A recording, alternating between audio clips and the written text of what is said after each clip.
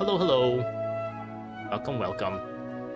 Welcome to another crazy walk stream. We're back in Genshin Impact today.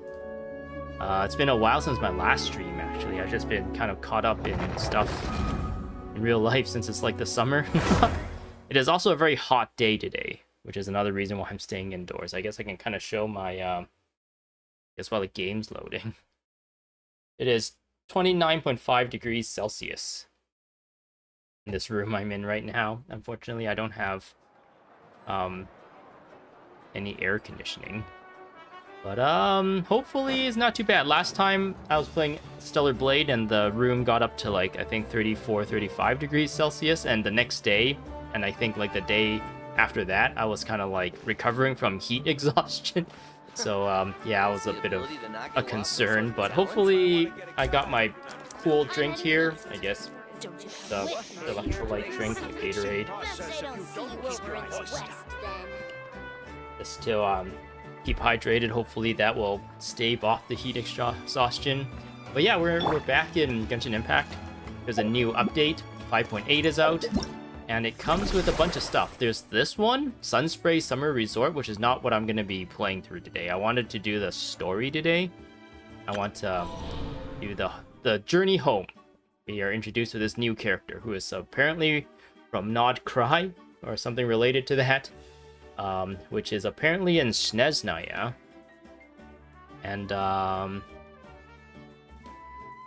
yeah, I'm hoping this will kind of segue or lead up or set up 6.0 Snezhnaya, the next nation,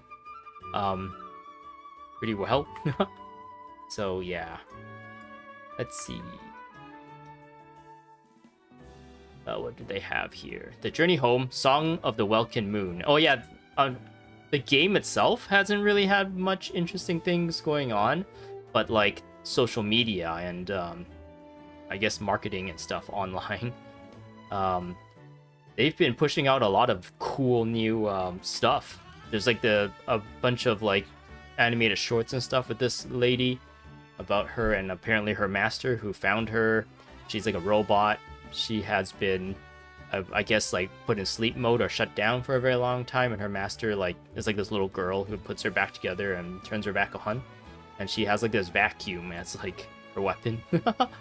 And she's kind of like a robot maid kind of stereotype. So there's that. There's like this other one about the heavenly principles. This other like animated short. It's like super like crazy production. Well, not crazy production. At least the art style looks really, really cool. And it looks like a lot of work has been put into it about like the what's her name? Rheindoter. I don't know what's really going on in that video. There's like Rheindoter, but inside her mind is like one of the heavenly principles. I don't know what happened there. She like took over one or something like that. One of the ladies who are the goddess of the keepers of the heavenly principles. The lady who like brought us here. I don't know why they have male Aether here. They seem to have given up doing two versions of these promo art. It seems like I have female traveler, but they put male traveler here. But yeah. Why was I talking about traveler?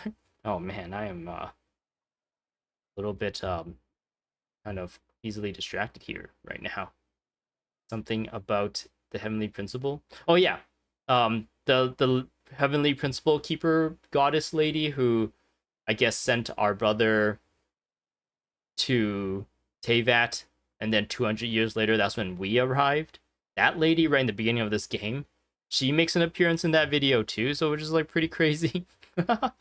So that is like hinting at a lot of stuff coming up. And then there was another one that is also about like her and her master, and like Klee's mom was in it. General Vark? No. Grandmaster Varka was apparently in it, and they're in Snezhnaya. There's a lot of Snezhnaya stuff in that one video as well, promo video. Also another animation, I guess. And yeah, they seem to have pretty much given up on Natlin stuff. This is like the one last thing that ties us over.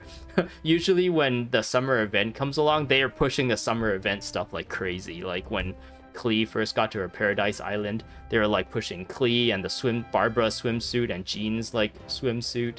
And the story there, and like some of the characters that show up in the story, they were pushing that stuff like crazy. But it seems like maybe the public or the community, I think a lot of the people have the same sentiment where Natlin has not really been that interesting of a story compared to everything else, and everyone seems to be on the same boat of wanting to move on away from Natlin.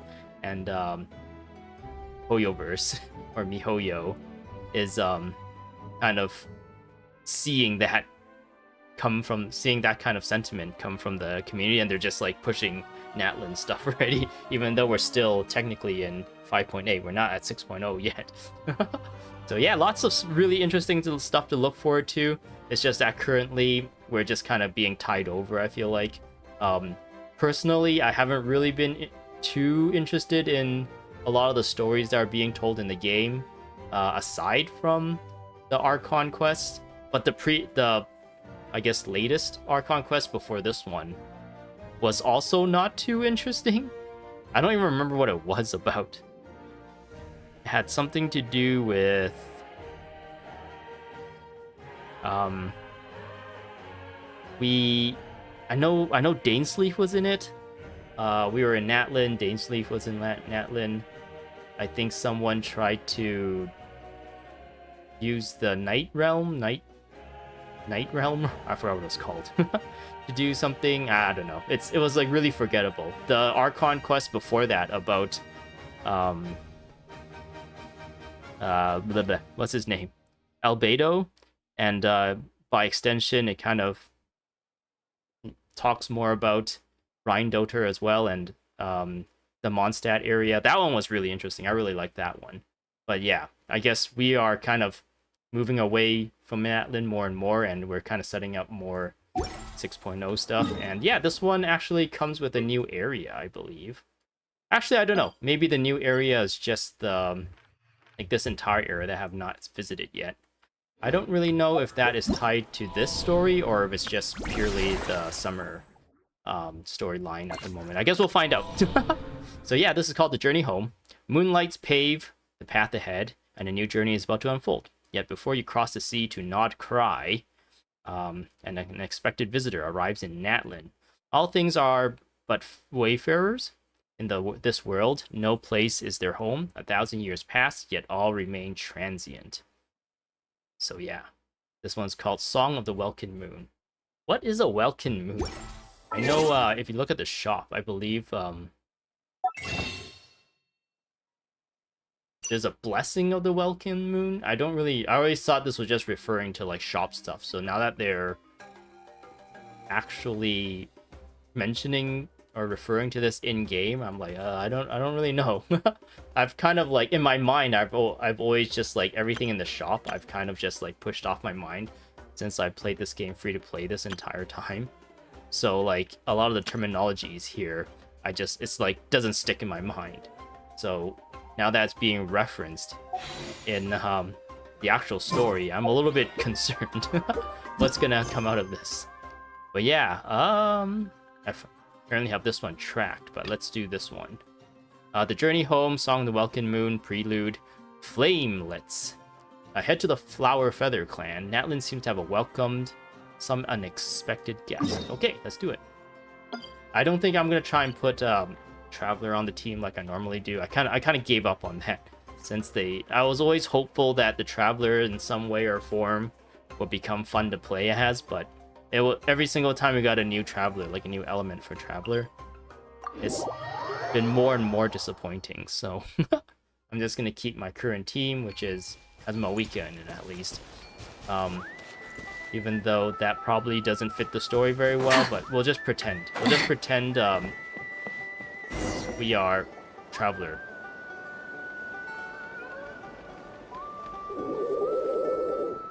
Okay, she's all patched up. Where did you say you found her? How'd she get wounded so badly? Just on the beach not far from here. It was the usual suspects. Everyone's got voice acting so far. That's really good. Hey, Chaska! What's going on over here? Ooh, Paimon sounds different. But, it's nice to have voice acting for Paimon. Paimon? And Tumaini? Oh, hey, it's you two. Been a while. Where are you doing some first aid just now? Been a while. Didn't we see you recently in Fontaine? Or has time already moved that fast? I didn't realize. Yeah, thankfully, Chaska got her to me in good time, so I think she'll pull through. Squawk! Injured Kukusho. She was attacked by secret source automatons. I was on patrol nearby, so luckily for her, I was able to get her to safety. The automatons weren't so lucky. Oh, them again, huh? What is it with those maniacal machines? I'm getting real tired of their antics. Real tired, bro! Real tired! Secret source automatons? That's strange. We've come across those before, but definitely not around these parts. Yeah, who knows what's gotten into them recently. They've been attacking Saurians and merchants on the outskirts of our territory. Would you like us to help? No need. You've already done plenty by getting the Abyss off our backs. Without them draining our resources, our warriors can handle these rust buckets no problem. Besides, like our ancestors used to say, one's own nest is one's own to protect. We can't go dumping all our problems onto you. Come on! What happened to birds of a feather? We're your friends! Plus, we'll be leaving for Nod Kari soon, so, you know, while we're still here... It'd be nice to spend some time together. Not like we have anything else to do. Huh, fair point. It's been a while since we got to fight together. One last hurrah then, for old time's sake? We could hit the beach. The automatons have been pretty active there lately. Sounds good, Awesome. Chaska. Let's go! Let's go! If hunting down war machines is just sport to you, you guys really are built different. Still, guess I should tag along too, just on the off chance someone ends up getting carried away. No way, bro! No way.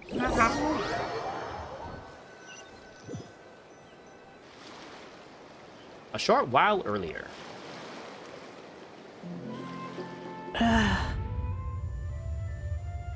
Who are we? Question mark, question mark, question mark. Where are they? Who's they?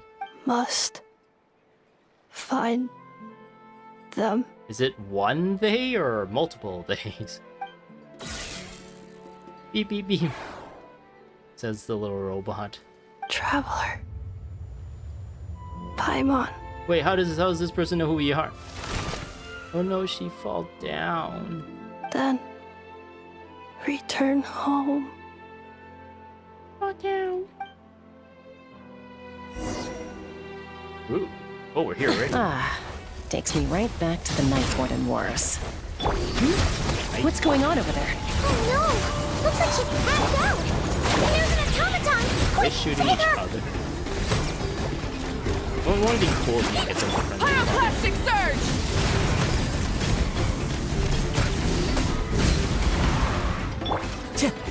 Into the wind. Fallen leaves. Adorn my night. Tell me what you see. Let's do! Go! I swear, it's for medical research! I swear, it's for medical research. Not too far now. I think Fontaine characters has Rise aged a with the lot sun. better than Natalie characters. That's how I feel. Fontaine characters, a lot of them have still really fun as, but like, I guess I haven't really had fun with a lot of Natlin characters. Malika so far is really the only one who's been interesting, and she kind of relies on a second Natlin character to kind of How's it get looking? her buffs. Is she badly hurt? So, all the other ones that I have, Molina? What was her name? I can't even remember their names. That's how forgettable they are. There's just too many characters in the in the game now. The little like squirrel girl. I don't even know what's her name. Oh man, I'm gonna look it up if I even remember to go back to this like point that I'm trying to make after all this dialogue.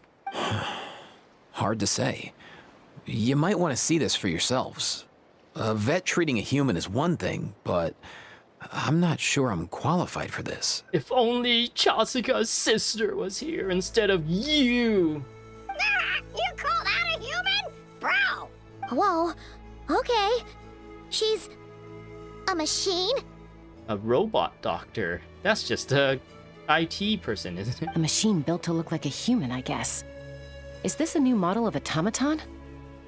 Return home. Isn't like, don't they know about robotic humans already? Like, doesn't everyone know that Catherine is a robot human, or is that kind of still hush hush and only we know about that?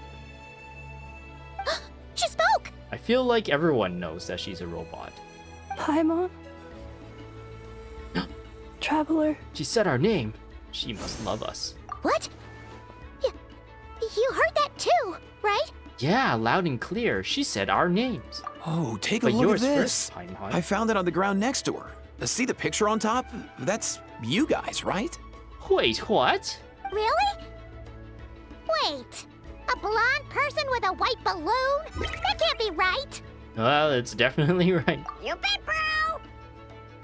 There's also a cipher disk on it. I guess it needs a code to unlock it. We have 2 gunslingers here. Can't we just blast it open? Blasted. Yeah, I wouldn't risk it. I've seen the scions of the canopy use similar devices when they're sending confidential messages. If you put in the wrong code or try to open it by force, it triggers a self-destruct mechanism inside. How does he know that? Where are you pulling this information from? So is this message supposed to be for me? Sure looks that way. Question is, who's the messenger? Help me, Obi-Wan Kenobi, you're my only hope. She's like R2-D2. She's even R2-D2 colored. It's like if R2-D2 was an anime wife. if I guess if we want answers, we'll have to wake her up somehow. So, we gotta revive a high-tech humanoid and crack open a cryptex. I only know one person with that kind of expertise. Wait, Shall we? is it going... Who's the technology person here? Sit Lolly? Sounds like a plan!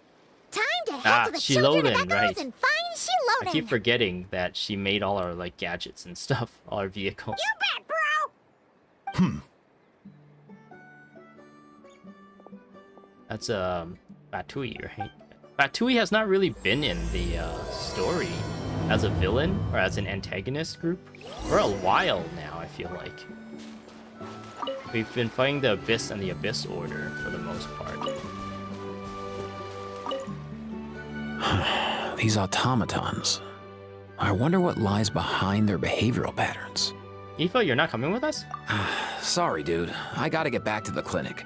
That Kukasaur we rescued, I'm sure she'll be fine, but I'd best keep an eye on her just in case. Okay. You came all the way out Plus, here. I don't want anyway. poor Kakuku flapping his little wings off trying to keep up with you and Chaska. Why don't you let him ride on you? Okay.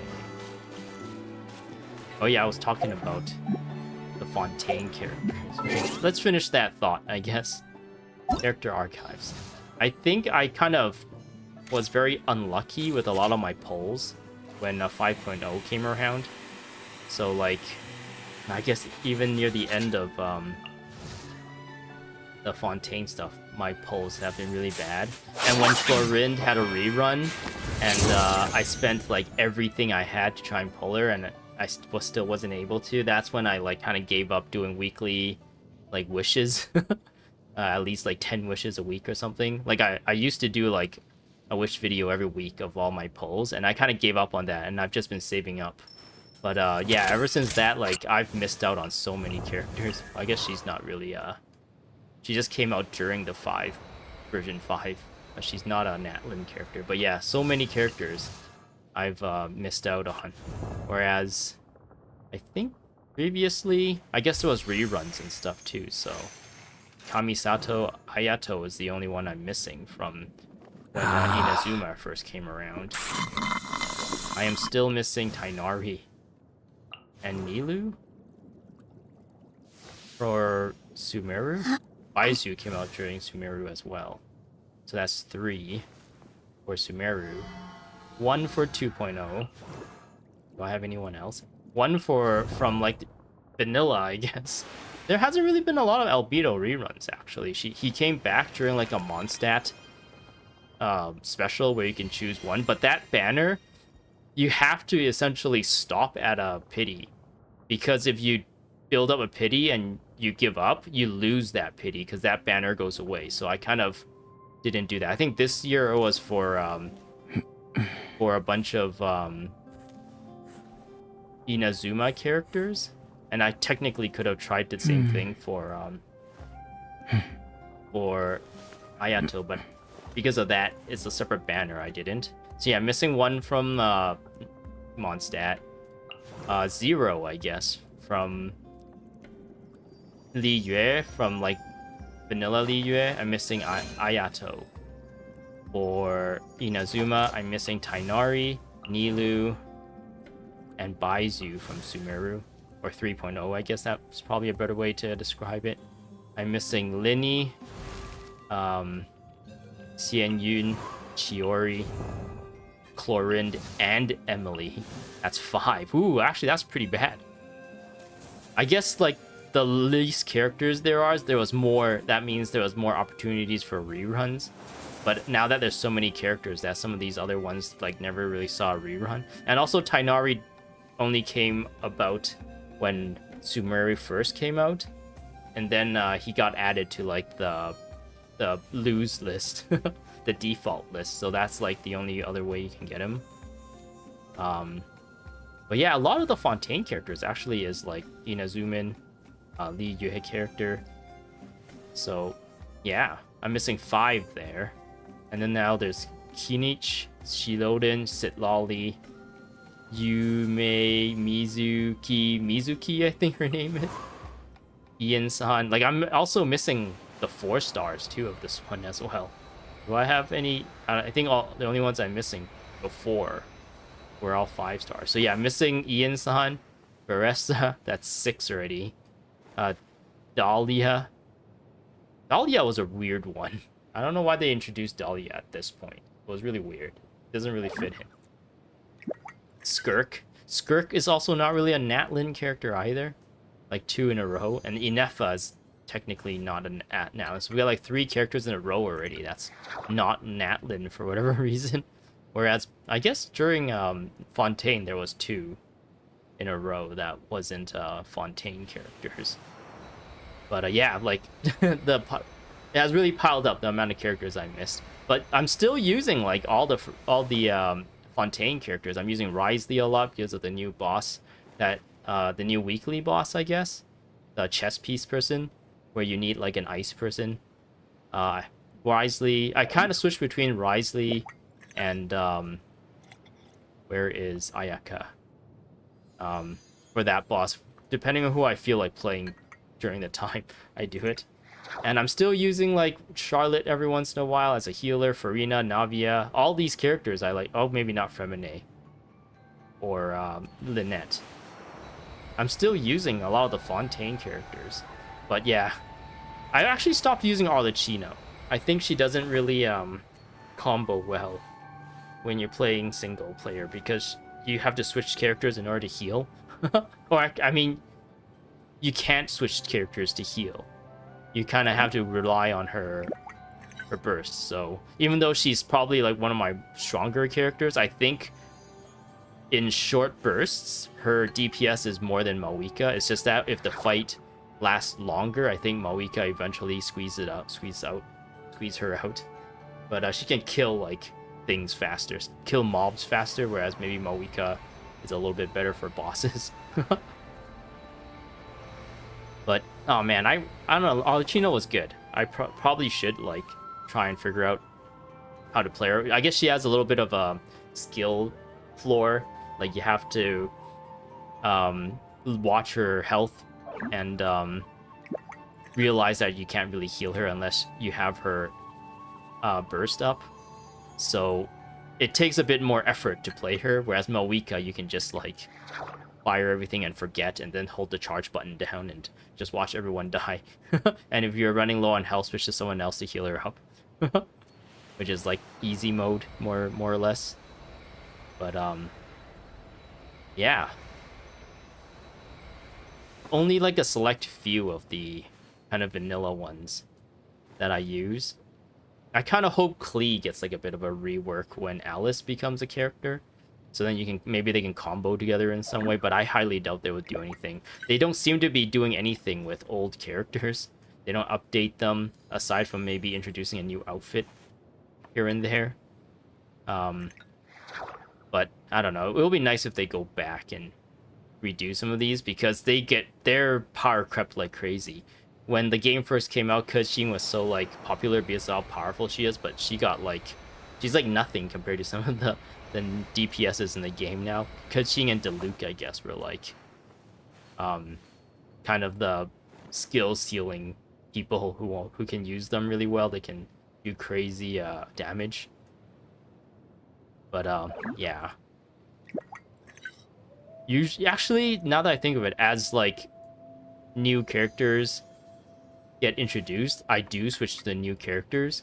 I think Natlin is the first time where only Moika has really stood the test of time. I don't know if that even is the proper phrase for it. She's the only one that I've been using like consistently.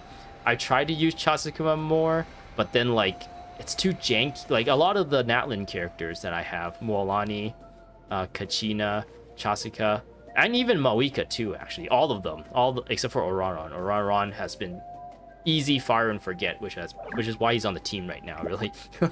But yeah, all the ones with the vehicles that you jump on, that I feel like that aspect of the game has been very janky to play and really like frustrating to deal with, because I don't know, you just like get shot forward a little bit too far. It's really hard to control, and or I guess not hard to control. It's just that it has undesirable effects whenever you try to use their skills. Like I don't want to just fly forward all of a sudden like really fast, and you kind of have to be forced to do it. Or like for Chasuka, being in the air and coming back down onto the ground, switching between those two like states is kind of, I guess that's the same for Aoife as well. Switching between like being in the air and being on the ground has been really frustrating and not very fun to play as. And yeah, that's kind of the reason why they've kind of never stuck for me. But yeah, Siege Wing has been really good. Rise Lead, like I said before. Farina has been really fun to play, as long as you like make sure you don't kill your team, I guess. She has so much like DPS power as well, with her like 3 water summons, and since they're summons, you can switch off of her and still continue her crazy DPS. And Navia has been like a go-to like Geo to break shields and stuff. Navia essentially has become my like go-to DPS character. I guess my previous ones are Arataki Ito, but Navia has just been way more fun to play than Arataki Ito. So yeah. It's a little unfortunate. Natlin, I think like every aspect of Natlin so far, for the most part, has been pretty, I don't want to say disappointing. I guess not as good as previous iterations. It's probably the best way to put it. Okay, let's go. Let's go to the next area. Head to Shilolin's workshop. But as we know, Shilolin likes to slack off and find like hiding places to sleep. How will we know she will be at her workshop? Whoa, she got a lot of stuff here. Oh, she's right here.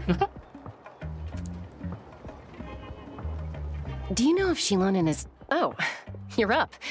I figured you'd be taking a nap at this hour. Yeah, that's what I just said. Chasuka and I are like minds. Oh, yeah, perfect. First Moika, now Chaska. Did you come all this way just to make fun of me? Whoa, what a mess! You, looking for something? Well, I have those secret source automatons to thank for all this. Moika wants me to come up with a solution. It's like she thinks I'm a miracle worker or something. You are kind of a miracle worker. But I'm not. So, to make up for the difference, I've been spending all day sifting through documentation. Anyway, what about you guys, huh? What curveball have you come to throw at me today? Well, Hold up. Is she... Wait, do we like carry her like piggyback style on our back? Like, she looks like she's taller than us, so it must have been, like, kind of, like, awkward to, like, hold. We picked her up on the beach near the flower maybe feather plant, she along with gave this them a cryptix. Seems like a message intended for the traveler. Maybe she, like, gave her a ride on her, gun. A cryptex? Huh. Still in one piece. I'm surprised you didn't try to blast it open. Let's see here. That's exactly what they wanted to Fontanian do. cipher disc, metal case from Liyue. Looks like this was cobbled together from spare parts, although the inner workings are pretty intricately designed. It's a good thing you didn't try and brute force it. Damn, can you crack it? Could be a tricky one. Since it uses a combination of several different technologies, I could find out more by disassembling it, but that could potentially damage the contents. Why don't we try and figure out how to open it through the ciphers? I'm assuming it's not worth the risk, right? Must be a pretty important message if this is how they chose to transport it. The only other option is to get our messenger to tell us the code. Is that doable? Can you wake her up? Wake you up. She can't wake up. Well, the device in her chest looks pretty similar to the core you'd find on a secret source automaton, but the other components, I've never seen anything like them in Natlan before. I'll see what I can do. I think she's an Hang tight for a electro minute. user.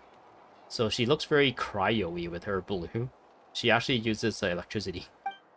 But she's a robot.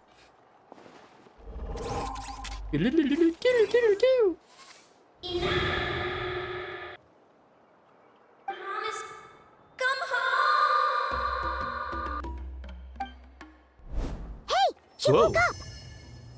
Why didn't we try to press the on button before? Wait, did she All I find did her was on stimulate button? the core. Did she turn her I did on? not expect that to work. Hey there, are you alright? White. Flying object. Blonde. Traveler. Traveler. Paimon? It's Paimon.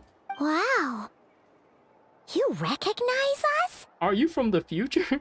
Or the past? Task in progress. Deliver message to Traveler and White Flying Companion. Message location confirmed. Status delivered. Yeah, but you gotta tell us how to Pretty open smart it. for a robot. Can you tell us the code for the message? Code?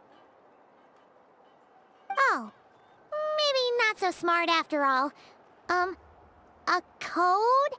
You know, like a number that you put in to unlock the message? she's talking slow at the robot. Like she's like dumb. Memory. Missing. What? Memory missing? Seg fault. Yeah, there's always a snag. Is there anything else you do remember? Besides these two? Your name, for instance. Name. Memory missing. Oh, not again. Why would her memories be missing? Can robots even get amnesia? She's got amnesia. You said something about returning home earlier. Where's home for you? Any memories about that? Return home. Task in progress. Her eyes are glitching out. Memory missing. We need to update her memories. We need to upgrade her memory. So that's it then. Her memories are gone for good? Maybe it's in there somewhere. Just smack it a bunch. Not necessarily. Judging by her reaction, it's possible that her memory integrity isn't compromised, just locked behind an isolation mechanism. What gives you that impression, Shinoden? Do you have some diagnostic Yeah, but ability? what does that mean for us, though? In words we can understand. It means she hasn't lost her memories. They're in there somewhere, she just can't access them right now. But she's saying memory missing, not permission denied. That's different. Like, when you know something, but the harder you try to remember it, the more it gives you a headache. Is that what's going on? I don't know how Shinoden is coming to this conclusion. Finding near synonyms for headache. Cognition module. Pain. Correct. But somehow she has guessed the right. Robots can feel pain too? Well, pain can be a useful parameter. Experiencing pain is how baby humans and saurians learn what to do and what not to do. In a similar vein, I've heard that a lot of highly autonomous machines are designed with negative feedback mechanisms for behavioral regulation. Whoa, slow down. Could you simplify that for Paimon? Oh, okay. Well, if I call it a curse, is that easier to understand? Imagine if you're a big shot shaman from the Masters of the Nightwind and you send your disciple on an errand to the Flowerfeather clan. To stop him from treating it like a vacation, you might put a curse on him that causes a physical and mental breakdown if he strays from the right path. That way, you can be sure he'll stick to the straight and narrow and won't go frolicking off. That sounds like, not a good way to treat your employees. Jeez. Sounds like the horror story version of Granny Eatsley that parents tell their kids about. Said Lolly would never take a disciple, though. Never take a disciple? Oh yeah, she doesn't like students. Denali would never do something like that. The point is, manufacturers often hardwire restrictions like this into autonomous machines to make sure they operate as intended. What do you mean hardwired? Like designed? Yeah, but why would you curse a machine to lose their memories? What purpose could that possibly serve? In her case, all it's done is make it harder for her to complete her tasks. Task failed. Sincere apologies. Well, without knowing the exact details of the curse, it's anyone's guess. It seems you responded to the phrase return home.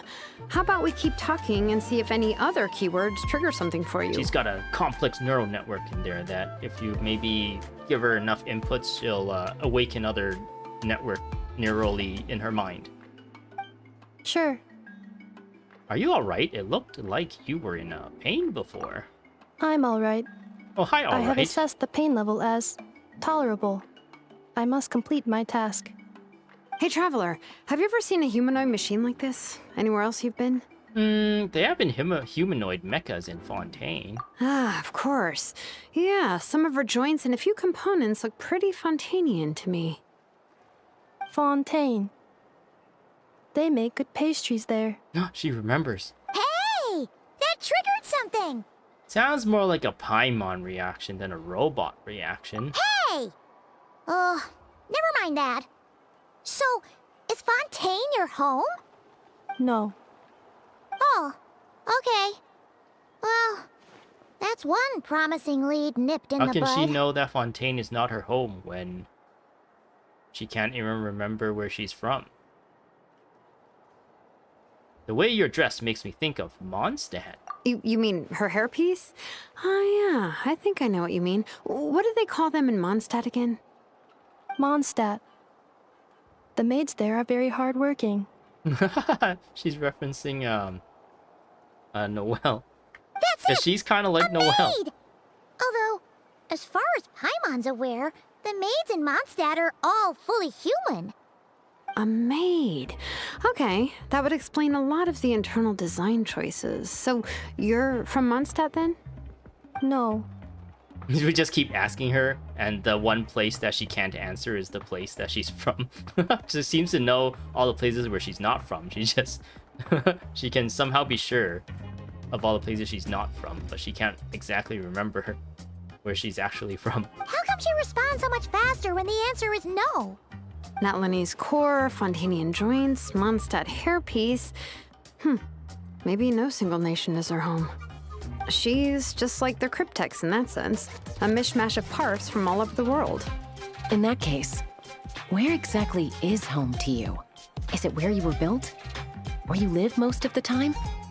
Or a place you can always come back to? You must remember. Home is just home, isn't it?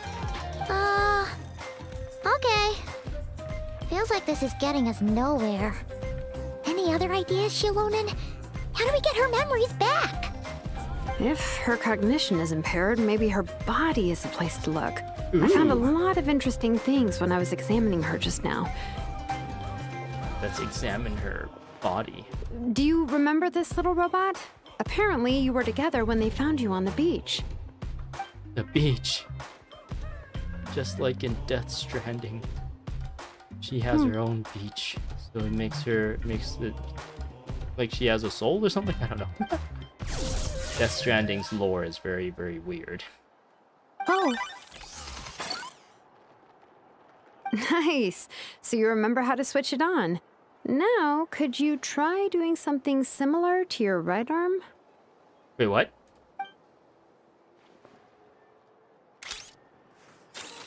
Whoa. is this a broom? It's a vacuum cleaner. You suck! Wait, she really is a robo-maid? Wow, very good indeed. Now then, could I trouble you to tidy up my workshop? Are you serious right now? She has a little smirk on her face. Well, if she's a robo-maid, maybe doing some household chores will jog her memory. Yeah, just this area will do. Thanks. No need to tidy the whole workshop. Hey, come on! The poor thing's only just woken up. Don't you think this is a bit much? I like how this Paimon talks a lot faster. Understood. Commencing task. Maybe everyone has been given a direction to talk faster. Oh, we gotta play Sorting as her. large objects. She's really doing it. Glitching out. Well, glitch, Guess this counts as glitching. progress. Ay, ay, Let's see if it leads anywhere. Boop, boop, boop, boop, boop. Okay. Oh, she even gives us a new 5-star. I like how they animated her. For some reason, it reminds me of Rob from Super Smash Bros. Pick up. Pick up. Everything I pick up disappears. Placed neatly. Wow, we're so good. Very nice. Placed neatly. Oh, what happened? Oh, somehow spawned that Cleaning on me. Pick up junk and clean the dirty moves. How do Cleanup I sequence initiated. just need to smack it. Won't it be awesome if you just smack your problems away? Just smack your clothes and they get clean. Smack your shelves and all the dust goes away. Oh no, you don't just smack it. You have to Defensive mode engaged. Maybe not. Is it a robot? Why was I able to clean that thing? Oh, I just spawned it on Cleanup top. sequence initiated. Right? No? Oh, there we go. Yeah, we had to spawn it on top. So if I Defensive hold... mode engaged. Oh, I thought I might have been able to, like, aim... Kind of like... You can aim where to throw Baron Bunny. Does that help? Does that help? Sanjuta's Phlogiston Forge? Was this always here? What did I just read? I think that's part of something else. Pick up. Pick up. Okay. Installation chamber deployed. Move them by kind of just running into them. Yes, there we go. I don't know if that's intentional. If like they expect you to kind of jankily move them on top of spots. But yeah, you can't really like Defensive mode engaged. pick where to spawn, unfortunately. Sorting small objects. Blue book. Outlander Brigade. When the wind of death blew towards the blonde samurai. Clear and concise descriptions of physical motions, but no plot. Category: martial arts instruction. Wait, isn't that a light novel that Seat Lolly left here by mistake? Red The book. good thing about being reincarnated as a hilly churl is that I only need to eat sunsetias to become stronger. Discusses energy acquisition from the sunsetia fruit. Category: nutritional science. That's another light novel that Sitlali. Maybe I should keep a closer eye on what Nepeka's reading. Oh, that's Nepeka's. Green Introduction of ancient machines. Grammatically elegant and rhetorically sophisticated, author displays a high level of linguistic mastery. Category: classical literature.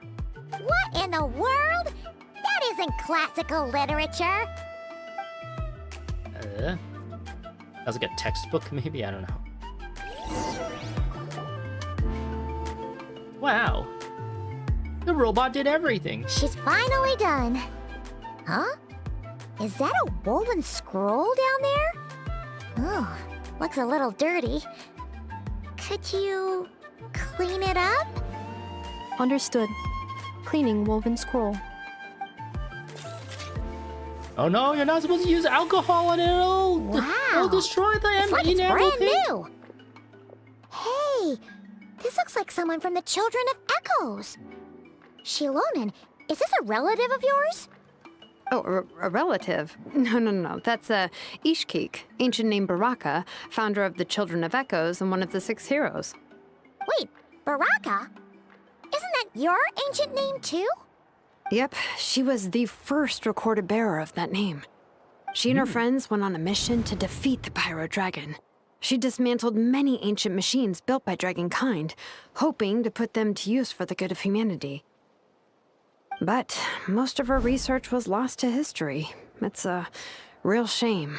I'm sure we'd all have much easier lives if we had access to all that tech. What happened? Useful stuff like that normally doesn't just get forgotten. Ochkon happened. An old friend of the 6 who ended up ruling Natlan shortly after the war, and went full tyrant. He despised everything to do with Dragonkind, and persecuted everyone who showed any kind of sympathies toward their civilization. He even turned on Ishkik, one of his closest allies. Ultimately, she took her own life, bringing a once amicable friendship to a tragic end. What does your robot eyes see? Ishkik burned her workshop to the ground to make sure Ochkon couldn't get her hands on it. That's the reason most of her research is lost to history. Most? So some of it survived? That's right. One of her friends managed to preserve a small amount of her work. The other person you see on that woven scroll, the same person I inherited the ancient name Vuka from. What? It was said that she was raised by a dragon mother, then went on to found the Flower Feather clan. The uncrowned queen who brought freedom to the weak and to the persecuted Saurians. The Yunka. Malfunction. Whoa. She's having a hallucination. This is not the way. This is not where you belong. Malfunction who betrayed us all. You dare seek a place to belong?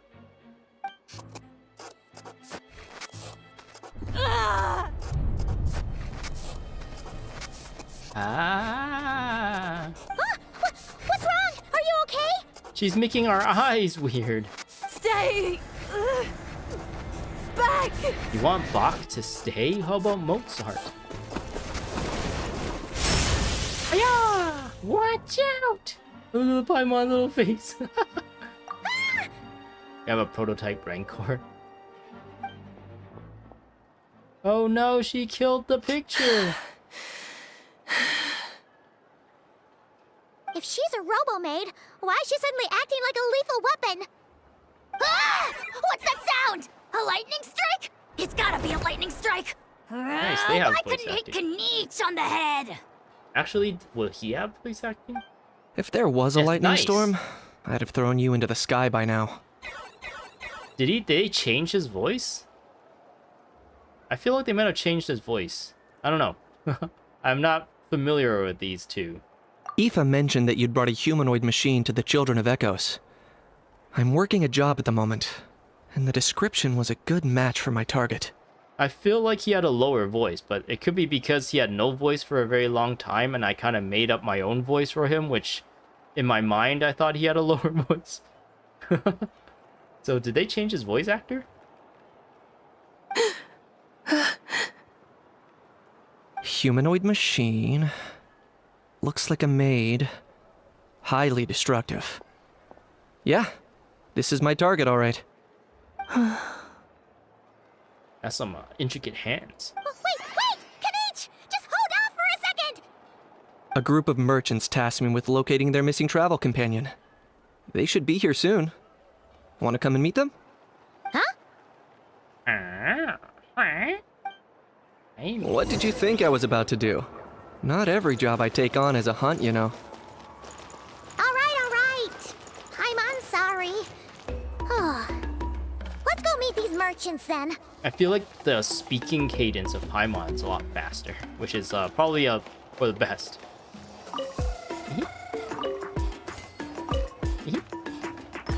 Huh?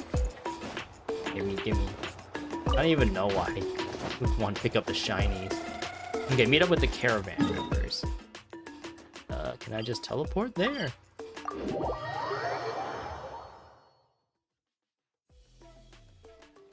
Oh.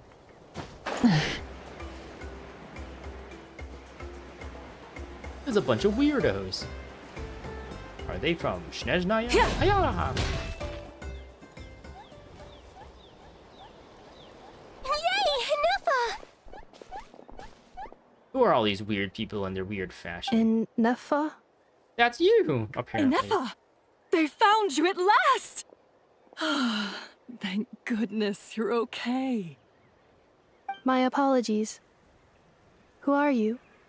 Oh no, your memory's gone again? Even your name this time? Again? Yeah, person. Liyue, Fontaine, Sumeru. Did they put her back This is quite a together? diverse crew. Did all their engineering skills put her back together? So, are you her manufacturers or family? No way. None of us have that kind of skill. She's Aino's handiwork. I know? From now on, your name's Neffa. Whoa. Sounds like a little girl. Promise me. Remember, you have to come home. It's sparking a memory. Malfunction. Oh no, our eyes. Neffa, are you okay? Looks like she's getting worse. Is this all our fault? Let's bring her to this I know person. Maybe she can help. Can you guys tell us what all this is about? Where are you from? And what's wrong with with Neffa? She looks paler than normal. So sorry. I should have introduced myself. My name's Joachine, and I'm a merchant. This is my wife and daughter, and the rest are friends of the family. We're all from Nod Kari. Not cry. I don't know what that is. Wouldn't have been my first guess. How'd you all meet exactly? From what I understand, Nod Kari is like a name of a city or something, or a name of a town in Snezhnaya. I don't know. I kind of just loosely glanced, like Googled it and glanced at the answer. I didn't really like commit anything to memory. That's the thing about Nod Kari. It kind of brings together the drifters from all over the world. Or is it like a group of people? No, I don't know if I'm remembering correctly. I think it's a name of a place. Yeah. We're all merchants who ended up finding our feet in Nasha Town. Nod Kari. It was going okay until all the trouble started. Is Nasha Town in Nod Kari? Or is Nasha Town also called Nod Kari? Trouble? The Fatui. They came down from the north. They've made some big moves in Nod Kari lately. It's caused quite a bit of friction with the local religious groups. That's one way to put it. A You know what I heard? They pulled the whole moon down. Wait, what? This seems like very big story points that they're just... Like, this is a huge event, right? If they pulled the moon down. They're just it's like a throwaway, like, mention that happened off screen. That, plus the incident with the moon statues? Surely the Frost Moon Scions aren't going to take all this lying down. Or is this kind of just set up? We're gonna have to deal with this, something like this. Or learn more about this later. Anyway, there us regular folks were just trying to make a steady living while getting increasingly worried that it's gonna turn ugly. In the end, we figured heading back to our respective homes is probably the best thing for now. So we decided to make the journey together. And me? Your case is, a little different. But you did come here on the same boat as us. And it was smooth sailing until we got attacked by those weird machines as we were coming into shore. Weird machines? Secret source automatons by any chance? And Neffa saved us all. She jumped off the ship and told us to leave without her. Really? I did that? As soon as we'd found another place to dock, we looked around for someone to help us. We'd have paid anything to get her back. Hence why our price negotiation went so smoothly. However, the Traveler and party were the ones who actually saved Neffa. It was us. And Shalonen is the one who woke her up. I'll have to include their costs in the final bill. Oh, please. I barely did anything. All credit to Anefa. She only woke up because of her build quality, so I guess I should say all credit to this Aino, then? Her core is remarkably resilient. It's a rare find, even among Natlan's source mechanisms. Was Aino the one who modified it? Oh! If so, then we just need to get Aino to come here and fix her! Then she'll get all her memories back! I'm afraid that's not gonna work. The core is most likely just something Aino picked up on one of her scavenger hunts. I doubt she did much beyond salvaging it. And as for the memory thing, Anefa's whole reason for joining us on our journey was to come to Natlan and look for her missing memories. What? Is she originally from Natlan? Please, then? explain in more detail. Explain. All right. Although I've lost count of how many times we've been through this, and I'm only telling you what you originally told me. Although Aino built you, she never could figure out where your core came from or how it works. The only thing she was fairly sure of was that it's not from Nod Kari. Things were fine at the start. You'd occasionally forget to pay for your groceries or add salt to a dish you were cooking. But that was as bad as it got. Oh no, she's got Alzheimer's. Until one day, you were sweeping the floor, and suddenly you forgot your own strength. Nearly took the entire wall down. Sounds similar to what happened just now. The worst part of that was, Anefa had completely forgotten that Aino was on the other side of that wall. Huh? Is Aino dead? Aino was fine, of course, didn't bat an eyelid. But since then, Anefa has been searching for a way to try and repair herself. That's a very responsible attitude for a robot. Anyway, a bunch of mechanical parts from Natlan showed up in Nod Kari recently, and you noticed they bore some similarities to your core. Then you learned that a group of us were planning to return home, stopping off in Natlan on the way, so you tracked us down and joined the crew. Well, does any of that jog your memory? Okay, so they're saying Nod Kari is to the north, and assuming that is also means Snezhnaya is to the north?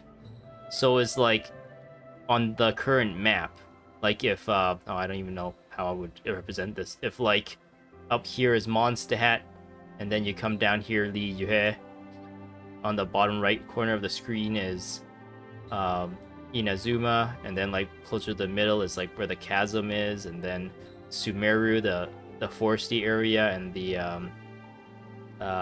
deserty area, and then you go north here. It's the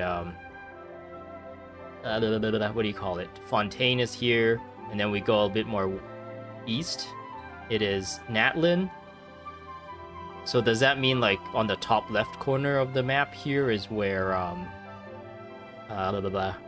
where Snezhnaya would be then? And they're kind of like, they kind of have to move from the northeast down. They said they were going to go home, which, assuming this guy, since he has a Li Yue sounding name, he's going home to Li Yue, him and his people. But then there was also other people, it sounded like. Maybe they're all going to their separate homes, and it just so happened to have to make a landing in Natlan for whatever reason first, and then make your way across through the land. And that's why she tagged along? No. Didn't think so. Has her memory loss always been this serious? No. When we first set off, she'd have the occasional memory lapse, but it only lasted a moment. Didn't really affect anything. Seemed like she really got bonked in the head, though. I seriously doubt Aino would have let her come on this trip if it had been that bad. But then, the closer we got to Natlan, the worse her symptoms got. Her brainwaves are being disrupted by Natlan energy. She was already in a pretty bad state by the time she went to fend off those machine things. And now? I wonder if that battle just made things worse. Poor Anefa. My friends, I know we've only just arrived in Natlan. We're friends but from now. what I've heard, you're some of this nation's top talents. Is there anything you can do to cure her? How does this Anything at person all? know who we are? Are these people all like really famous outside of Natlan? I feel like Natlan was so closed off. We didn't hear anything about them until we came here that it's like kind of hard to assume other people know about this place. and the people in it. Or this feels kind of contrived, I guess is what I'm trying to say. Dot, dot, dot. Well, look at all the characters here. 1, 2, 3, 4, 5, 6, 7, 8, 9, 10, 11, 12. For this scene alone, you need 12 voice actors.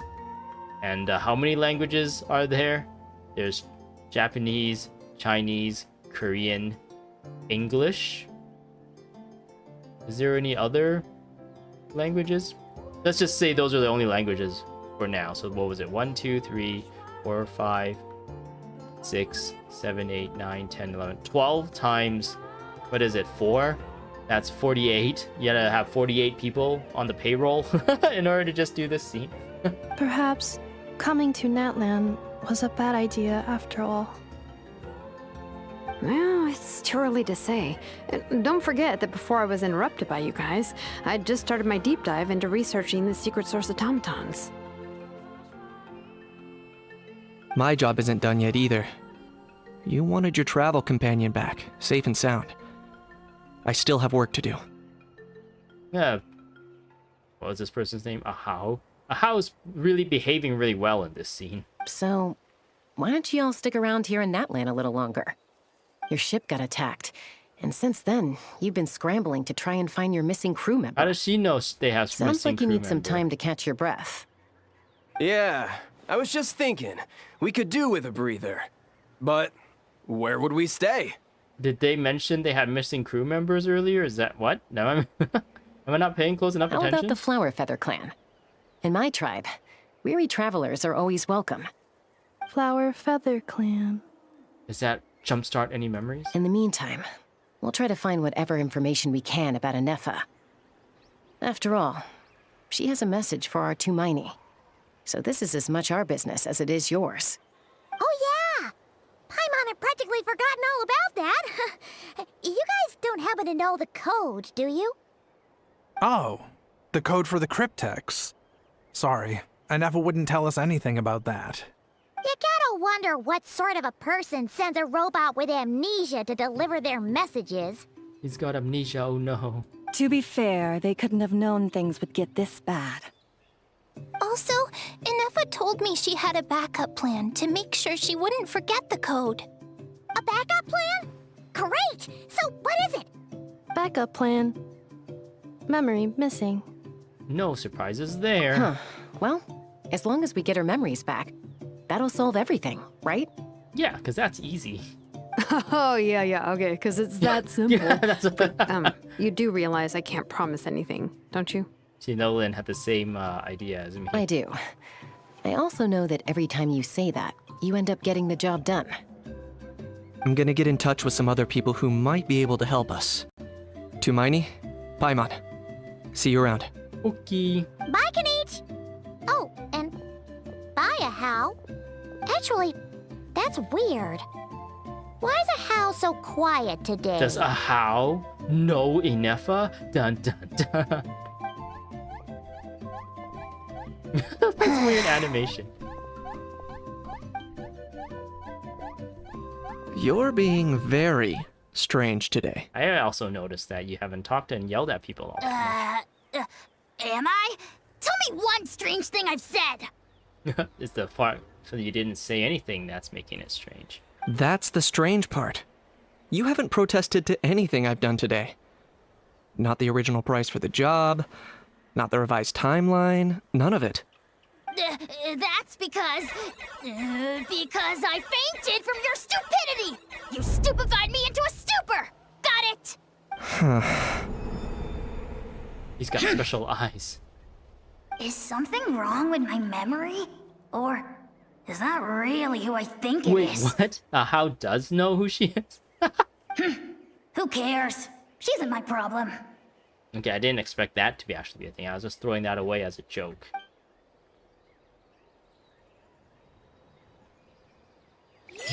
The last few days really flew by. Do you think Anefa and the merchants are enjoying their stay at the Flower Feather Clan? Let's go see how they're doing! Don't look at me, you Rhydon knockoff. You Pokemon knockoff. Let's go here. So I think we just had a quest complete, so this is going into a next part of the story. Whoop, look, look. Why did you not glide? Try and stop me! Camera. What's happening? Okay, there we go. That's what I'm kind of talking about with the jankiness of the vehicles. It just does random things. Do you think Inefa will like this gift we got her? That robot's actually really big. I thought it was a tiny one. See? See? It said yes! Yatlin. Are you sure? Yatlin. Because when I asked it who's the better hero, Ishkik or Leonka, it gave the exact same answer. Beep, beep, boop, boop. Hey, you hear that?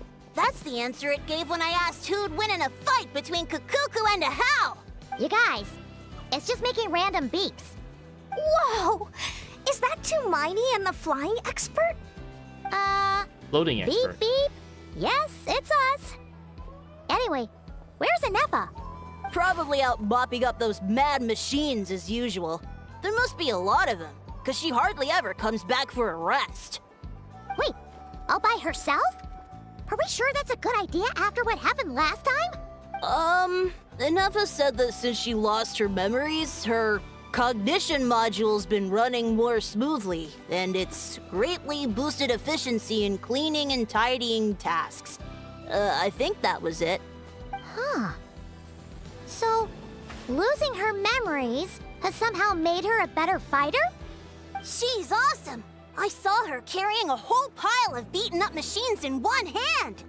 All the grown-ups say that they feel much safer leaving the house now, thanks to her. So, we thought it'd be nice to give her a little gift. We've tried giving her flowers and feathers, but it seemed like she didn't like them very much. That got us thinking. Maybe robot people don't like the same things as us. Uh-huh. So that's why you made her this flower out of mechanical parts. Yeah, we still don't know if she'll like it, though. That's a mechanical part? Excuse me? Is this supposed to be like a gear and a pipe or something? It's okay, Arieta. She'll love this one. I'm sure of it. And how can you be so sure, Yatlin of Natlin? But what if she doesn't? This might be my last chance. Last chance? What do you mean? Well, now that all of my mom and dad's other friends from Nod Kari have left to go home, it's just us left. And they said today, it's our turn to go home too. Oh. Already? Wasn't the plan to stick around until Inefa gets better? Dad says everyone back home is expecting us, and he doesn't want us to overstay our welcome here. I like that. For some reason, I wish they told everyone to talk faster. Like they told Paimon's voice actress to talk faster. He thought we should at least make sure Inefa wasn't getting any worse first, but now that it's been a few days, he says it's time we made a move. To be honest, I can kinda understand. He hasn't been home in so many years. Mom and I can tell that he misses Liyue a lot. Ah, no wonder. So, what about your mom then? Guessing she's not from Liyue. No, she's from Nod Kari. She met my dad after he moved there. I was born there too. He's been there the whole time I was growing up, so he hasn't been home in at least 10 years. That's a long time. No wonder he's getting homesick. Don't worry. We'll write to you and let you know how Inefa's doing. You bet. And when she's all better, we'll bring her to visit you in Liyue. Yeah, so don't worry too much about the flower. I'm sure she'll love it. But even if not, you'll have other chances in the future.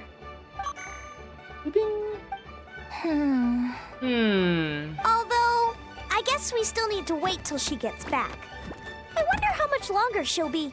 She may have got bonked in the head Who again. knows? Seems like she takes longer and longer every time she goes out. Can't we go take it to her? No, wait. The grown-ups would never let us do that. Way too many of those mad machines out there. We'll take it to her. What am I gonna do? If she doesn't get back soon, I might run out of time. Here's our opportunity. I can deliver it to her for you. Really? Thanks, Tumaini. She calls us Tumaini too instead of Traveler, even though she's not from around here. the grown-ups I know who've been to Liyue say it's a really beautiful place. They have loads of cool toys there too, right? Who's talking right now? Is it this kid that's talking? I only know what my dad's told me. He said there's a toy seller at Jehu Rock. Her dads? Like she has two dads? Like, what's his name? Bennett? Sounds awesome. Dad, I'm son. Once you get there, you have to write to us and tell us all about it. Okay. Look for Inefa. It's just north of here. We shall go north to Vabi.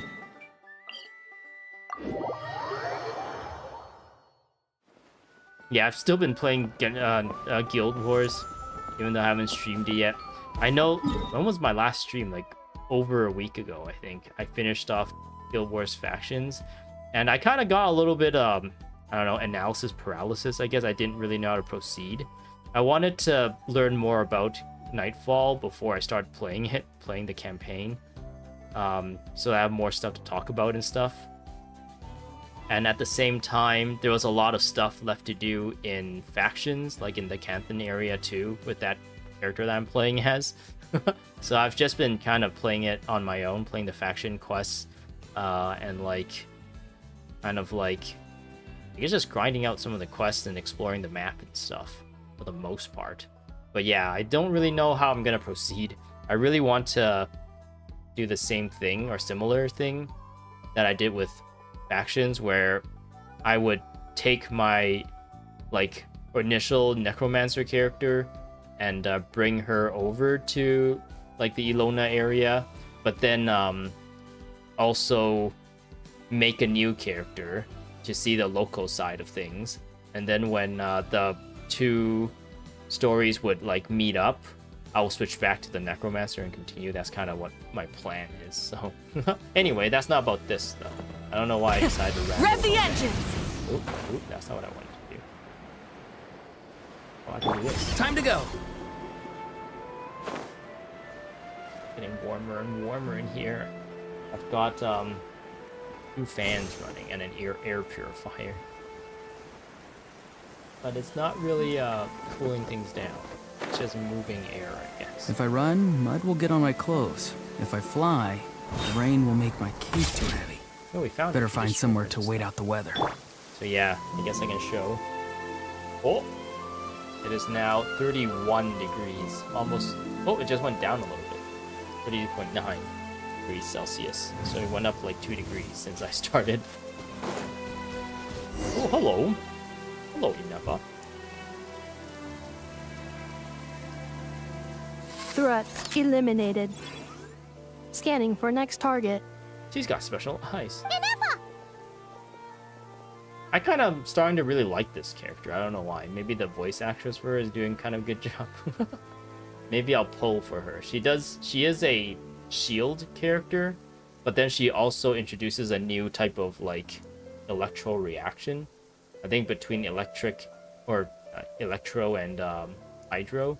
Instead of electro charged, she it has introduced a new elemental reaction called lunar charged, I think, which makes it's like electro charged, but it can in critical hit or something like that. I don't know exactly how it is like tuned. I don't know if it's like just like an upgraded version of electro charged where it is an electro charge that can potentially critical hit as well, or if it's like maybe a little bit weaker than regular electro charged, but if it does critical hit, it's a bit stronger. So like there's like that kind of min-maxing build crafting decision to make. I don't know, but she does provide shields, and I haven't really had a shield character for a while. I feel like I can't really remember what my last shield character was.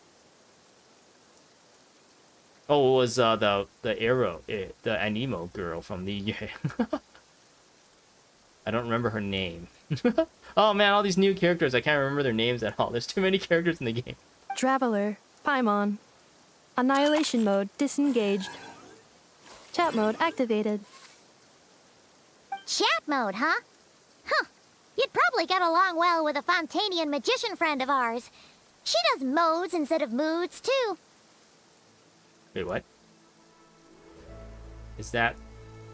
is she talking about Lynette? Magician friend of ours. You talking about Lynette? I don't remember Lynette having moods or modes. Good morning. Nice to see you again. What lovely weather we're having.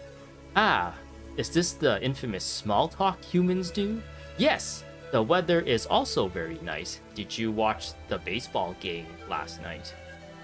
Good morning. Nice to see you again, too. It is lovely, isn't it? Oh, we small talk back. Don't you start too. One robot's enough.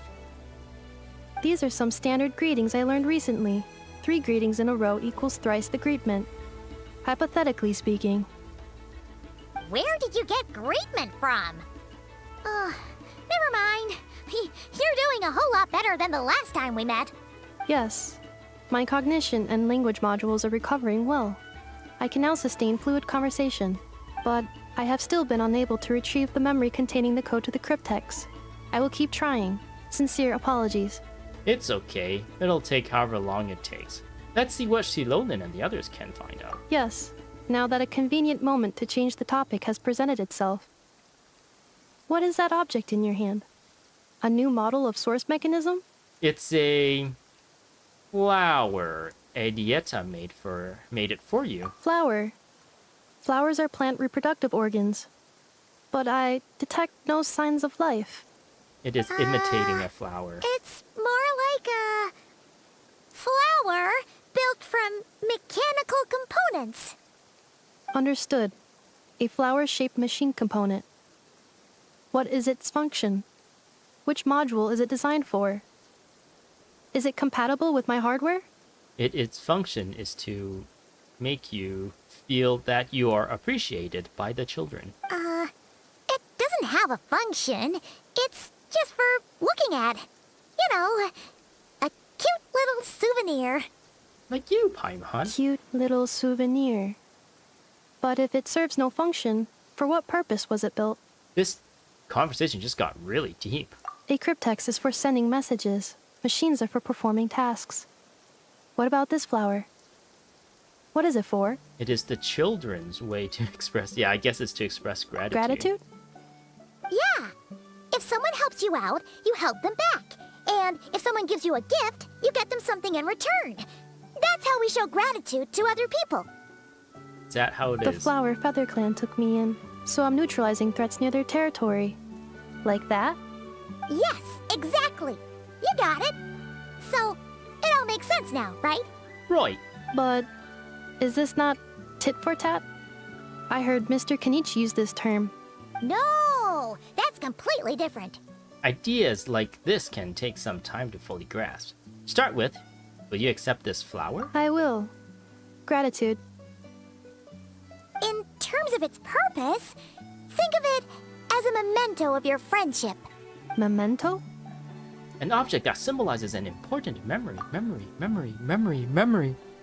It's for remembering something or someone by. Important memory. Oh, she did say there was another way for her to get the code, right, if she forgot. Memento. Or a mimetic. Or a meme. Here, wear this flower. And this feather, too. There. Much better. Gotta look your best for your big journey. Is that the, Chasuka's, like, ancestor or whatever? A flower? Why? It's only increased the total load. Oh, wait, we're playing as, Inefa right now. A flower? Why? It'll only increase the total load. It's just a flower. It's not that heavy. Just think of it as a little souvenir from me. Something to take with you on the road. Souvenir? That's right, a souvenir. Sometimes when people have something important to remember, they'll pick an object to use as a reminder of that thing. Even if you end up forgetting everything, this flower will always keep blooming. It could take 1,000 times, maybe 2,000, but maybe one day, you'll see the flower bloom, and suddenly, you'll remember the reason for your journey. Shouldn't I stay here and help you? No.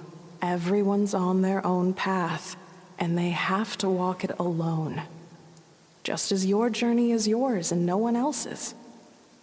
Besides, I have no plan to go to war against him. We both owe each other far more than our mere lives. If either of us actually wanted to claim on that debt, all they'd have to do is ask. What? If anything, I pity him. Whoa, we're in this a way, area right his now. situation's not so different from yours. But in his case, it's turned him into something neither human nor dragon.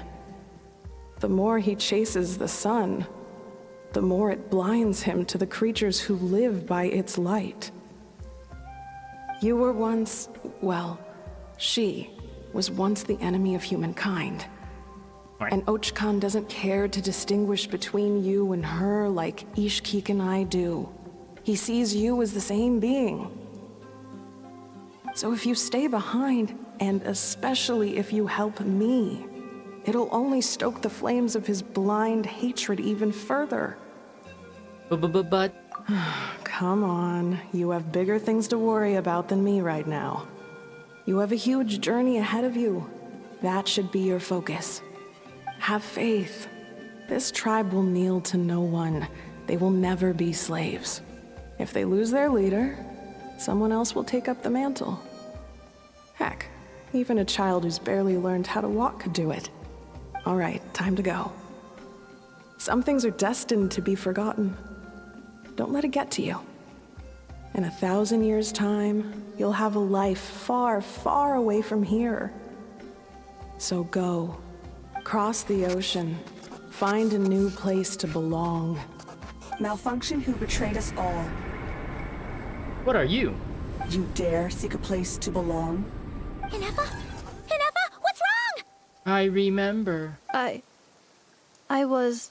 Remember. Sincere apologies. My cognition module crashed for a moment. It is now fixed. Is it because you've been fighting for too long? Oh, you need to rest. Come on, let's get you back. Back? Back to the Flower Feather Clan? Yeah, of course. Everything else aside, Adieta and her folks will be leaving soon. Don't you want to say a proper goodbye? Is something bothering you? Yes. The closer I am to the Flower Feather Clan, the more erratic my cognition module becomes. Occasionally, unidentified data surfaces from my memory banks. Nefa had a similar reaction to this when Shilolan said the name Lianka. Memory data? So, what about that curse Shilonan mentioned? Does it not hurt to remember anymore? It does. Even now, it still hurts. I have merely switched off the corresponding facial expressions to avoid making other people uncomfortable. You can do that? Is that the robot equivalent of, I'm just used to it now? But if I do not recall my memories, I cannot complete my task. So, is this why you've been spending so much time out here? When memory data surfaces, there is a high probability that my cognition module will crash. This constitutes a safety risk. Therefore, I have been spending time away from the tribe. A safety risk? Like what happened at the Children of Echoes? Come back with us. No need to worry about safety risk with us around. Yeah, exactly. Whatever happens, we'll make sure things don't get out of hand. Maybe going back to the tribe will trigger some useful memories. Adieta would really like to say goodbye to you in person. Assessing relative combat capability. Paimon, approximately 1/5. 1/5? Of what? A pizza. Traveler. Risk mitigated. Strategy accepted. Great, let's go. Ring. Okay, we just teleport back, right? Oop. Ooey, ooey, ooey, ooh, ah. Try and stop me!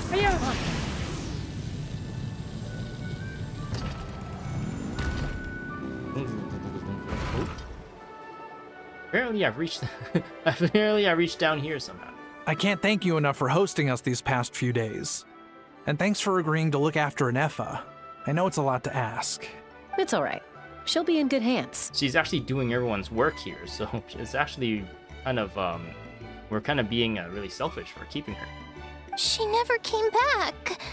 I guess I'll have to leave without saying goodbye. Hey now, you'll see her again. Or And we will have she? so much to look forward to in Liyue. All those Shao lanterns lighting up the sky. You've always wanted to see that. Yeah, but that's next year. That's like another, what, 7 months, 8 months away? Arieta, 7 months? Amu, Joashin. I am. Huh? Inefa? You brought her back? Thanks so much. Don't mention it. Also, gratitude for the flower. In Dieta says a reluctant goodbye to Inefa. Bye-bye. You're my friend. Okay. What does it feel like to know where you are returning to? That's a strange question. As soon as you're all better, you'll be returning to Nod Kari. Oh, and we forgot to say, we're actually heading there ourselves soon. Maybe we can travel together. What? Nod Kari. Is that home? Maybe. Huh? Cognition module unable to define home. You know the home screen? Kinda like that. All the memory data that has presented itself recently has been related to Natlan. But the merchants tell me that I have family waiting for me in Nod Kari. If I do recover my memories, which time period will they be from? And will the post-recovery me be the same me that I am now, or someone different? Phew. That's a deep question. It's the whole, was it, the ship of Theseus? What is it that you're afraid of? Are you worried the new you will be so different you don't even recognize her? Finding near synonyms for mind and conflict. Cognition module. Split. Does she have like a separate speaker that is not her mouth that's making all these weird noises? Yes. Once I have been split, will it change the way I define home? Huh. Now that's a tough question. A lot of people and a lot of Saurians spend their whole lives searching for an answer to that. But if you want my opinion, home is somewhere you can always return to, wherever that might be. No matter how far you fly, there will always be someone back there waiting for you. No matter how battered and bruised you get, you can always go back there to rest and recover. I guess you could say it's somewhere you belong. Somewhere I belong. Where do I belong? Wherever it is that your memories guide you back to, I'm sure it'll be somewhere you feel safe, somewhere you feel you belong. Of course, everyone's situation is different, and I don't know how applicable my experience is in your case, but consider it a reference point, I guess? Okay. Recorded under reference data. And at the end of the day, I mean, who says you can't have more than one home? There's no law against it. Squawk! Chimpu? Someone's looking for us. Hopefully this means there's been some progress. Don't be afraid to recover your memories. They might contain the answers you're looking for. Got it. Recover your memories. Malfunction. Have you forgotten why you cast them away to begin with? Yes, that's exactly what's happened. She has forgotten everything. Silly voice in her head. I actually wanted to... In the back of my mind, I was like... What did, Noelle look like? Why did they say she had a same thing as Noelle? What part of Noelle is similar to Inefa? Actually, maybe going to the other menu would have been better. Okay, Inefa looks like this. I think they were referring to... Oh, I can't really zoom in or anything, though. I think they're referring to, like, the little headpiece, the little gold here. Noelle, here she is. I don't remember there being... She doesn't have a headpiece. Or are they talking about, like... Oh no, she has, like, these flowers. Were they talking about the flowers? I thought the flower rose motif was a Noelle thing.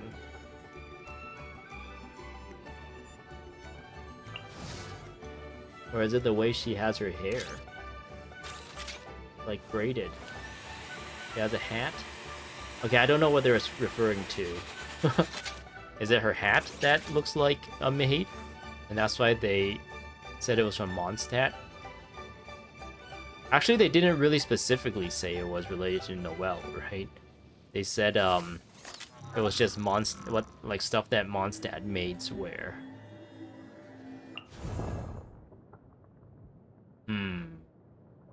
Maybe they weren't talking about something on her head.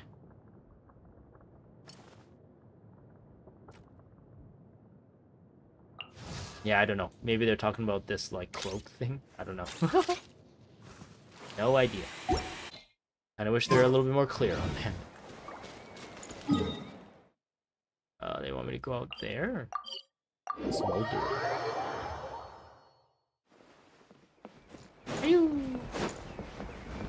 Hey, Zitlali's here.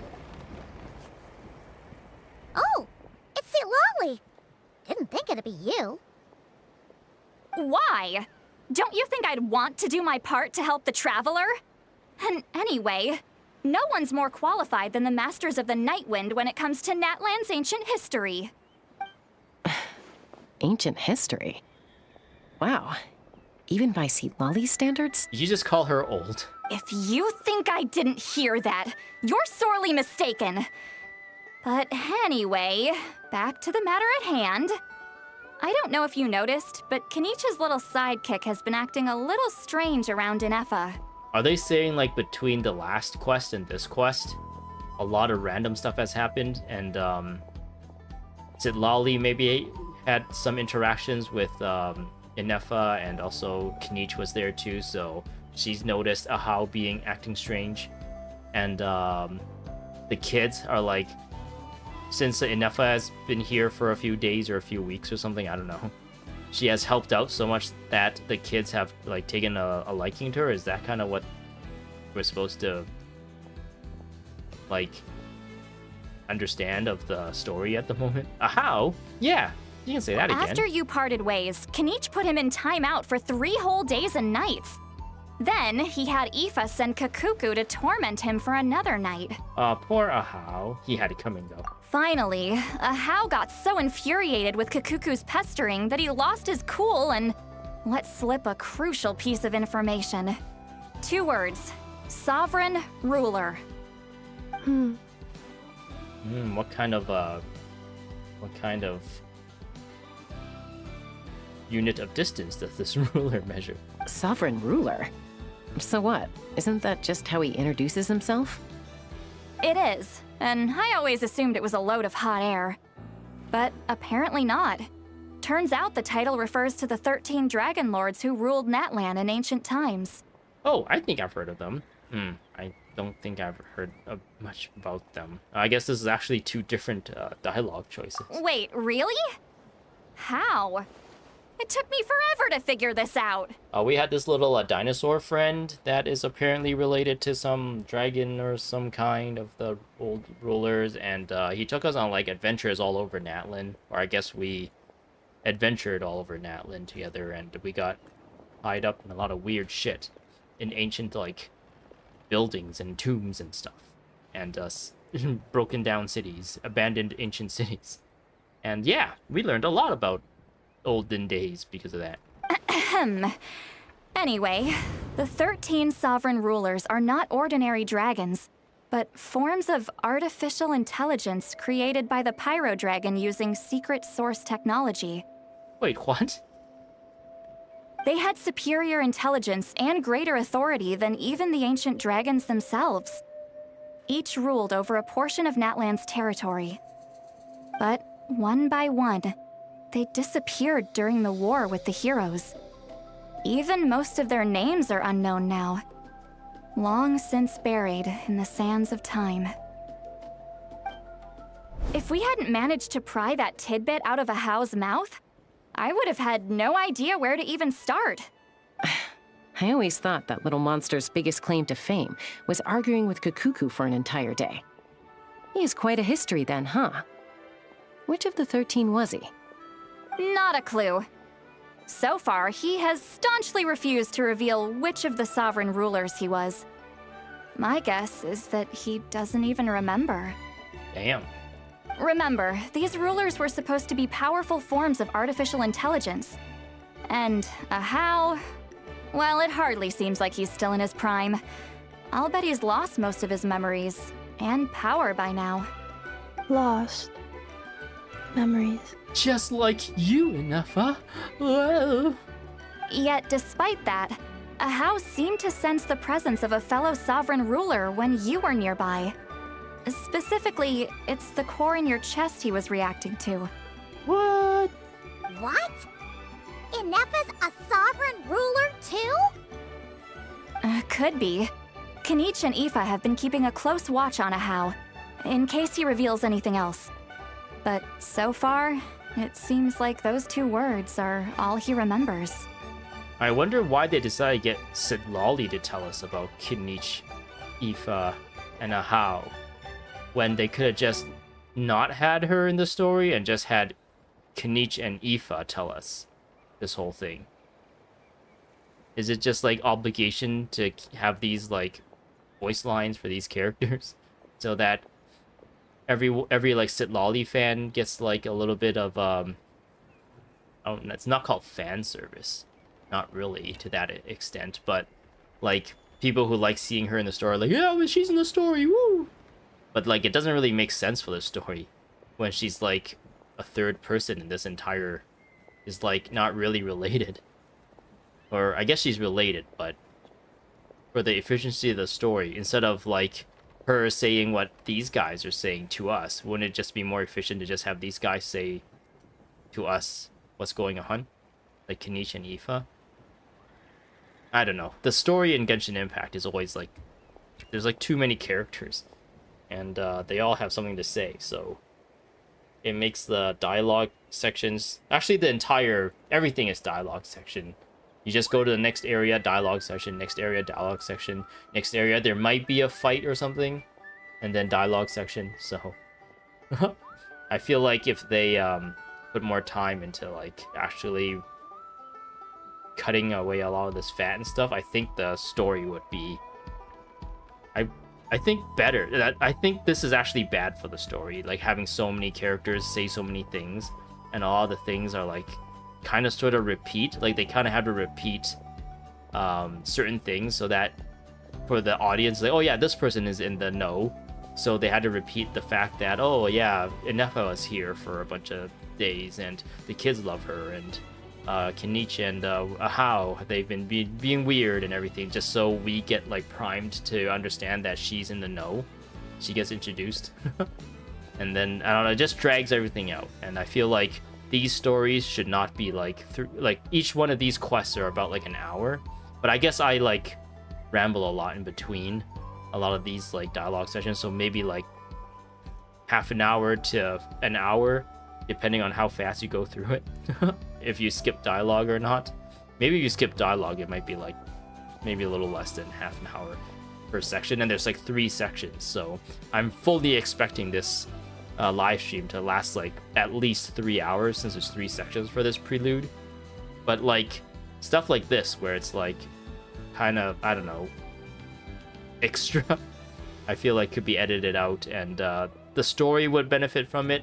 The players don't have to spend so much time like dealing with a lot of this dialogue and stuff, and like everything would just be better, I feel like. Instead of like trying to find a contrived way of getting Sitlali into the story.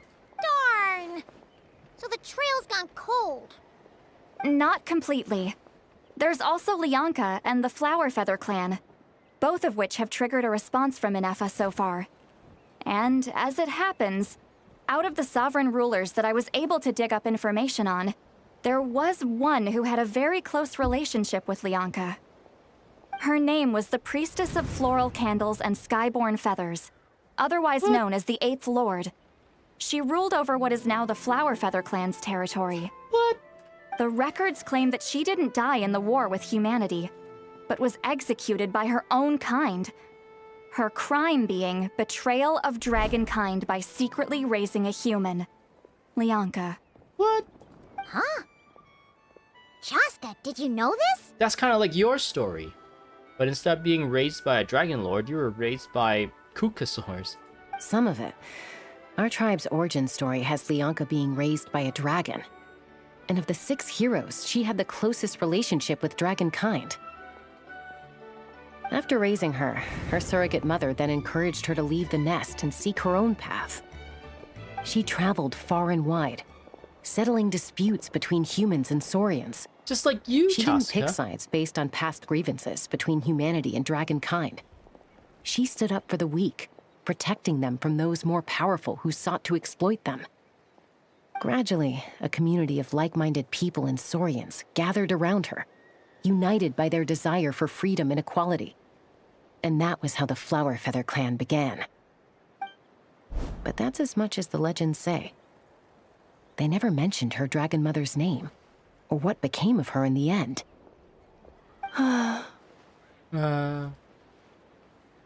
Inefa? Question mark? Oh, sorry. My cognition module is acting up again. At some point during this conversation, it started behaving very erratically. What? You mentioned that the priestess of floral candles and skyborn feathers was executed. Might I ask how? Unfortunately, the humans of that time weren't privy to all the details of dragon affairs. The only records we have are vague references from after the fact. It's very possible that this is mere speculation or complete fabrication, so don't give too much weight to it. But for what it's worth, it's said that a curse was placed on the priestess by one of the other rulers. Okay. If she truly harbors pro-human sentiment, then for every ounce of goodwill she feels, may her mind be flooded with pain of immeasurable proportions. What? In the savage conflict and chaos that followed, the priestess's mind was ultimately destroyed. So the priestess, she's talking about is one of the, what is it, 8? No, the 8th out of the 13th AI dragon bits of the Dragon Lord, right?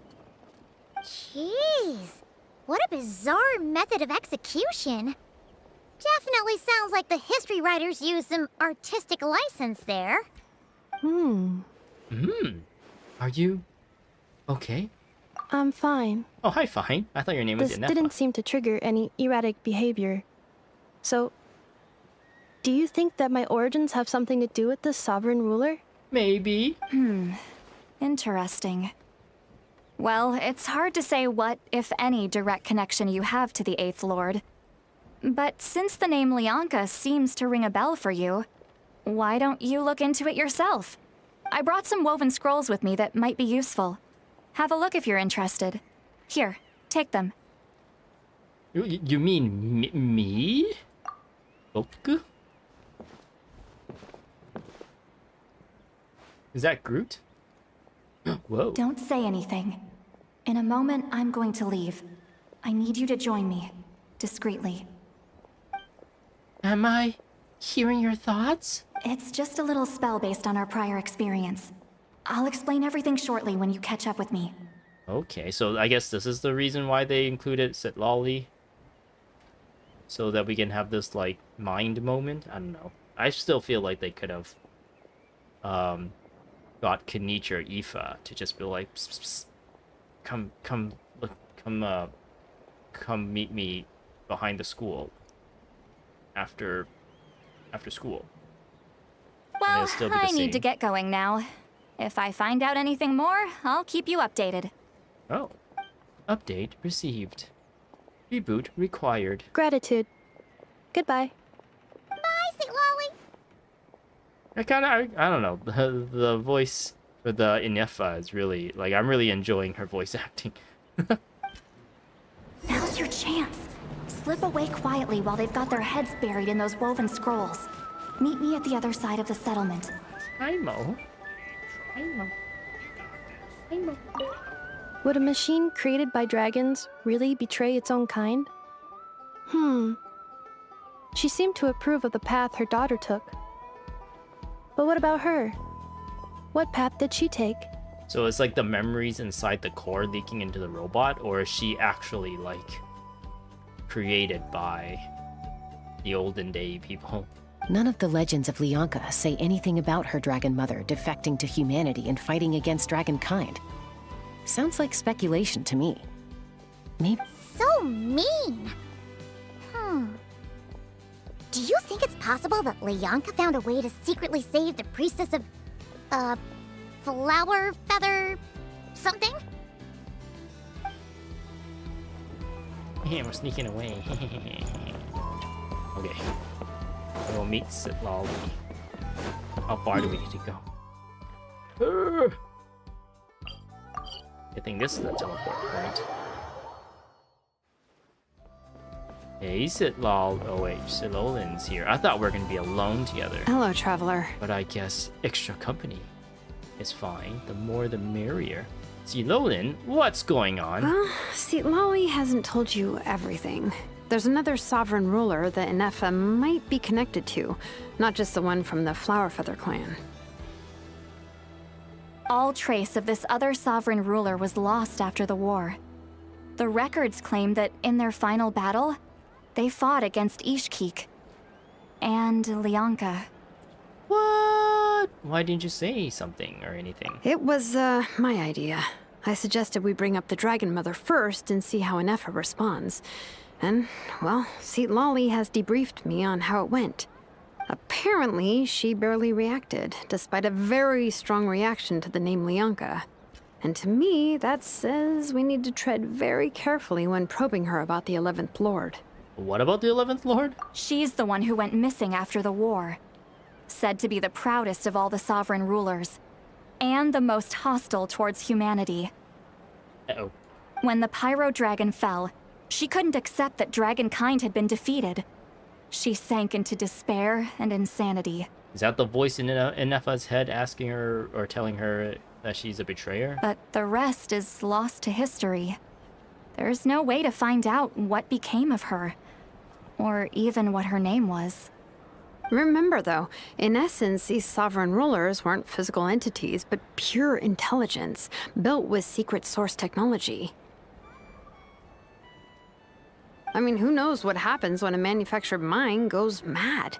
Maybe she lost her power and memories. Maybe she split into different personalities. Are you saying what I think you're saying? The point is, if Inefa really does originate from the 11th Lord, then we need to... destroy. What? Have her taken out? Because of some baseless speculation? How would that be any different from what they did to Leonka's mother? Chaska, what brings you here? Anyone with a brain could see you were up to something back there. Unless it's a Paimon brain. Or a robot brain. Paimon probably just got distracted by food. And Robot, Inefa probably just forgot why she was there. Okay, you got us. Actually, we never intended to cut you out of this. It's just that Lolly's spell only works on the Traveler.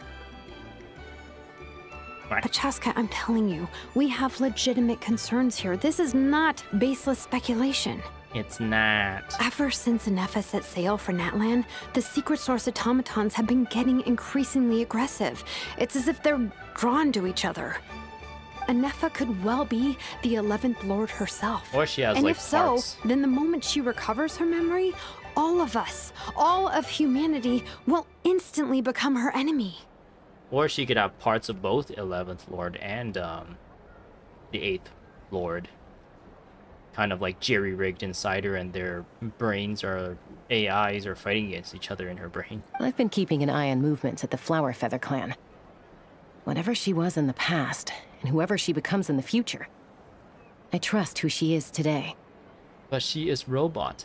Even if the past and future Inefa are a completely different person from who she is now? If you're suggesting that there's a volatile force within her, threatening to rise up and take over at any given moment, that makes two of us. Yeah, she's Jekyll and Hyde. But no one ever gave up on me. Not Mama Bird, not Koichi, not my dad. So what right do I have to give up on her? Wait, what kind of evil tendencies did she have? Did she want to kill people? We never really got a Jekyll and Hyde story for her. She was always just like... She was always just like the lady raised by Kukasaurs and had trouble like kind of fitting in with human society. There was nothing bad about her. she wasn't gonna kill everyone here or anything like that. So how does this kind of relate to Inefa's situation? If Leonka was here, I have every confidence that she'd say the same. I think your confidence is based on some shaky logic. Besides, even if the 11th Lord rises again and declares all of us her enemy, the solution is simple. We defeat her. The heroes managed it, so there's no reason we can't too. Can't argue with that. We'll just have to kill her if she tries anything crazy. We deal with one problem at a time. Especially with 2 Mani on the team here. Fine, fine. I had a feeling this might be your reaction. Look, Elemental I get reaction. it. You're only acting like the villain here to make us realize how serious the situation is. You know how I know that? Because when I was a kid, they brought me to you for treatment, and you didn't give up on me either. Yeah, well, playing the villain is a force of habit for old Granny by this point. Just know you've been warned, all right? Watch out for any new developments and make sure you know where she is at all times. Haha! That really sounded like a granny talking to a rebellious teen. Hey, the spell hasn't worn off yet, you know. Anyway, now that we're all caught up, you should get back on Inefa watch, and we should get back to investigating. Help! Someone! Oh, Chaska? What are you all doing here? Did And when did Shilonan show up? Inefa go on a killing rampage, Paimon? Paimon? You were supposed to stay with Inefa. Oh, right, Inefa. Something weird happened. She got halfway through those woven scrolls and then flew off all of a sudden. She can fly? Paimon tried to stop her, but she wouldn't come back. But you can fly. Did something trigger a new memory? This doesn't make any sense. She barely responded when we were chatting. What could it be? No idea. But it must be something important, because she sure looked like she was in a hurry. Also, she said, Annihilation mode activated. Okay, Chaska, you're our eye in the sky. Find out where she's gone. We'll inform everyone else. Tell them to be on high alert. Roger that. Roger, I'm coming with you. Wait, don't you want to discuss this first? No. Hey, wait up! We've already discussed this entire time. You were just not here, Paimon. You were supposed to watch Inefa, and you failed at that. Ooh, you get a trial. Giddy up! Get a trial. Chaska. Slow down! Paimon's gonna puke! Paimon, you fly all the time. You're fine. You're fine, Paimon. You're fine. Yeah. Amy. Oh no, she fall down. Target acquired. Activating annihilation mode. Annihilate. Whoa, are these all secret source automatons? Let's check them out, huh? Okay. Oh, we get to use her. Reinforcements have arrived. Traveler, Paimon, Let's try Chaska, this. gratitude.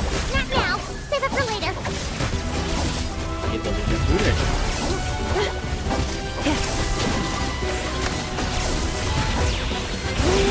Okay, she doesn't have the usual charge attack for her staff. Hold on. Go! You're free now! Free! Cleanup sequence initiated. And I think she turns all of your party's electrical charge to lunar charge. So even if I use Aurora on here, it's still gonna be the new lunar charge reaction. Threat eliminated. Annihilation mode disengaged. Boss, what do we do now? Well, this person's got a floaty thing. We've tried the same thing several times Yeah, now, yeah, and it isn't yeah. working. We can't keep waiting around for her to leave the settlement. Veldemir. Well, well. An ancient relic from Natlan's dragon civilization. If you want to play with fire, then be my guest. I wonder who's But there talking. is an unpredictable variable you need to watch out for. Is it that Harbinger lady that has been kind of introduced in some recent marketing material, promotional Let's fall material? back. This Fall isn't back. worth the risk. If you've been watching my Guild Wars Let's Plays and live streams, you'll know why I just said, let's fall back. It's a skill in the game where it causes everyone within earshot of whoever casted that shout to run faster. Hamu, Hadieta, are you okay? Are you okay? I'm fine. Oh, But hi, Mom's fine. hurt. That was also Inefa's name at some point. I'll be okay. I just hurt my ankle. No, that's the worst, especially if you gotta Never walk a got lot. here just in time. Why would they do this? Why? Look, no one could have known the automatons would ambush you here. Don't blame yourself. Wait, how did Inefa know to come here? Did she sense that they were in danger? She sensed the automatons, like cores, I guess. Yes, I heard the secret source automatons. She's talking. connected to their neural network. Huh? Well, that's interesting. Even now, I still hear them. What are they saying? Really? Paimon doesn't hear anything. Hypothesis. Language module requires translation functionality. Please wait. Yeah, the little mouth on the little robot becomes a little V.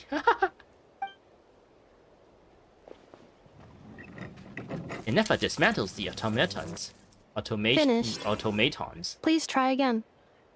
Whoa, that was quick. How come you're so familiar with their architecture? Yeah, how come? I have seen them many times before. At least I think so.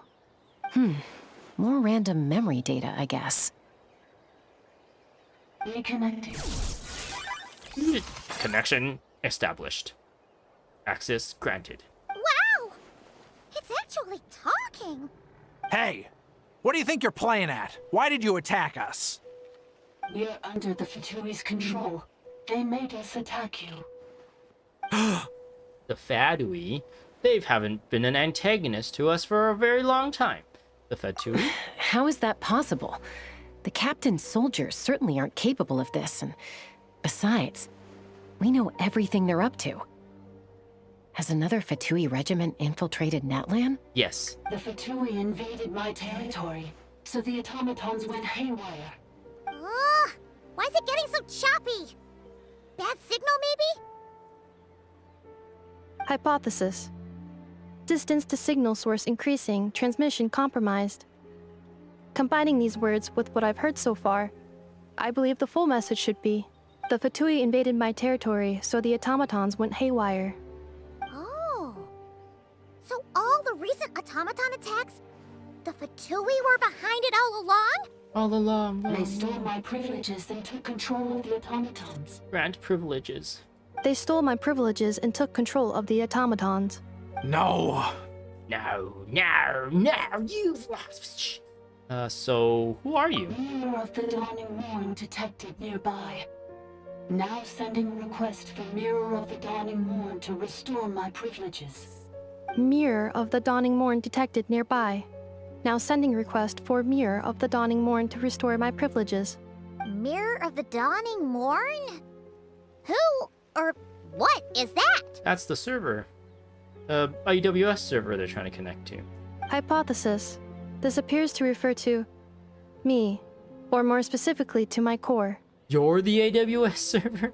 Mirror of the Dawning Morn, please come with me and return the core.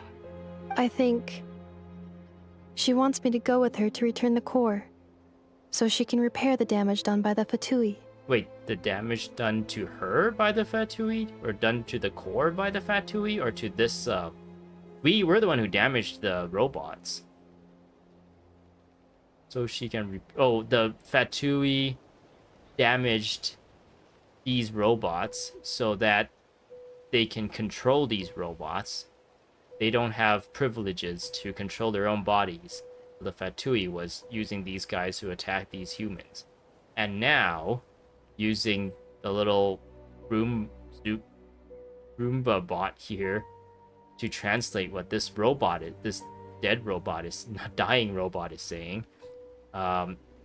This dying robot wants to go back to return the core. She wants me to go with her to return the core. Return this core that's in Inefa right now. And somehow that would give this robot privileges to control its own body again.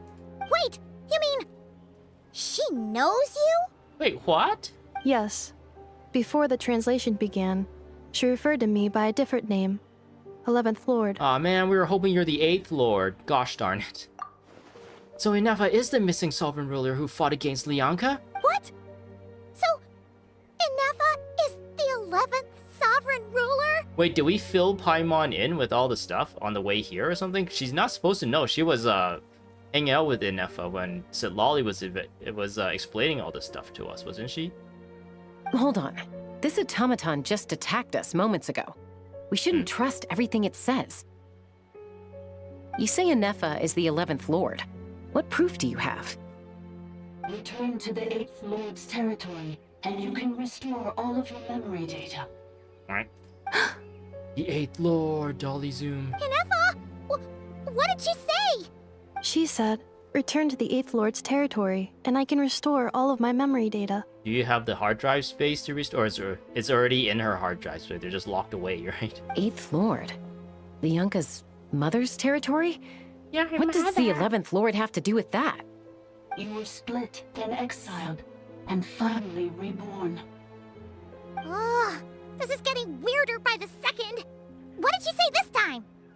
Excessive signal interference. Unable to translate. The signal should improve as How we get closer to her convenient. territory. Traveler, Chaska, shall we proceed? Let's do it. Wait, you should think this through carefully. I may know a thing or two about the Fatui regiment that entered Natlan recently. They're kind of a special ops team. How do you know Definitely not this? your average soldiers. Are you a part of them? How did this guy just randomly knows this information? Hello?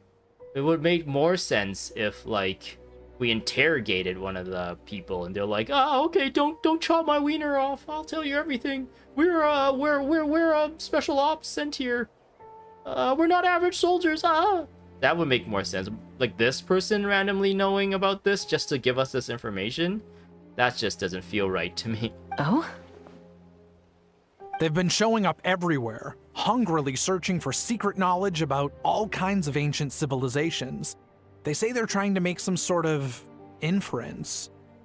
So, this Fatui special ops is so incompetent that regular-ass citizens notice what they're doing?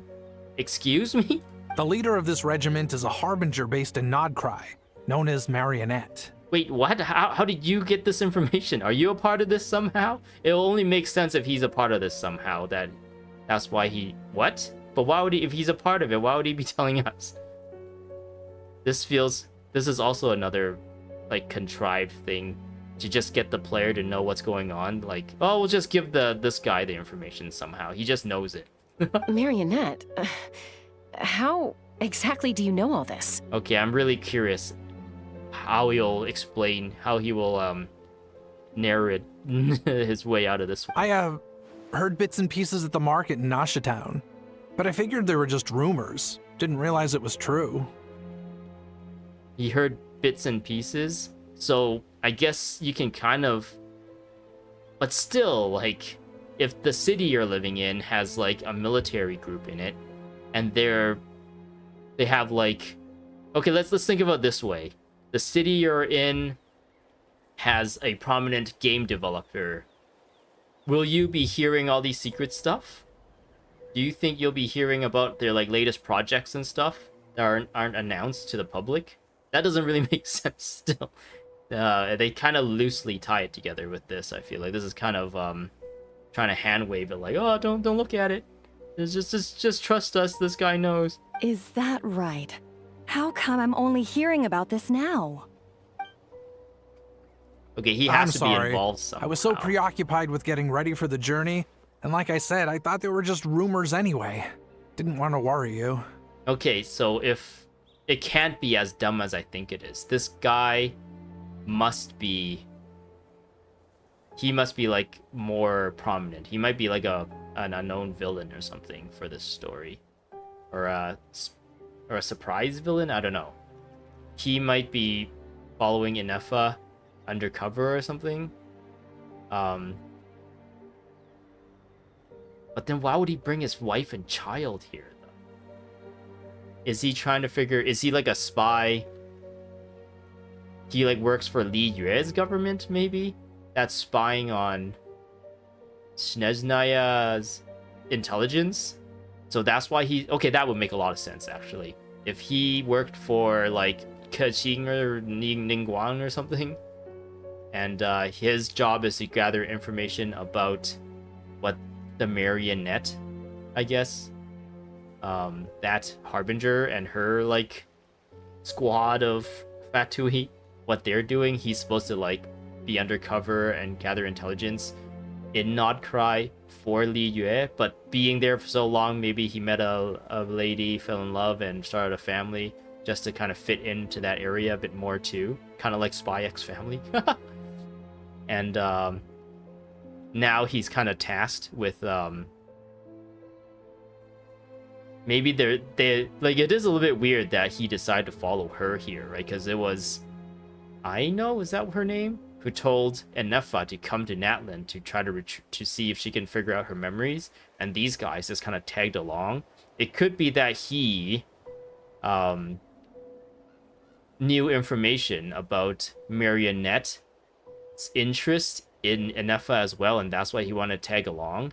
And they kind of made up an excuse, like, oh, we're going back to Li Yue. I want to show my family, my Nod Kari family, where I'm from, my hometown. And that's why he brought them there. If that's what's going on, then okay, then that's fine. I think that will be a good story, good storytelling, I guess. Except if it's not, then it's like really weird. So these Fatui are soldiers, huh? Who's stronger, them or Inefa? Some of them are pretty strong. Inefa, of course.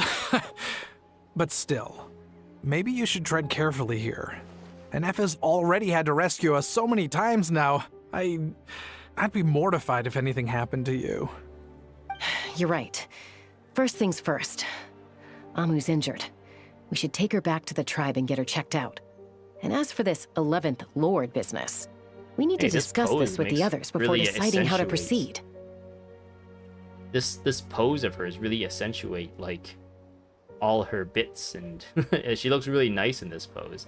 Like the way the angle of her hat, her like boobs, the way her arms and her hair kind of flows, the way her eyes are like looking at the traveler. Like this is a really good pose for her, for this camera angle and everything. An 11th Lord with her memories back will probably see humanity as her enemy. Shilolin and Sitlali's worst fear might be coming true. We need to tell them. ... Look, I know the news about the 8th Lord and Marionette is very concerning. But we should probably come up with a plan before checking things out. Understood. Destination canceled. Don't lose hope. This is still a big breakthrough. We'll follow up on this soon. It won't be long. Yes. New destination. Flower Feather Clan. Traveler, Inefa, could you check that the coast is clear? I'm gonna patch up Amu, then head out. Understood. Commencing task. Transform and roll out. Arieta, I need you to go keep Mom company while the doctor takes a look at her. Dad has some things to take care of, so I'll be staying out here a while longer. Okay. You're not coming back with us. Why not? Interesting. Okay, it seems to be setting up that maybe he's a spy of some sort. We don't know he's a spy for, but at least we can kind of assume that he's against the Fatui if he's so willing to help us with the information that he knows. So, maybe this story is not as bad as I thought. Dad's gotta pack up the luggage and make sure all our goods are safe. Don't forget, they're our ticket to a great new life in Li Yue. Don't worry, Dad will be back very soon. I'm sorry, girls. You mean I promise ladies? it's going to be okay. I'll get help as quickly as I can. If anything happens, Save yourselves Save first. yourselves. If you've been watching my Guild Wars Let's Play, Guild Wars live streams, you'll know why I said save yourselves.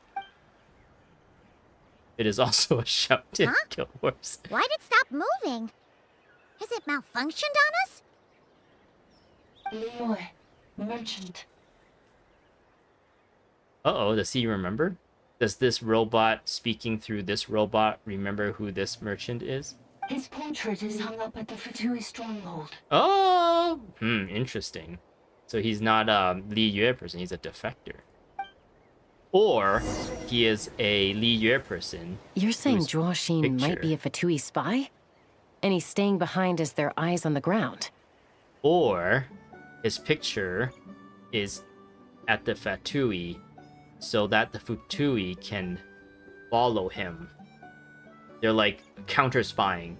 They're like, I know you know I'm a spy, but you don't know that I know that you know that I know you're a spy. So we're gonna spy on you. Wait, does that make I don't know if that makes sense. But yeah, could be a lot of like crazy spy stuff going on. I don't think he's giving the information so far and how he behaves. I don't think he's a Fatui spy, unless they're going with stupid kind of story like, oh, he loves his family so much that he decided to defect from being a Fatui spy. I think that would be dumb. I think if he was originally like a Li Yue spy spying on the Fatui, that would be more fun of a story. And it would kind of like make I don't know, I was just complaining about them putting too many characters in, and now I'm like, oh man, now they've included, but this is like lore stuff, right? Not just character dialogue, this is lore stuff. Like they've included Li Yue in this whole story just by this, right? If they did that, and now it's like, now we get to have like the fun like thought experiment or thought process of thinking about, oh, what does Li Yue know about the marionette? What kind of things does like Li Yue? And does this include like, is Ye Lan or Ke Qing or Gan Yu or Ning Guang gonna kind of like have something cool to do? I don't know. I was just saying earlier that I didn't like that they force characters in the story. Now I'm saying like, this could include more characters. But I think like, I guess the difference is that the Sitlali thing felt forced. They kind of forced the Sitlali thing just to have a little like mind reading moment and just to have her in the story. She didn't really offer any unique information that like if they just had Ifa or what was the other guy's name? Kinich tell us. That felt, it just didn't feel right for Sitlali to be there. It just kind of feel extra. But in terms of this, it feels like that's the reason why I didn't like list other Li Yue characters like Xiangling or something, right? Because they're not really a part of this specific story. But then, like being a Fatui spies, intelligence gathering, Li Yue, like a Zhuo Xin is Li Yue character. It like heavily implies like one of the Qi Xing people or subordinates of the Qi Xing people are involved, right? So it would make sense, and that kind of storytelling, including that story, would be cool. So yeah. I just rambled a lot about this one little story. But yeah, I think I would rather Zhuo Xin be a Li Yue spy than a defected Fatui spy. And maybe the way they explain it is that the reason why his portrait is with Fatui is maybe there's been warning like, oh, there's you have to look out for this guy. He might cause trouble or something like that. But should we really leave Anefa here too? Not that I don't trust her, it's just... Are you sure you'll be okay keeping an eye on her by yourself? I'll be fine. And you said you trusted her anyway, right? I'll be fine. If we get anything more out of the automatons, she's the only one who can make sense of it. You're not wrong. We need all the intel we can get on Marionette and the Fatui. As far as I'm concerned, they're a bigger threat than any sovereign ruler. Still, even with your abilities, be sure to stay on your guard. And not just because of the Fatui and the 11th Lord. It's that automaton, too. I'm still not convinced we can trust it. For some reason, like, I don't know. Maybe it's the voice. I think maybe it's mostly the voice actor, but maybe it's also like a little bit of her character design. And like how she is, how she relates to the main story. But I kind of want to pull for her. I haven't really been pulling lately, so I have a little bit of resources saved up. I feel like I don't know, that's still not enough though. I think I have enough to guarantee like a 90 pull, but not 180. So if I lose 50-50, it will. I don't think I want to like drain everything again just to try and go for her. That, I mean, that's so painful. It was too painful when it happened, when it didn't happen for me when I tried to pull for Clorind. So I would have to kind of rely on some luck here, I think, if I want to pull her. But yeah, I want to maybe do a few weeks of wish videos on her banner while it's up. Maybe. I don't know. We'll see. Because, yeah, her playstyle is exactly the kind of playstyle I like a supportive character. She has that cool new lunar charged reaction that happens when she's in a party. And, yeah, I'm really liking her character so far. Why the sudden request for assistance from the 8th Lord's territory? Are we supposed to believe that Lianka's mother survived? Surely there'd be at least some mention of that in the tribal legends. I don't know. Something just doesn't add up. Hey, Chaska! Almost ready to go! Okay. Like, I'm really liking her in this story right. That's my cue. I'll be back with the others as soon as I've gotten Amu and Adieta to safety. If you have to leave the area for any reason, be sure to leave a trail. I will. Okay, so we're following Inefa.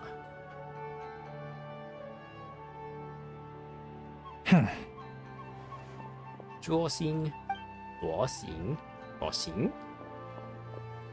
No, we're spying on him.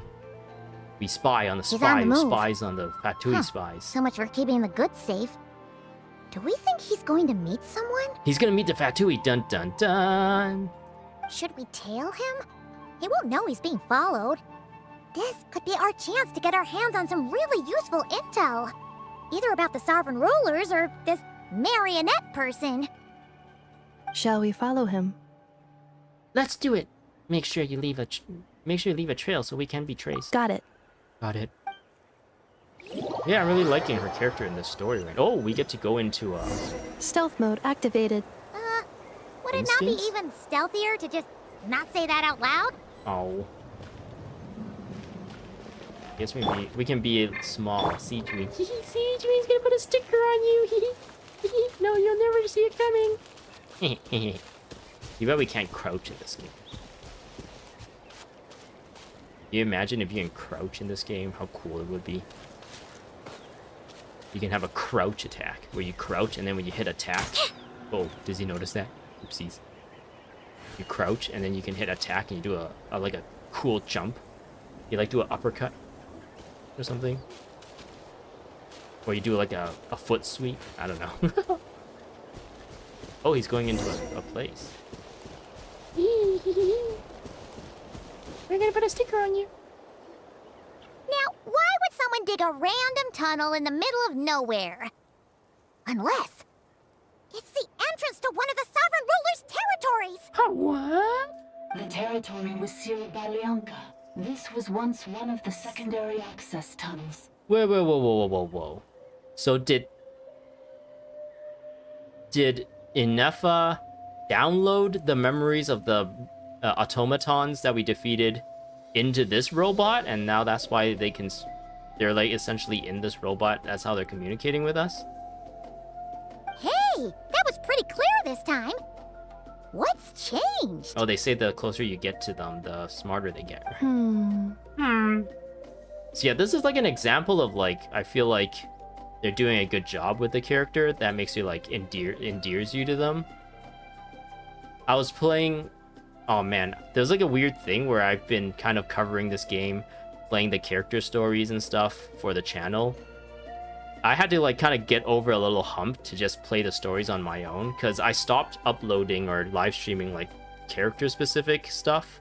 I guess I did do the tribal quest, which is, I thought at the time was like main story quests, but they're just like they're essentially character story quests, just repackaged for the tribe. And that kind of was still character related stuff, but I stopped doing character related quests because I found the character specific quests, like story quests, a lot of them are misses more than hits. They're hit and miss, but they miss more than hit. And I recently decided like I'm just gonna try and play through some of them on my own time, because I still want to get the rewards at the end of them, and I also wanted to actually learn about some of the characters, because I had no idea anything about Chiori and Emily and stuff, right? I still haven't played their story yet. The only character story I played in between like streams, I guess, in my own time was Arlecchino's story, and unfortunately it was bad. I really liked Arlecchino in the Archon quest, because she was like this cool Fontaine person who's like pushing her weight around and scaring like Farina and giving what's his name, Neuvillette like something to think about, like, oh, what's the Fatui doing here? And she was also really cool, like she's taken in all these like orphaned children and stuff, and she trains them to be capable people. Like her character was cool, but in that story there was like this stupid, like, when she was young or something, she had a friend, and then the father at the time of that like era, I guess, or that generation, when like her friend and Arlecchino were young, was like really evil, and she developed her skills so that she can defeat the father and or I guess they call her Mother, but she defeated Mother, and that's how Arlecchino became father, because she didn't want to take up the mantle of Mother, but she was still kind of like the leader of the area, or of all those kids, so she became father. And that part was cool, but that part was not in the game. That was like a cool animation outside of the game, like on YouTube or some like social media platforms. And when you actually play the story, it was just like, oh, there's these kids, they're looking at this other kid who's weird, and they are all hiding this other kid, but then this other kid is like betraying people or something, I don't know. And they're hiding the kid from Arlecchino, but Arlecchino already knows everything because she's like super competent, but she's actually kind of puppeteering everything, and she doesn't actually want to kill these kids, but then she needs to punish them to make sure that they follow the rules and stuff. And it was like, I don't know, it just felt like maybe it was like shorter. I think I would have liked it if they just kind of like didn't spend so much time with the kids, and like how like they think, oh yeah, the kids were thinking of quitting, and you can't just quit. I don't know what they were called. They have a specific name that's escaping, like Linny, Brimene, Lynette, and those kids, the children of, no wait, that's not it. What are they called? There's a specific name for them. But yeah, anyway, they kind of focus on the kids, and like a bunch of them wanted to leave, but they wanted to like, I don't know, they wanted to do something. But then we meet someone who apparently resembles someone who was killed in the past, because what happens is if you try to leave this group, the only way to leave is through death. So they said like all these people were killed because they wanted to defect or to leave. And then we find out like someone who looks exactly like one of the people they described that has died, and that person like he's selling newspapers, and Arlecchino goes up to him and buys a newspaper, and we're like, oh, what's going on? But it turns out like Arlecchino's blood or something can help people lose their memories, which I guess kind of tangentially talks. It's like the same themes, everyone's losing their memories. But yeah, and her blood makes it so that they have to like survive this like painful process, but that painful process makes people lose their memories. And technically speaking, I guess, that counts as dying because you forgot your old self, so you can work on a new self. And that if that's an acceptable definition of death to Arlecchino, so she's not actually killing all these kids, she's letting them survive and do their own thing after they decide to like be more independent. So she's like kind of like in presentation gives tough love, but then like behind the scenes she's like doing everything she can to make sure like all these kids are like capable and ready to take on the world in some way. So I don't know, but the whole like memory thing was weird too. It just erases your memories of being in this like secret group somehow, and not like the skills. I don't know. Maybe that part I'm kind of like filling in, and it wasn't specifically stated. Like if all the memory, like it would make sense that they suddenly like forget everything, and then all of a sudden they can still like be capable humans, right? But I don't know. But yeah, that whole story kind of made me like not really like they kind of ruined the character a little bit, or I guess like instead of making me like her more, it just kind of like made me like her a little bit less. It kind of like she was so much cooler before I learned that part about her. Actually, no. Now that I'm putting it into my thoughts into words and hearing myself say it, I think she's still a pretty cool character, and I kind of understand the story they're going for. Like it does sound cool that she's being like the ultimate parent, right? She's doing everything she can for her kids, the kids that she care about, that she's taken in, like fostered in. But I think the execution of it was really lame, especially the part they kind of contrived like a boss fight because they wanted to turn her. I guess all the harbingers are gonna be a boss, like a weekly boss fight or something. Actually, no, the captain is dead, and the doctor is still at large, and I guess all the other people are still at large. But maybe they're not going for a harbinger boss fight. But for whatever reason, Arlecchino became a boss fight, and they needed to like fit that into the story somehow. So the way she was gonna punish these kids who wanted to leave was that they had to fight her. But then for whatever reason, it wasn't the people who wanted to leave that actually had to fight. It was the people hiding the fact that they want to leave, which is Linny and us and like I guess Traveler Paimon, Linny, Lynette, Fremine. Those are the people who needed to fight for some reason. And of course, like we beat her, but we beat her in the fight, but we lose to her in the cutscene. And then she's just like, yeah, you did good enough, whatever, we'll let them go. We'll give them this choice to drink the blood and forget everything. And it was just like, ugh. It just felt really awkward. Anyways, I rambled too much there. Increased activity in language module. What do you mean by sealed? Leonka sealed the territory to stop Ochkan finding it. I actually can't really hear what the person's saying. They did a good job. You're breaking up again! Oh, looks like the signal's still pretty choppy. Leonka sealed the territory to stop Ochkan finding it. Later, the Fatui found a weak point and broke in. Sounds like those Fatui have made this their stronghold. Well, this is probably a good point to stop and wait for reinforcements. Oh, do we get a quest do you complete think? here? Ineffa? Oh no! What's she doing?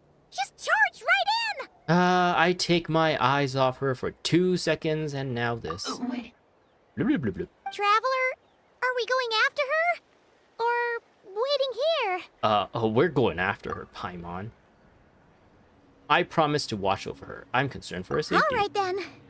But let's be careful. Let's be Paimon. Okay. Ah, quest complete.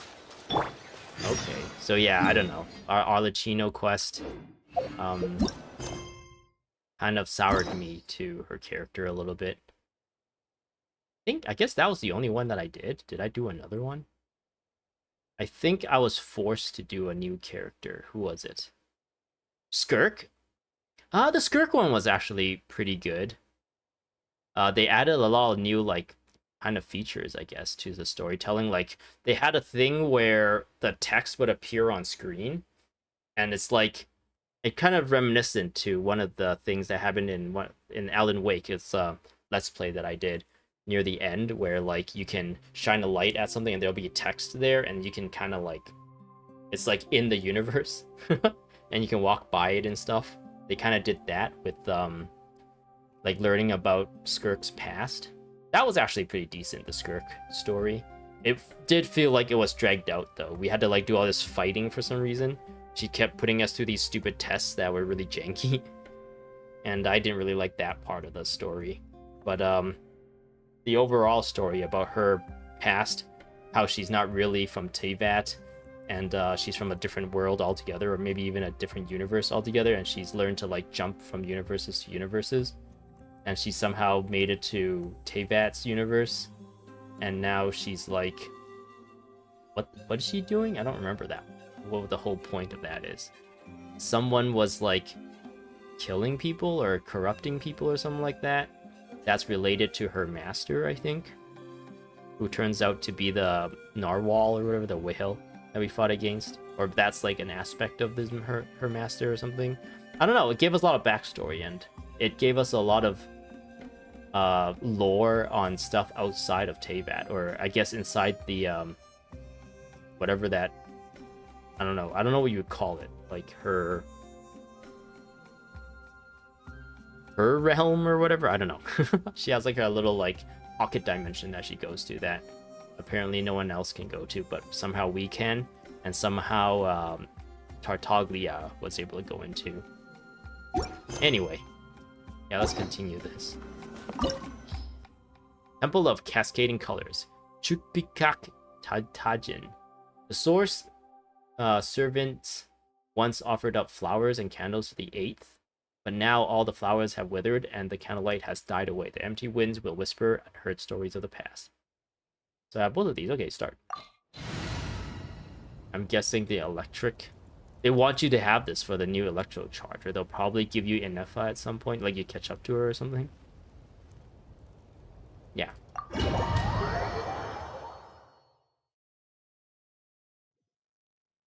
Ooh, we're on an elevator. Catch up to Inefa. Ah, there she is! Inefa, wait for us! The what? It's one of those weird dragon things. But we need to use like Varesha's like charge attacks or charging abilities, not like the charge attack. To, like destroy. Hey Inefa, how are you doing? Inefa! My head, owie. Where is this? Are we inside the territory? Oh yeah. Yeah. Did you black out or something? You just took off. Cognition module unstable. Attempting to refresh. Have you tried turning it off and on again? Is it plugged in? It appears that it was accessed by an external source. What? Sorry, it was me. I summoned her by similar means to those used by the Fatui to control the automatons. Who are you? Why are you doing this? Currently, I am but a lowly service bot. But in the distant past, I was known by another name. Oh, what was it? The 8th Sovereign Ruler. The priestess of floral candles and skyborn feathers. So this robot has the 8th Sovereign Ruler, and Inefa has the 11th in her? The 8th Lord? You're Lianka's dragon mother? But weren't you, 8th Lord. Head chopped off? Were you not executed? Oh, maybe. I assumed she got her head chopped off, but she could have just been like hung or something. Moments after I was cursed, Lianka rescued me. Just as she tried to rescue you from the ruins of the battle. Lianka rescued me? Memory. Missing. Yes. Lianka changed your memory settings to make you forget. But she did it to protect you. It is the only way our kind could escape from the curse. Interesting. Is this like kind of referencing? I don't know. I guess like memories is like a easy story beat to go for, just like how in the Al Ricino story, like deleting the kids' memories gave them a new life. In this story, Inefa's memories can be problematic, I guess, and that's why it's been like blocked off. The whole like Sumeru arc is about like dreams and memories, right? Like deleting something from the Irminsul, the tree. Is it Irminsul? Is that what it was called? I remember I was making references to Elden Ring, but that's the Elden tree, right? Or was it Irminsul? Irminsul is this game, right? Or the Urge tree, I mean, is from Elden Ring. So yeah, it must be Irminsul in this one. There was a whole thing about memories and how it connects to the ley lines of the area, and how like the Wanderer took advantage of Sumeru's ley lines to remove himself from everyone's memories, similar to how Nahida, or Lesser Lord Rukkhadevata? Wait, what are the two lords called? Nahida and Big Nahida. There's a whole memory thing there too. How does forgetting everything protect me? Because your memories... What was the whole thing about Irminsul 2? There was like forbidden knowledge or something that the desert people came across. We still don't really know what exactly the forbidden is. We just kind of... It's like forbidden. That's just what it is. So, and it has been unlocked by the king of the desert area. And the forbidden knowledge is like cursing everyone as well. Is that like related to this? Is that why her memories... She has forbidden memory right now. This is referencing back to storylines in Sumeru somehow. Because the curse placed on us is a pain triggered by certain memories. Right, Hardwired right. into the depths of our minds. A regulatory program that cannot be removed. Okay, that doesn't really make sense, but the curse placed on both, I guess, her? No, just her. But why would the 11th one be cursed? Wouldn't the 8th one only be the one who's been cursed? Because the 8th one was the one who wanted to help humans, right? And the 11th one cursed the 8th one so that every time she feels good about helping humans, she would feel pain or something like that. So this is a little bit confusing right now. I guess we can just keep going and see where this goes. Manufacturers often hardwire restrictions like this into autonomous machines to make sure they operate as intended. Each time you yearn for a new place to belong, each time you feel yourself turning your back on the past, the pain tears you apart, doesn't it? If she truly harbors pro-human sentiment, then for every ounce of goodwill she feels, may her mind be flooded with pain of immeasurable proportions. So is she actually the 8th one then? Isn't it the 8th one that's pro-human and the 11th one that hates human? Or did they somehow fuse together because of how, like, this robot is like a hodgepodge of different mechanical things? It destroys your mind, swallows your soul, prevents you from finding a new home. Malfunction who betrayed us all. You dare seek a place to belong? Yeah, That's why forgetting everything grants temporary relief from the pain. It stops your mind from being crushed by the weight of the conflict within. But since you are rebooted, you began storing new memories, and started finding the desire to belong emerge once more. Things were fine at the start. You'd occasionally forget to pay for your groceries or add salt to a dish you were cooking. Yeah, we know that. From now on, your name's Inefa. So too has the Exile's curse resurfaced, forcing you to forget all over again. This is a lot to process. So, who exactly cursed Inefa? Automated defense system. Oh, I thought we were gonna go through the whole like thing. I should have read all the other dialogue. Why was there so many dialogue options? Privileges overridden. Come quick. Stop the Fatui. I feel like I haven't really been fighting Fatui lately at all. I've only been fighting like all the different tribes people in Natlan, and maybe some of the dinosaurs. Hey! Please finish what you were saying! And then some like abyss beings. and also some treasure hoarders, I guess. It's gone silent. What now? Find somewhere where the signal's better? It must want us to go further in, right? Well, looks like there's no going back now anyway. This is just a secondary access tunnel. If we make it to the center, there should be other routes out of the territory. Please come with me. It is my fault that you're trapped here. I must ensure your safe return. Sounds good enough, huh? Don't look at it like that. We gotta make sure you get back safely too. We'll make sure each other is safe, huh? Power of friendship. Whether that's back to Natlin or back to Nod Kari, you have people waiting for you in both places. Yes, I too must return. Return of the King. There's only one return, and it's of the Jedi. Do you really trust her, Leonka? This malfunction is part of the Sovereign Ruler's line. I trust not in her, but in the path that I have chosen. Oh, enough us. I believe that every conscious being, whatever its origins may be, has the right to freedom. Oh wait, no. I was like, Enough has Natlin like juice, but no, everyone has Natlin juice because we're in the Natlin area. Kind of like how everyone can dive underwater in Fontaine. Yeah, we can just be her. Explore as her. Wait, this is actually spinning. It actually has like some physics to it. Wee! Wee! Oh no, do I want to read a short story as I go through this? Awaj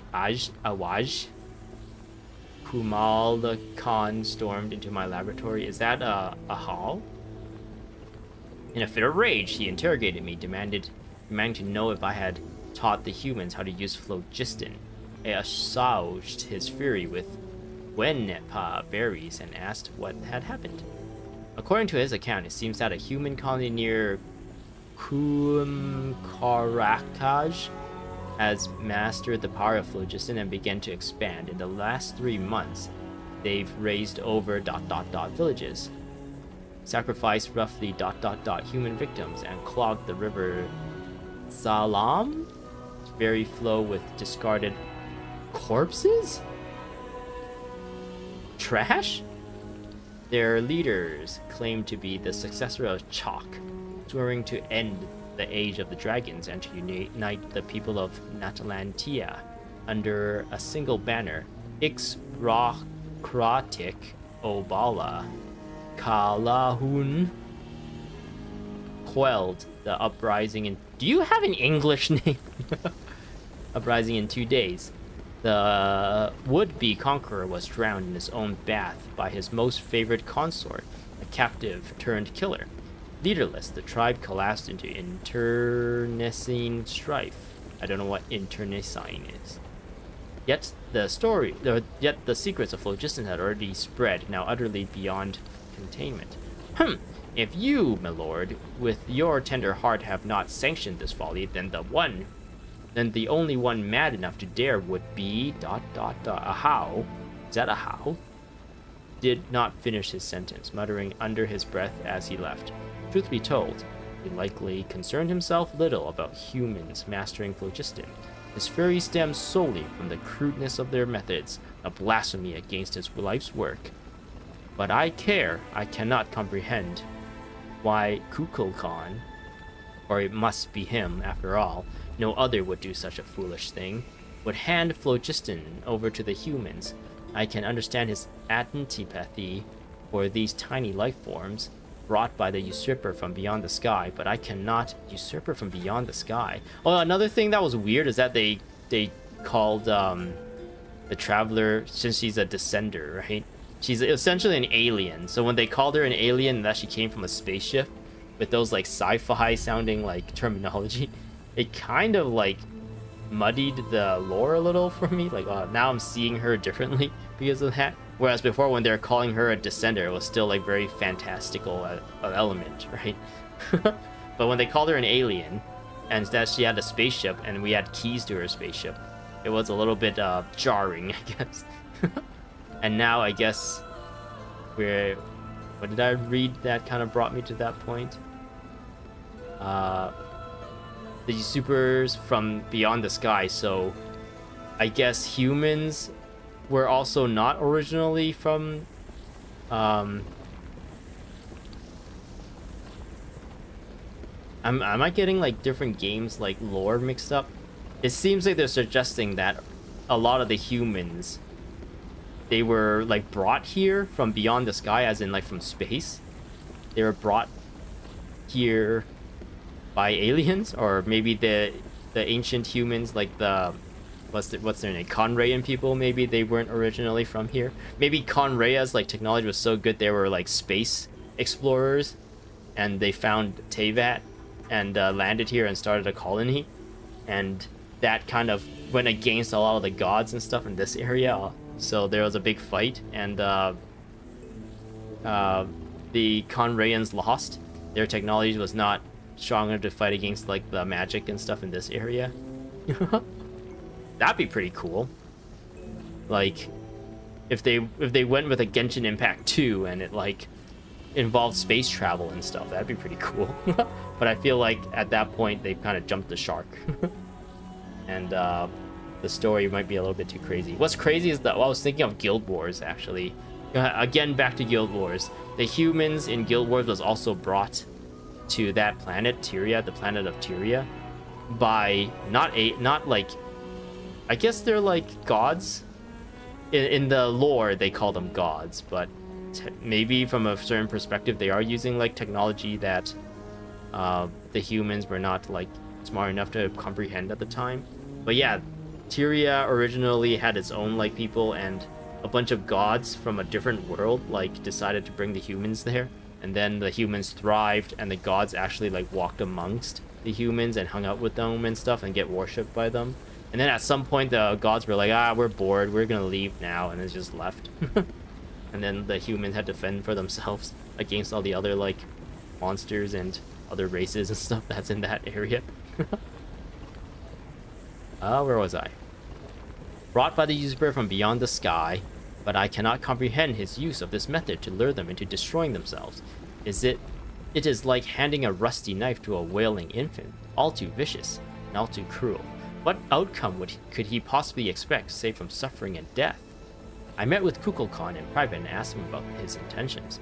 As usual, he remained enigmatic and aloof. He coldly denied all accusations. He claimed that I was not truly concerned about how this matter harmed the interests of the dragonkind, and that an opportunistic attempt to grab power drove my belief in such absurd slander. So infuriated was I that I burst into laughter. After refuting his accusations with a few choice words, and without even finishing my quineppa berries, I departed. He is always like this. He scorns his kin, mocks his bloodline, and never shares his thoughts with other dragons. Yet he resents them for failing to understand him. But if he refused to speak his mind, how could anyone ever fathom what he truly intends?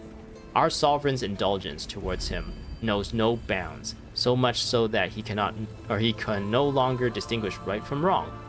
Whether his actions were just or misguided, the sovereign would always respond with gentle agreement.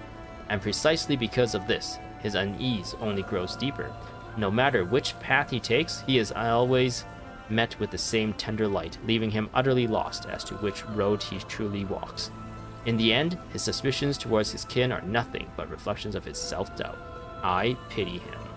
Okay. So that's the priestess. So that's the 8th, like, AI lord, right? Talking about Kukulkan. I guess Kukulkan is the person who created all these AIs. The Dragon Lord. Alright. Oh, another barrier! Just like the one back at the entrance. Careful! Don't touch it! Ah! Is this something I should worry about? No, it's not. I kind of made it out of that, away from that barrier just in time. The curse will bring you pain, and your memories will crush you. Potatoes. It's the same fate they subjected my mother to. Your mother? But with this core, you will forget everything for a while. Any memories that evoke a desire to belong, and all your pain along with it. They'll be...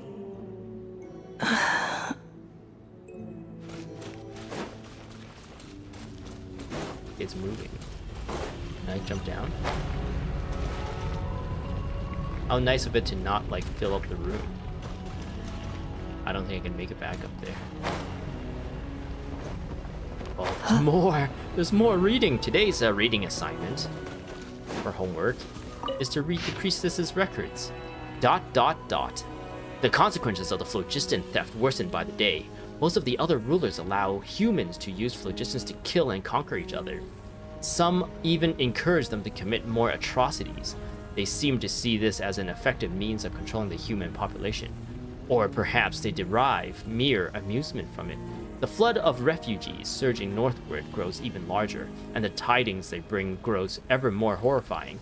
The chieftain of Kachopinik offers his daughter in marriage to the leader of the Kulhuas, hoping to win their allegiance. Yet the Kulhua instead cut out her tongue? Her hair? Cut out her heart? Sacrificed her to some sort of god? And marched happily upon their village? Angrily? Violently? For their food stores were more abundant. They do not understand how we extract vitality from blood, yet they ape our ways nonetheless, offering up meaningless slaughter to their imagined gods. I spoke with Kimono. Even she felt a pang of reluctance, though her pity was not for humans, but for her own kin, now reduced to mere beasts. More and more humans have begun taming Vishaps, turning them into tools of slaughter, for even stripped of their intellect, their claws and fangs still rend flesh with ease. Thus, Kimono has sought to ally with those humans who yearn for peace, hoping to harness their souls to weave an eternal, blissful dream realm for the dragons of her domain. Even the unfortunate fallen might shed their form that imprisoned them and find happiness and solace within this dream. It is not an unfeasible plan, but her approach would inevitably weaken oversight of human settlements, inviting greater suffering upon these frail creatures who have come from beyond the skies. Again, referencing that they're aliens. The sorrow of mankind stems from their lack of hierarchy. Dragons are born to submit to their superiors and command their inferiors. Even if I appear before them in human guise, they would instantly catch my scent, recognize my station, and obey my orders. For it is the law carved into their blood, their path ordained by nature, for the weak to rear the strong, offspring to follow their sire, and subjects to serve their sovereign. But humans are different. Humans are born to deceive their betters, torment weaker kin, and even betray entire clans, or slaughter their very blood that gave them life, for nothing but selfish gain. Their eyes reflect no path that belongs to them, or if they did, they shall doubtless invent endless excuse to forsaken said path. Without proper guidance and restraint, they repeat the same atrocities, never learning from their past misdeeds. All defilement of life is blasphemy, an unforgivable stain upon our sovereign's honor. Thus, only by elevating humans to stand on equal footings with dragons, forcing them to learn the necessities of the weak kneeling to the strong and meaning of their ordained path, can their capacity for violence be utterly purged. It is an idea that has yet to come to pass. If the Reaver from beyond the skies can seal off an entire planet to force humanity into their imposed order, then why might I not seal off my domain in turn? Oh, something happened.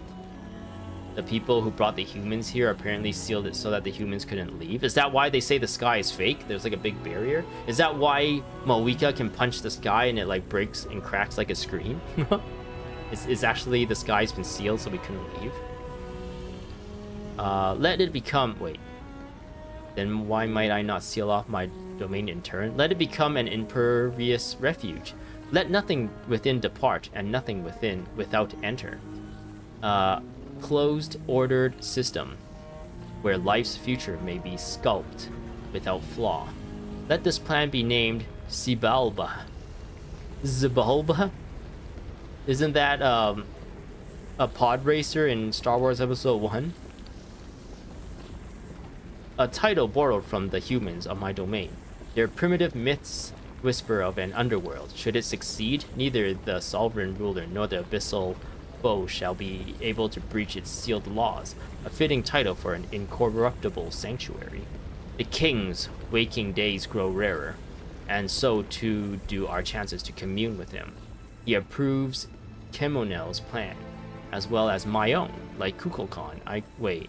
So the king is the person who made... So Kemonel, Kukulkan, the priestess, they're all like the whatever 13 dragon lords or whatever. Is that what's going on? I think that, I'm gonna go with that in my mind. Hopefully that would make sense. I grow perplexed. What path may bring true joy to our sovereign? What kind of path may allow this land to prosper for 10,000 years to come? I do not know.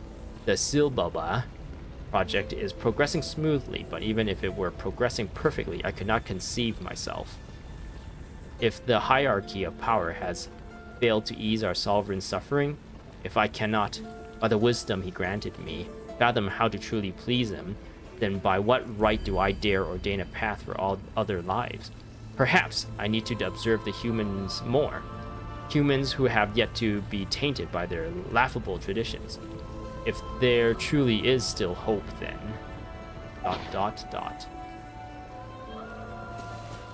So what happens to all these little, like, lore bits if you didn't read them while you're in the story chapter and then you're done the story? Do we get, like, a book or something after that gets thrown in the pile of all the other junk? All these other junk that we can refer to at some point? Oop, we got a little cutscene. She has hooves, like Oguri Cap. You doing okay, Inefa? You keep spacing out. I know. Unidentified data is flooding my cognition module. But every memory encounters an error and then terminates at the crucial moment. Do you need to stop and rest for a moment? Unnecessary. Being physically motionless will not cause this erratic behavior to cease. And if we explore this place further, perhaps I'll find a way to fully repair myself. Additionally, some of these memories may yield useful data for our exploration. Searching for access method. Over there. We can use the access module to proceed to the central zone. The central zone. I haven't been missing chests. We did fight a bunch back there. Ooh, someone broke the sky here as well. I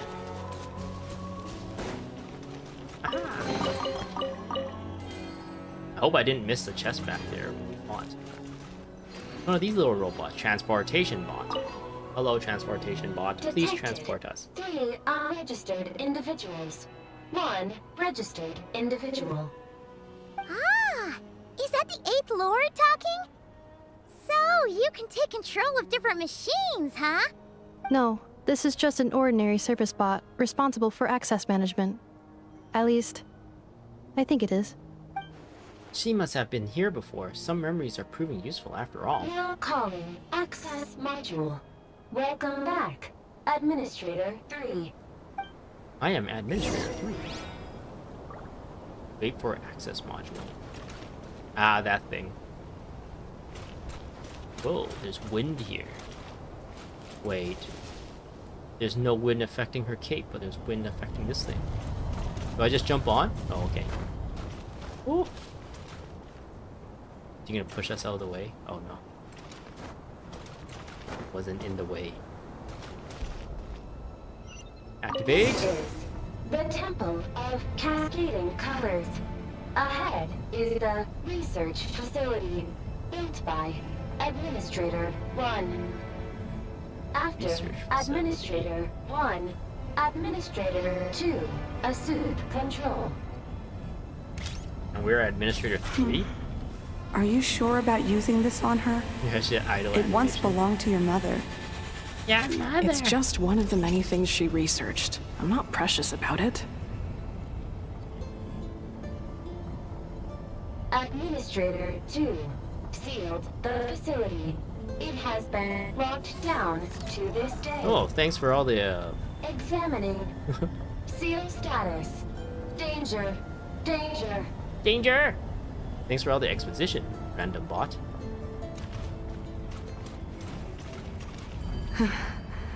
Things are looking really bad for the Children of Echoes. Uh-oh. This might be where I have to say goodbye. Goodbye. You're a good friend, and you've already done more than I could have asked for. There's just one seal left. She and I can handle it. Interesting. So that's Shilolin's ancestor talking to Chasuka's.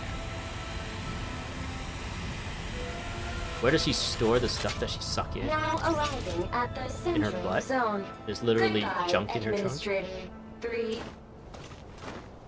We are administrator.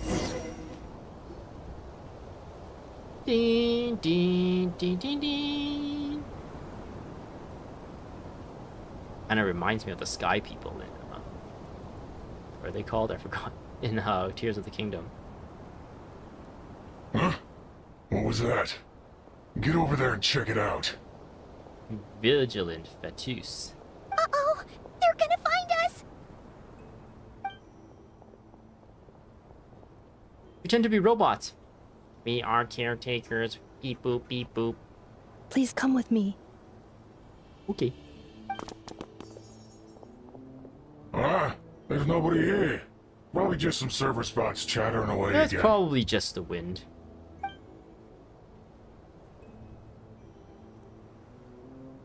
We're hiding. Phew! That was too close. We hit just in time. How did you know where to go, Did we establish that she is number 11 or number 13? Number 11 at this point? She knows this area, Paimon. Think I've been this way before. Let's head through here. It'll take us to the other side of the square. And the way we're gonna do it is cause an entire like explosion. Well, there's another lore piece here.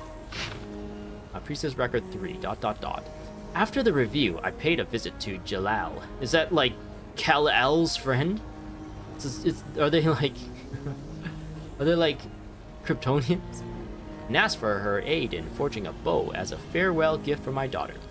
After telling her why I had sought her out, she remained silent for almost 2 minutes. Her turquoise eyes blazed as she replied, "You would do well to remember, 8th Lord, that you are exploiting a kindness I never owed you in the first place. How dare you ask me to debase myself and forge crude weapons for the insignificant humans? Had anyone but the Sovereign or you uttered such insolence, I would have already ripped the blasphemous tongue from their mouth and stitched a new crimson gown for my jade with it." For my jades? Stitched a new crimson gown for my jades with it? With a tongue? I'm having trouble picturing that. I've refused. Like, they're dragons, right? Is that why they have really long tongues, maybe? But how do you stitch that into a gown? And what is a jade's? I refuse. I will not entertain this ludicrous insult.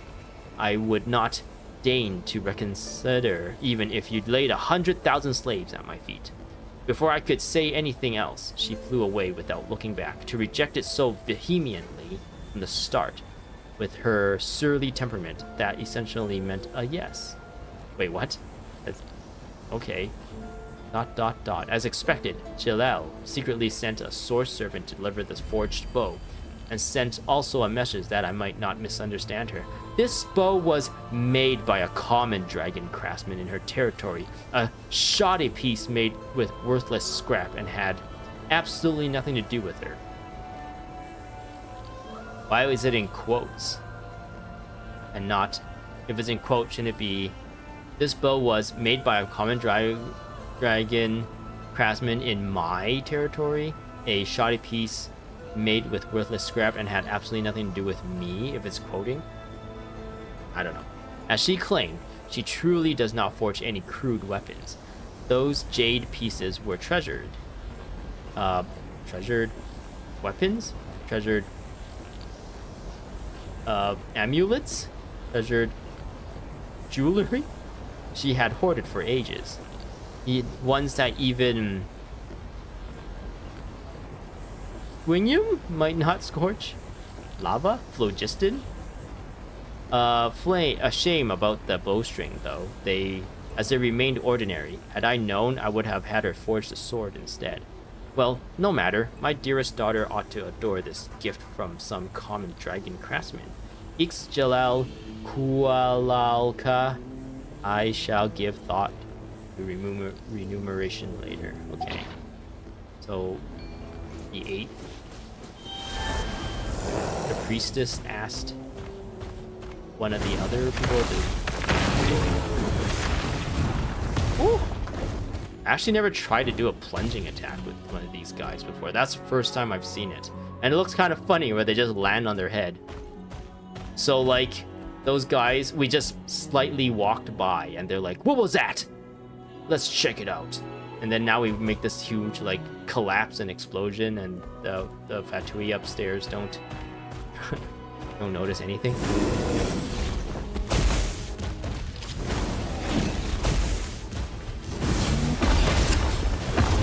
I like smash these guys. I think I might be faster. Not too far now. Let's do it! As one with wind and cloud. One with wind and cloud. Let's ride! Hey. I guess with all the people, a lot of my characters can do like, either can drop something and then leave, drop an AoE or something, or drop a summon or something and leave. So all that combined was like pretty strong. Ooh, okay. Opens that This door. passage is only used for drainage and maintenance access, so it's not registered on the system. It's the perfect route for an ambush. Okay, they want me to go into this.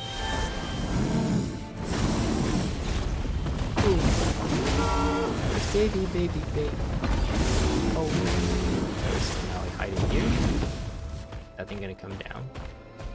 Oh, I know. We just literally just keep going.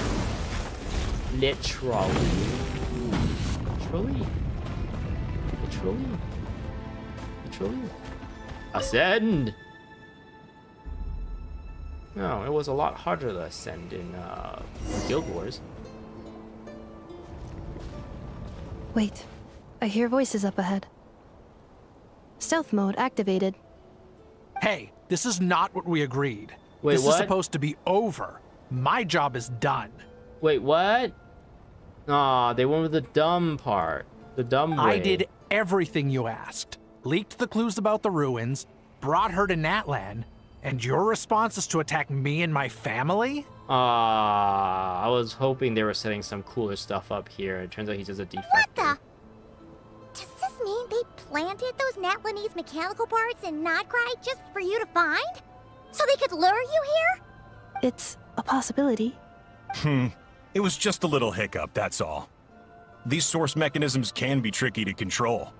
The last time you reported in, you mentioned she was mopping up machines near the Flower Feather clan, remember? Well, we needed to lure her further out, hence why we created that little kerfuffle. It's unfortunate that your wife got injured, truly. But hey, look on the bright side. Now that you've shown up, we might actually get the job done this time. This time? No, no more. Not after you hurt my family. I told you, I'm done. I think you'll find the risks were stated quite clearly in your contract. And it's not like anyone got seriously hurt. Okay. It still feels weird that he like gave us the information about these guys so easily when he was working for them. But it looks like the way they explain it is that he was still kind of trying to trick Inefa into coming here. And he maybe he thought that by revealing the Fatui, it would achieve that goal, maybe? I don't know, that feels like me coping. Trying to make the story like better than it actually is. Or make the story sound better than it actually is. Your job will be done when you deliver what you promised. Our agreement was that you would bring her here. Not just to Natlan, but to this Well, facility. today's your lucky day. But... No buts. Only boobs. Did you really expect to get away with shouldering none of the risk yourself? We're writing off your debt to the Northland Bank and letting you get back to your old life in the UA. That's a lot to ask for nothing So in he turned out to return. be a dummy anyway. The only reason why did this because they have leverage on him. Like financial leverage. I've been your Boo. inside man in Nasha Town for over 10 years now. Is that not enough for you people? I guess this character would have, if they wanted to make like a cool character, they would have made him like a playable character, right? So that's why they kind of have to make these NPC looking characters just like dumb and forgettable. If they make them like cool and memorable, then and they're gonna put the time into fleshing like a character out, they wouldn't just give it to an NPC. They'd actually flesh out like a playable character. But then at the same time, if this guy was a playable character, it would kind of like ruin the story a little bit, because you'd already assume he's a good guy, right? Or at least an anti-villain will be allied to us, because all the playable characters are not technically bad guys. You can argue that Tartaglia and Arlecchino are bad people, but in the story they like really hammer home the point that they're doing it for good reasons, doing what they're doing. So yeah. Oh man, I don't know, I feel like they could totally just write cool characters just to make the story good, right? Even if the character is like an NPC. I don't know. I don't know how the game dev, how they make decisions. You ungrateful louse. You ran yourself into the ground. And who was there to dig you out, huh? Us! Can you name one single way we made life difficult for you in Nasha Town? Look at you. You've managed to start a business.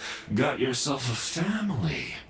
You have just one simple job left to do, and after that, you're free to go home.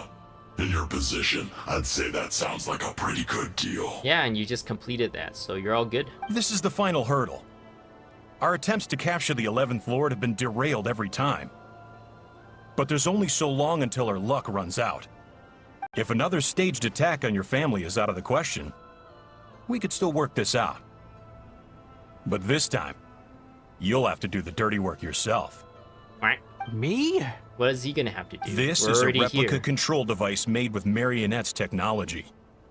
After we stole the administrative privileges from this territory, we copied them onto this. How did they steal administrative privileges? Did they social engineer someone? Did they hack into them somehow? There's like a network vulnerability that they exploited. It was like an open system, open device that is connected to their network that they VPN'd into, they SSH'd into, and then gained local network access that way. It will give you control of any machines built using secret source technology. Okay, now they're just making Take this character really dumb. and use it to capture the 11th Lord. Like, we're already here, so technically if we want, we can just be like, here we are, and then beat them all up, right?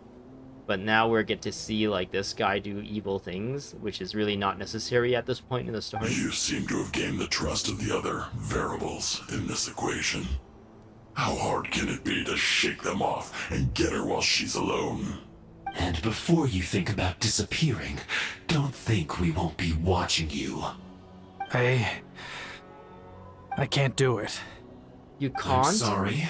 What did you say? What did you say? You I said can't. I'm whack. I won't do it. She saved my life so many times, it would be the ultimate betrayal. How could I look my daughter in the eyes and act like everything's still okay? So you're gunning for the world's best father now, are you? A guy like you. You're fooling no one. I'm not liking the direction of the story. This is our mistake. We let you have it too easy in Nasha Town. And now, you've forgotten the most important detail in your contract. The termination clause. Does someone need to be terminated? Does the termination clause state that someone who wants to terminate the contract will be terminated? Ah, man, if he was a spy and he's spying on these guys and he's like, you know, feeding information to Li Yue and, I don't know. I guess in that story, it doesn't really make sense for him to have a family. But in this sense, in this case, like, he's just a regular guy who wants to live a regular life that happened to get himself in a lot of debt. It makes sense that he has a family, so maybe this is still like the better story, or the story that makes more sense. And if he was a spy, I don't know, I guess I have a bias to that story, because I think that story's that if the story went in that direction, it would be a lot cooler. But yeah, I guess it wouldn't make sense for him to bring his family along if he was a spy. I think it's time we parted ways. But I did mention that maybe he was doing that as a cover as well. He needed his family to like be with him while he traveled, so he doesn't bring suspicion. Like, why is that guy just like suddenly leaving his family for no reason? But at the same time, does he even need a family? Why did they give him a family? Ugh. Okay, I don't know. It's story writing, right? You can go in all these different directions, and we can never know why the devs arrived, or the writers of this game arrived at this direction. They must have like talked it over like a lot of times, right? And maybe there was a bunch of stuff that are like changed or edited. We can never know. Huh? Huh. It is I! Enefa, Traveler. You have a lot to answer for, but that can wait. You have to get back for Edieta and Amu, right? The 11th Lord. And the Variable. We were hoping you might show up. Wait, the controller. Without that, you... You thought we'd hand over the genuine article to you? Was that just a backup one or something? Oh, they knew that. They already knew we were here because we decided to use a... What was that dinosaur called? The headbutting dinosaur? To destroy some things, causing a ruckus. And these guys were like, that's probably the Traveler and Enefa. I mean, who else would just be destroying things? Okay, let's set the trap. Everyone to your places. Another bear here. That's just a beacon used to set the location for this cage. We've been monitoring your movements ever since you entered these ruins. Ruins? Congratulations, Joshin. Your job is finally done. With you here, it was far easier to infer their location. You were playing me for a fool this whole time. Yeah, you're such a fool, you stupid. Why couldn't you have been cool? Why do they never make cool NPCs? Don't waste your energy trying to break out. We've commandeered at least half of the systems in these ruins. All available power sources are keeping that cage intact. Well, what are you gonna do to us? Well, what are you gonna do to our buttholes? No one needs to get hurt today. We aren't looking for a fight. Especially not with Natlan's Tumaini. All we want is for your friend here, the former sovereign ruler, to lead us further inside. Affirmative, roger, roger. Further inside? But we seem to have reached the center already. There is nowhere else to go. So it appears. But there's far more of this territory than meets the eye. Because they're robots. The dragons possessed vast knowledge, and we've barely scratched the surface. That's where the sovereign ruler comes in. If our supposition is accurate, she has in her possession a secret key that gives access to the core. Oh man, is that the thing that we brought that we needed to fix? A message? The thing that held our message? Is that the secret key? Excuse me. I will Okay, cooperate. Let the Traveler, Paimon, and Dwashin go. You never know! These are bad people! Don't trust them! No, Enefa, no. You are only here because of me. Besides, this is what I want. Is it now? Oop, accidentally. Finally, a voice of reason. Gotta hand it to the dragons and their advanced artificial intelligence. But unfortunately, there's no way we can agree to those terms. Oh. How do we know you won't just attack us the moment we let you out? Yeah, so settle down and get ready to go hungry for the next 3 days. Even you, robot, you'll need charging eventually. Charging? I charge from the sunlight. Before I go, they may have left a trail on their way here. Send someone out to cover our tracks. The last thing we need is reinforcements showing up. Okay. This is all my fault. Arieta. Amu. Now you're gonna die here with us. Beep, boop, beep, boop, boop. I am the 11th Lord. Or I mean the 8th Lord. Huh? Who did that? It was I, the robot. Impossible! Every system we hacked is set up to hold them back! Could it be? Could it be? Hold tight. This is my domain. This is her domain. Now we fall down! That must lead to the core! It was beneath our feet this whole time? Take this barrier down! Oh, there's the big circle thing. Didn't stand out to you. There's a hexagon. It would be funny if, like, we fell, but, like, Paimon just stayed floating there. And then she looks down and she's like, oh, right, okay. And then she floats down to us. There was, like, funny little, like movement gags like that they could do. Which they never do. And whenever, like, we were in that, like, big, like, mechanical serpent thing. Oh, that was a long way down. Traveler, Inefa, are you okay? When we were on that, like, mechanical serpent thing, it was moving really fast, and we just get a voice line of Paimon going like, ah! Wait, was it the mechanical serpent? Or was that something else? I think it was a mechanical serpent. Paimon was like, ah, we're going too fast! Or something like that. At some point in the story. I might be getting that mixed up with another point in the story. Like, we don't actually get to see, like, that kind of stuff. Like, is she holding on to something? Is she trying to float as fast as whatever we're riding on? Yeah, there's so many opportunities of, like, actual, like, funny visual gags and stuff, which they never do. But they just keep using the same canned, like, animations and emotes, it looks like, whenever they do stuff. No damage to report. But... I think I broke a leg. Only one leg? After that fall, that's pretty impressive. Hey, you! Thanks for the rescue, but could you have been a little more careful? No. Beep boop beep boop boop. Hey, he has a funny face. It looks like her. Oh, and we're back to beep beep again? Well, isn't that convenient? The little, That is like, because I no longer need to communicate via that machine. Down here, I can talk to you directly. It's that voice again. When the Fatui put all their resources into keeping you trapped, it gave me a brief window to seize my privileges back.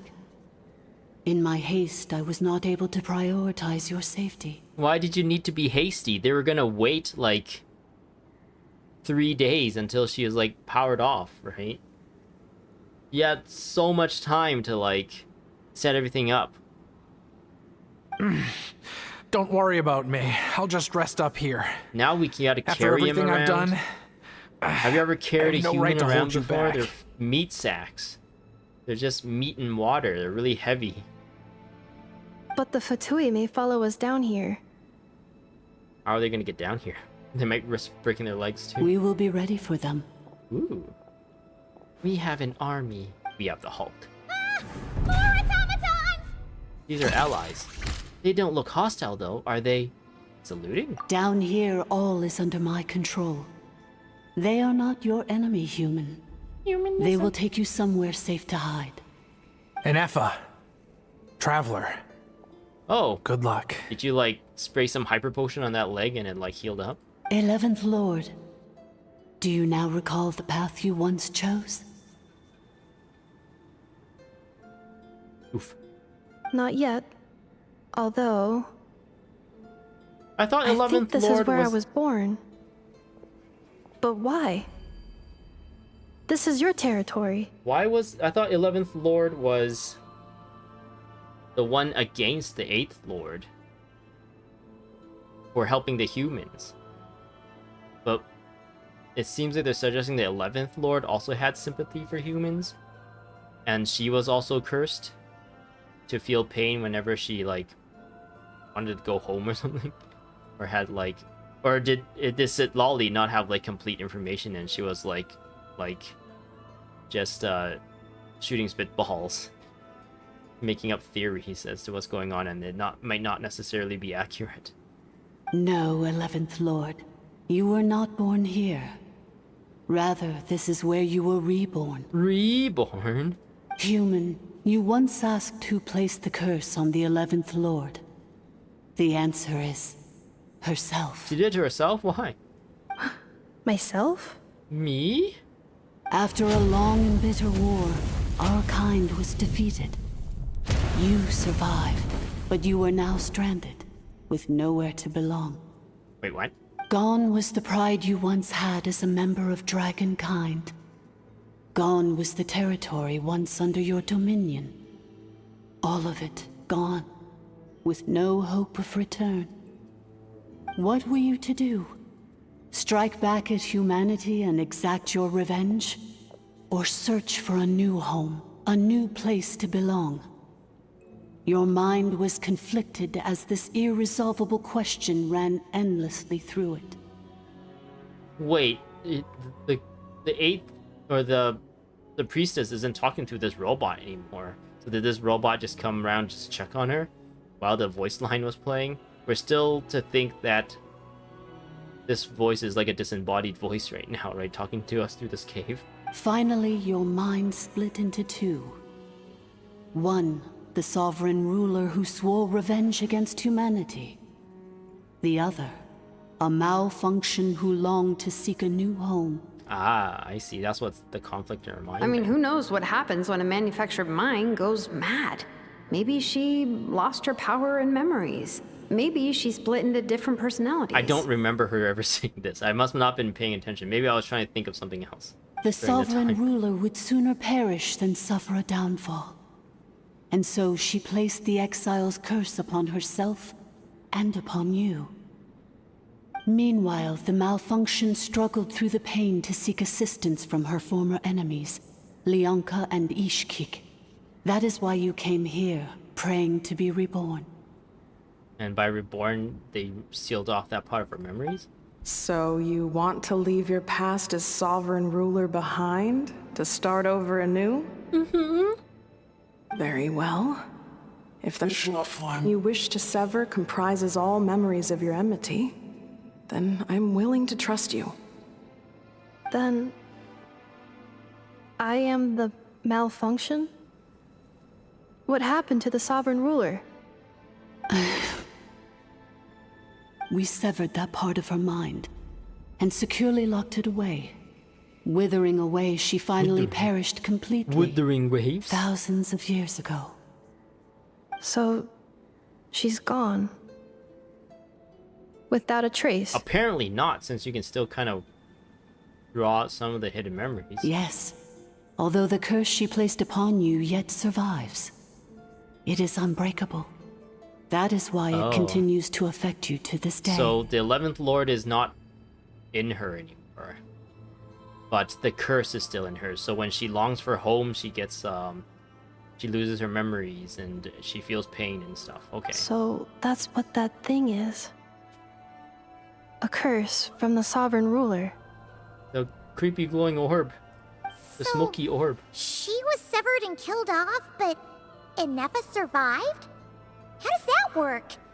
Are they the same person? Dragon? We did see a greater Lord Rukadavada and lesser Lord. I don't remember. What was the two? They are part of the same person as well. What was Nahida's, like, god name? We sovereign rulers are artificial intelligence no, built with secret name. source technology. A fusion of phlogiston and information. In the case of the 11th Lord, the sovereign ruler personality and the malfunction personality split all but completely, even coming to occupy separate physical entities. In human terms, they would almost be considered as separate individuals. How convenient.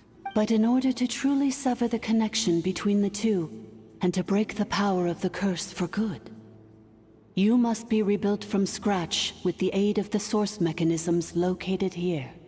Just as I was before you. What? I too was tormented by the pain of the curse. But Leonka severed most of my knowledge and memories, rescuing me from the brink of destruction. So how come you remembered all this? And how come Inefa has forgotten everything? It is because her heart is incomplete. Before the rebuilding process was finished, Ishkik met with misfortune, and the Flower Feather clan became more hesitant to act. Leonka sealed these ruins to prevent their discovery by Ochkan, and sent you out of Natlan for your own safety. That is why you are still plagued by memory loss. But I continued to work tirelessly, preparing everything you would need, waiting for the day that Ochkanatlan would fall, and you would return. Wow! That's a long time. How long ago was Ochkan around again? Hold on! Paimon knows this. For the last 2,000 years. You've been waiting here for me? Damn. Imagine my surprise when the first to arrive was not you, but those whom you call the Fatui. They proceeded to steal my administrative privileges, plunder my territory, and send the automatons into a frenzy. I like how they still hand wave how the Fatui managed to steal the administrative privileges. So yeah, they just came and steal it. I mean, like, it was laying right there on the floor. No one was looking at it, and we found it, and we stole it. Okay. But all is not lost. Leonka made a backup of the administrator privileges and placed it in your core. With that backup, I can control the source mechanisms within the territory and complete the rebuild that she began. And once you are whole again, I can repair the damage done by the Fatui and open a route back to the surface. What? How convenient. You can solve all of our problems at once. If you are ready to continue down the path you started all those years ago, let's do it. then proceed further into the depths, where I will be waiting for you. Okay, that sounds good. Let's do it. That was a lot to take in. Let's see if Paimon can wrap her head around all that. Okay, let's let Paimon explain in layman terms to us. So, basically, there was a bad robot who bugged out and turned into half good bot, half bad bot. That's 3 halves. Then, bad bot cursed good bot, so whenever good bot thinks about the idea of belonging, she gets headaches. Meaning, the only way that Inefa can avoid the pain is to keep forgetting everything. Impressive. You understood it better than I expected. Paimon. Paimon's getting better at this kind of thing. Wait, you did mean that as a compliment, right? Paimon, brain get bigger. Curse. Malfunction. Belonging. Is everything she said true? It fits my hypothesis. And it seems to explain all my erratic behavior and cognition. In that case, shall we keep going like she asked us to? I believe we should. The Fatui still have control of the upper levels. Their access must be revoked before you can exit the territory. Besides that, I want to know what happens when I'm made whole. Maybe then, I will finally know where I belong. I'm hoping there's gonna be a cool, like, cutscene that this leads to. And we learn more about the past, like the ancient past. A draw scene. I'm so sorry. I didn't want to talk to you. I wanted the treasure. This probably isn't the time or place for apologies, is it? Why did you refuse to cooperate with him? Couldn't you have just played along? It says in my contract that all terms are to expire in the event of my death. That means my family would no longer be at risk. They're hardly the most scrupulous people in the world, but they do keep their word when it comes to contract stuff. No, that's Li Yue people. And That's you. Case, you keep keep dead, your word, not them. It wouldn't be worth them going after my wife and daughter. Not worth the risk of getting on the wrong side of the Flower Feather clan. I don't know why you have such confidence that they would honor your contract when you're dead. That's Li Yue culture. That's Zhang Li contracts. Not Fatui people. Or are they afraid, like, because apparently breaking contracts is like very bad crime, I guess, in Li Yue. If and because of that is like punished really bad, so he's like, his faith is actually in Li Yue law and not the Fatui themselves. They think like the Li Yue enforcement of their law is strong enough to deter the Fatui from like breaking that contract. Oh wait, but the contract, when the contract is nullified, so they're hardly the most scrupulous people in the world, but they do keep their word when it comes to contract stuff. And in any case, with me dead, it wouldn't be worth them going after my wife and daughter. This doesn't make sense to me, actually. The contract was for him to do the tricky stuff to try and lure Inefa here. And if the contract is done because he dies, there is nothing stopping the Fatui from going after the wife and daughter. It's just that it is like his opinion that his wife and daughter isn't worth the time, worth the effort to go after because they'd have nothing to offer, maybe. But I don't know, they could just be evil, right? And they're like, oh, we can sell these two or something, and we can capture them, beat them up, and then sell them into some sort of weird, I don't know, thing. So there's no contract, like when the contract is null, there's no contract in place to actually protect these guys. So not even Li Yue Law on contracts will help. So I think he's just shown to be like making bad decisions with bad like foundational knowledge and logic the entire time going through here. And I really wish they made him a spy and that he was actually smart. But maybe it's really hard to write smart, or characters are smart. It's easier to write characters that are dumb. Or maybe the real reason I didn't play along was I'm tired of pretending to be someone I'm not. So you would rescue your entire family and yourself for that? That's dumb. I'm gonna rest here for a while longer, then get to somewhere safe. His leg is still broken. Please, like one of just his. go on without me. One of his like I've been bones enough is of like a burden sticking to you out. already. Not to mention Inefa. We just like wrapped it up. You're like, oh, it'll be fine. Just put pressure on it and don't let it bleed. See, but it hurts. Oh, and I grabbed some supplies before I set off. They're just over there. All yours if you want them. Is he talking about this treasure chest? Or is there like another supply somewhere? I guess he was talking about the treasure chest. There's some sparkles here. Yep.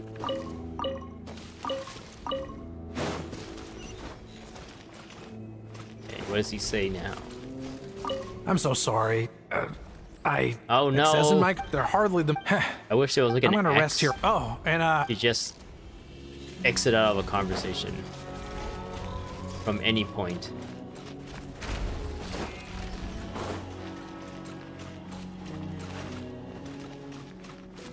Okay, let's ooh. I guess we gotta go that way at some point.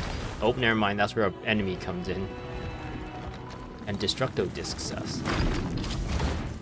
Threat detected. Protect Administrator 3. Ultimatum protocol. Defensive mode engaged.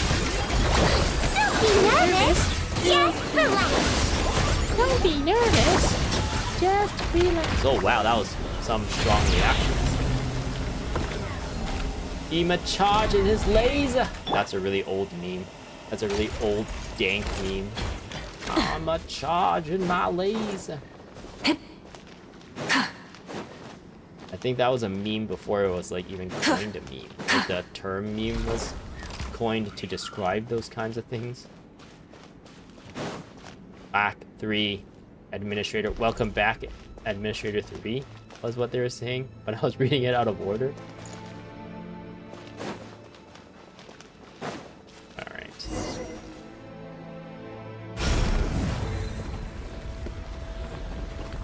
Please wait. Confirming. Administrator 1. Deceased. Uh-oh. Administrator 2. Deceased. Administrator 3. Identity confirmed. Lifting restrictions. Alright. Let's see here. Go back to Ina. Don't collapse on me now. I'm trusting you.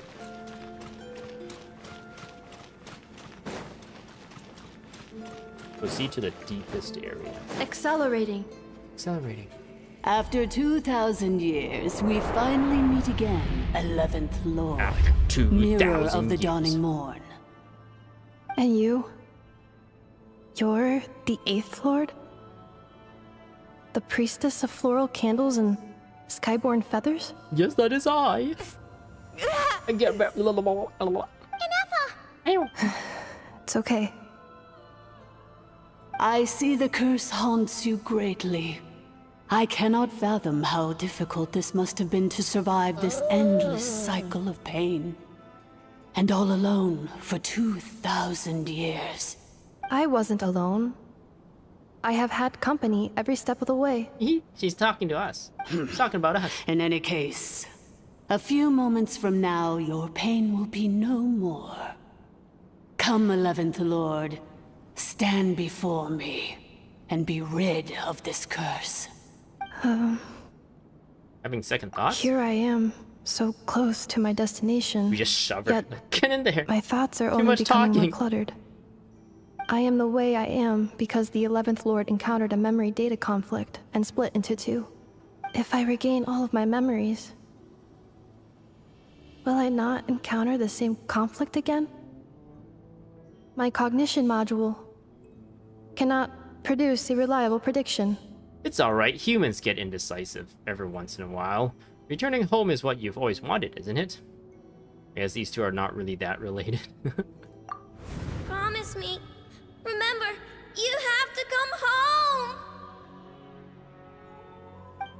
It is. But if my memories turn me back into a bad robot, do whatever it takes to stop me. Okay. If that is the case, I cannot be allowed to make it back home. We had a fight? Oh, I know we get to walk. Dun, dun, dun, dun, dun.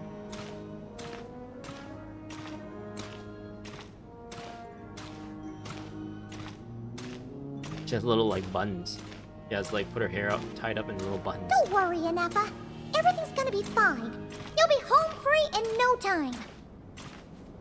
I'm glitching out. I am having second thoughts. I'm having second thoughts. Oh, no. Okay. Okay, thank goodness I didn't walk all the way up there. Purge. Purge the curse. Over there. That is the curse? Yes. For the most part, it has been strangely calm ever since I entered this place. And yet, whenever I'm about to recover an important memory, it suddenly kicks in. Almost as if... It's a curse? As if it is being controlled by somebody else. That is quite normal. For it is now in the presence of its owner and creator.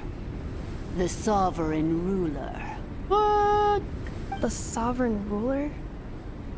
My other self? But I thought she perished.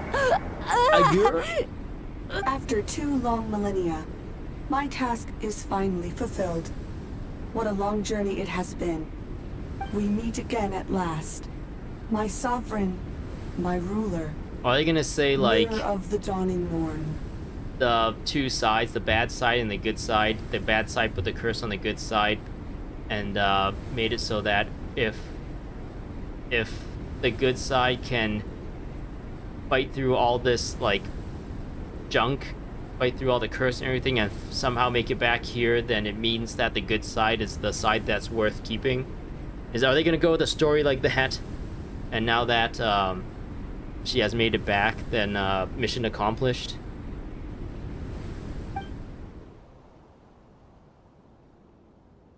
Do you think Inefa's okay? Why isn't she moving? Are we gonna fight her? Here we are, comrades. The core of the We gotta ruins. fight these guys. We've killed Fatuis before. We don't mind killing them. There's so many of them. It's the Fatui! They caught up with us! We gotta do something! But Inefa is still... Prepare for trouble. Battle. Unnecessary. Use the powers of the dark side. Oh no, they get squished. Squish. Ooh, they were red. Oof. What the fuck? Suffer.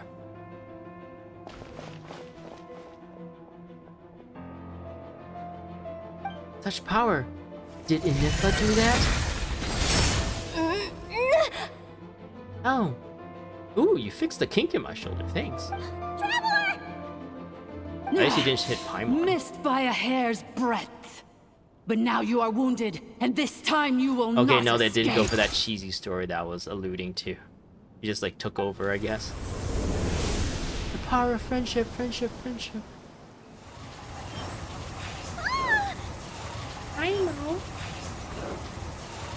With Anemo powers, no less. Interesting. I'm on help. This is bad. I can't delay it, but who knows how long it'll take to destroy it completely. Worse still, Paimon's in here too. Inefa! Why? No, that's not Inefa. Then whose voice is that? The Eighth Lord's? But why would Leanga's mother attack us? Leonka's dragon mother? Eighth Lord? I laugh in the face of your folly. Lowly insects. Did you humans really think that by forgetting the past, the curse could be escaped? And did you really believe that by simply being rebuilt, that traitor could avoid destruction? And this corrupt malfunction could regain her memories? Gosh darn it. We were hoping for the end of this story and things will be good. But no. The priestess is long gone. I and the other sovereign rulers executed her 2,000 years ago. For that is what becomes of all who betray us. And now this malfunction will meet the same fate as she. Then why are you being so nice to us this entire time? Just to drag out the story? You could have killed her a long time ago. Oh my god. There is no dragon mother here. Mother and there of never dragons. was. Breaker of Only chains. one lord has dominion here. And that is me. It is I. For I am the almighty Dragon Lord, Mirror of the Dawning Morn, 11th of the 13 sovereign rulers. Why did they not Kneel just before me? Why did they not just told us to read Mirror of the Dawning more instead of all this like stuff in those like priestess journal entries? This would have been made way more like sense narratively, like reading it, like okay, now I know who they're referring to. But then reading like Ixrak Lapuj Chik Buluk, I was like, I have no idea what that is, and then it just like ruins the entire like reading thing. And if the argument is like, oh, it's for like diehard lore people, why would you make people work more? I don't think that's a good idea to make people work for like this little bit of information. Or maybe it's like more lore accurate because that's what the people writing the journal entry would have referred this person as or whatever. But I don't know. We're supposed to understand like the regular English of it, and then like all of a sudden like the whatever this language would be is the part that we don't understand. Like there's no consistency there. But whatever, I'm just complaining again. I'm just nitpicking. You tricked us! It was you talking to us this whole time! You who lured Inefa here, and you who placed the curse on her! It was you all along! Did he just did the fake 8th Lord, I guess, now that it's been revealed, did she want to take over that body and she needed to come back to get administrative privilege, and that's why we were led here? Is that the reason why she didn't just kill us in the first place? She wanted the body? Inefa? What a suitably ridiculous name. To me, she is nothing but a smattering of shed scales. An operational malfunction that must be destroyed. Mirror of Dawning Morn. So you want to leave your past as sovereign ruler behind? To start over anew? I applied the curse to curb her resistance, shut down her mind, and silence her lies. Now all that remains is to borrow your privileges and see that she is severed for good. Wait, what does she have privileges? Very well. If the malfunction you wish to sever comprises all memories of your enmity, then I'm willing to trust you. No living thing is born evil. That's not what I believe. The only ones who do evil are those shackled by hatred, those who were never given the opportunity to do good in the first place. Good and evil? Foolish categories that fail to distinguish between kin and foe. But she is the rotten spawn of the Eighth Lord. Her folly becomes her. I ought to crush this human scum beneath my feet. But without access to the treacherous Eighth Lord's facilities, there is no way to sever you. So this is the Eighth Lord and this is the 11th Lord? But in time, I shall have my revenge. I don't know who's talking right now. Once this process is complete, and she realizes that she has destroyed the good instead of the evil, my claws will tear her heart from her chest. Ah, so they tricked her into doing this, but this is what... I don't know who's... This one, right? That's talking right now? This is the 8th person's domain? No, it's this one then. It's the white one, not the black one. And she's thinking this right now, so she can't hear it. Oh wait, no, she can hear it? Or does she know? Do you really trust her, Lianka? This malfunctioning part of a sovereign ruler's mind. You're a good friend, and you've already done more than I could have asked for. There's just one seal left. This is the 8th Lord. She and I can handle it. Okay, that makes sense. This passage is only used for drainage and maintenance access, so it's not registered on the system. It's the perfect route for an ambush. Right. Malfunction? Human? You conspired against me? Consider this getting off lightly. If Lanke was here, or if this was me 20 years ago, you wouldn't have survived long enough to realize you'd been conned. Shibalanke? Especially since you tried to con us first. You tried to have this poor child killed off in your place, didn't you? 11th Lord. Wretched worm! This is unforgivable! How dare you imprison me! And you, malfunction! Your curse shall endure until the sky falls and the ground crumbles!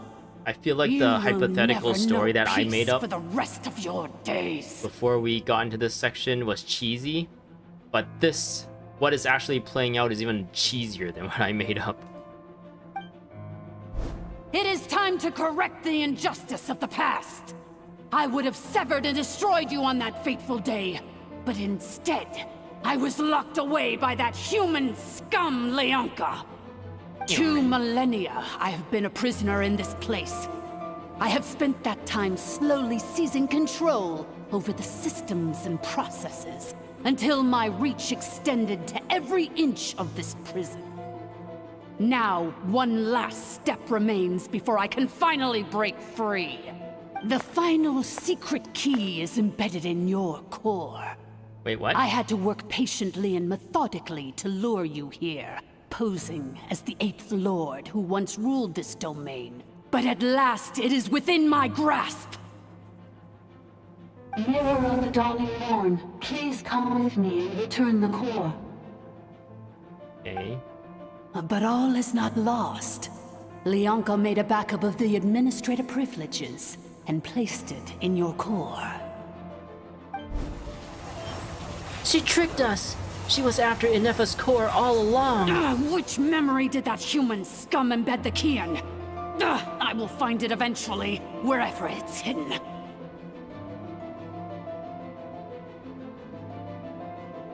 In the meantime, now that my resurrection has begun, so too shall my vengeance! Vengeance! Oi, vengeance!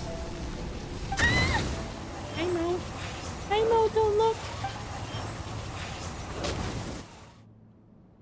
Oh no, little Primo. Her face. No, the power of friendship will survive. Will overpower all. Wretched malfunction! Do not impede the inevitable! I cannot let you get away with this.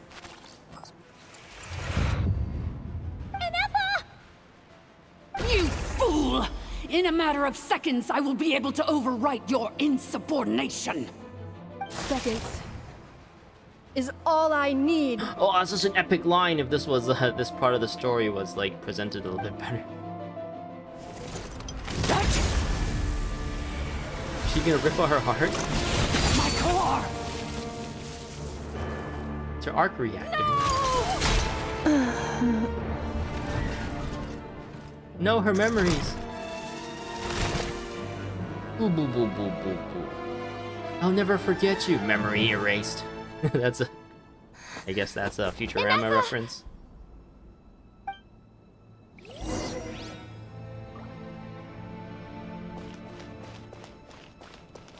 Okay, they just gave me back control to walk like 5 steps. Wake up! So that I can get into this scene. They could have just led into this scene without giving me control. She's gonna be okay, But I guess that right? whole dialogue section was so long, maybe some people were like, oh, maybe they need a break so that they can like exit out of the game.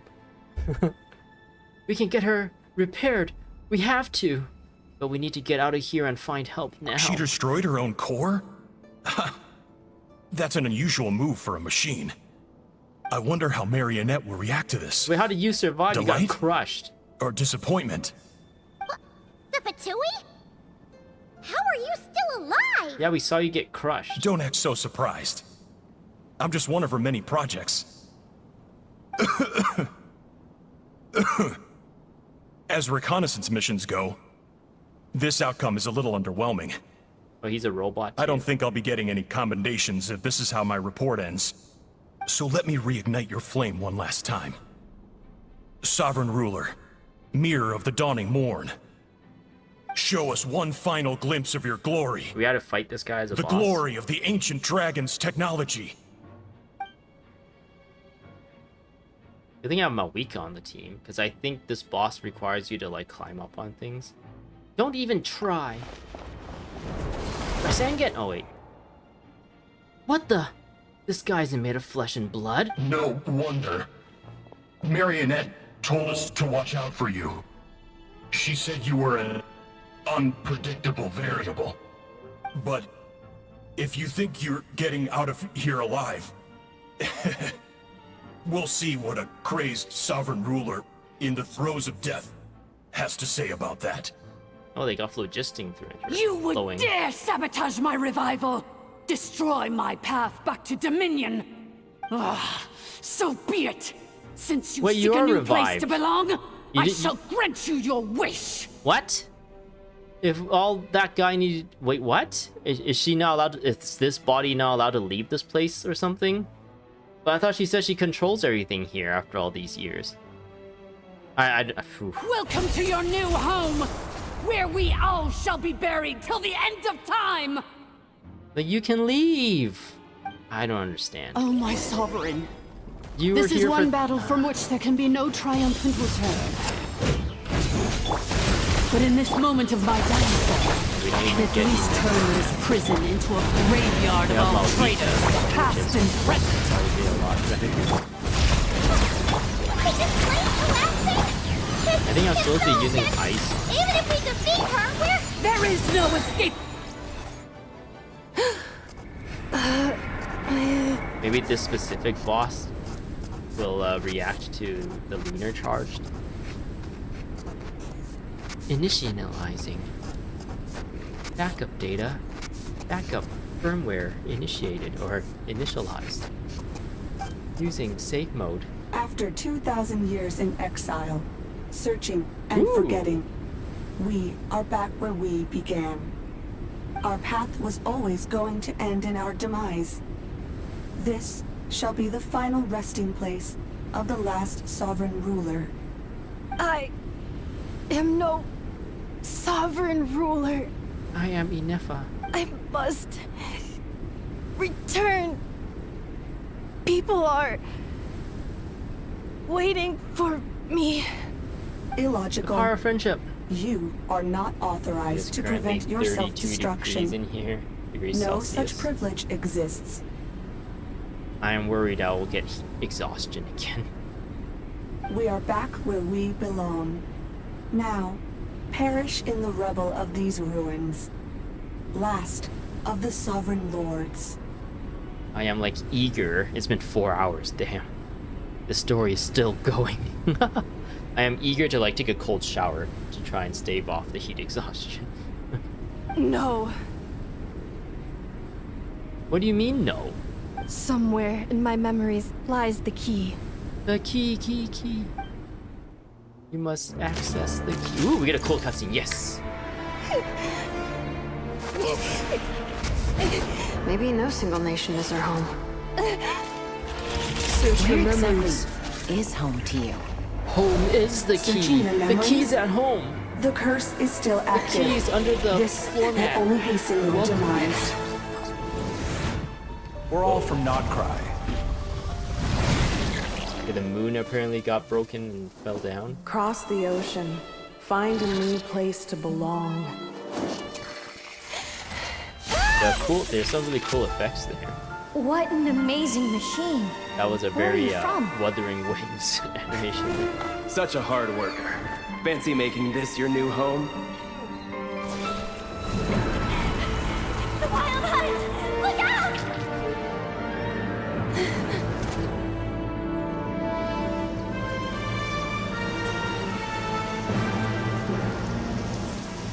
Impossible. Where is this data from? It's from my friends. From now on, your name's Inepa.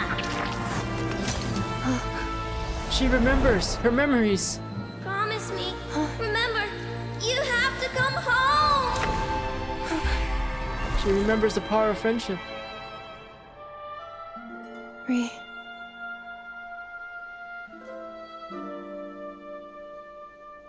Return.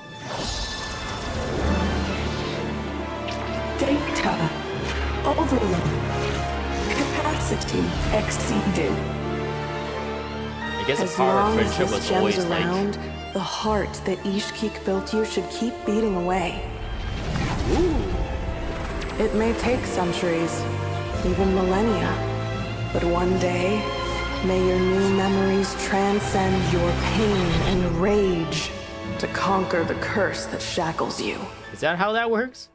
The power of friendship can What kind conquer of the curse? gem is it? Nothing special, really.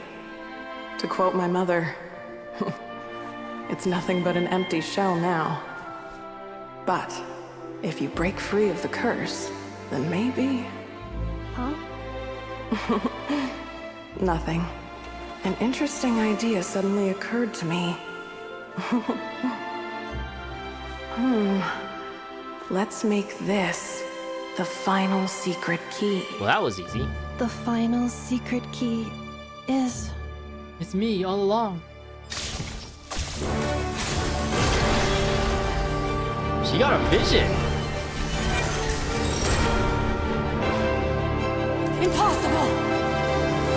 Oh, that blank thing was a blank vision. Oh, this is cool. Because we had a blank vision as well. We've come across a blank vision as well. And, oh wait, did she always have a vision? She did have electro powers, as it is. But maybe it's amplified because of the electro vision? It's Inepa! Hey! The place stopped collapsing! Warning. Cannot pause indefinitely. Please complete the battle promptly. So there's like lore that we never really know where visions come from. They just kind of appear in front of we can use that people same who are power source to worthy. control it. In which case, the priestess's research would suggest that this thing might be a better fit. A moon? What? I killed it Cannot. before all the voice lines. I was like, oops. Maybe I shouldn't have went nuts like that. Now I'm missing a bunch of lore. But yeah, that's cool. So the middle of that core that like they smashed was a what are they, inactive vision, and we had an inactive vision, and in the Inazuma arc, well, we didn't have it. What's funny is I've actually brought Kazuha into this. I didn't even mean it, but we actually refer back to Kazuha's like story where he somehow used the power of friendship and activated his like dead friend's vision. Because his dead friend, when his friend died, I guess the whole point about visions is that if you have a lot of motivation, a lot of ambition, and it like somehow fulfills like a really important role of some kind that the archons or the gods deem, you can get gifted a vision and it gives you like powers so that you have the ability to like reach your goals and stuff. And Kazuha was given one and his friend was given one. I don't remember his friend's name, but his friend was killed by the Electro Archon because the Electro Archon didn't like the fact that everyone had visions, and the Electro Archon took everyone's vision. And Kazuha's friend was one of the rebels who fought against her, and Raiden Shogun had to kill him, execute him because of his like treason essentially. And Kazuha took his friend's vision. It turned blank because his friend died. But then when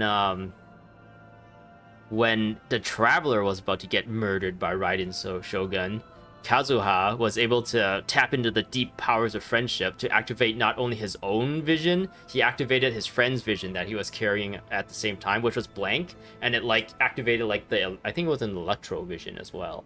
So he was able to like access like 2 visions power to defend against like the crazy like slash that was gonna hit the Traveler.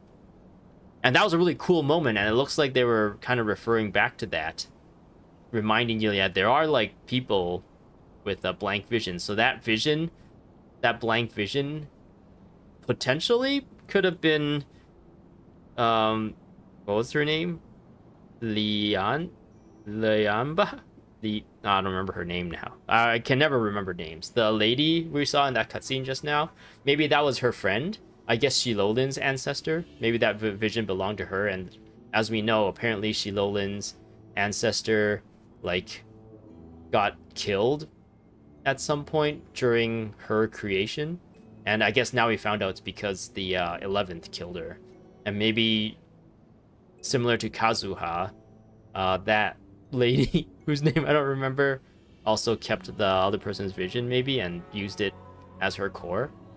And yeah, she was able to either reactivate it, or maybe she was giving a new one, and that was able to give the I don't know what's going on right now actually.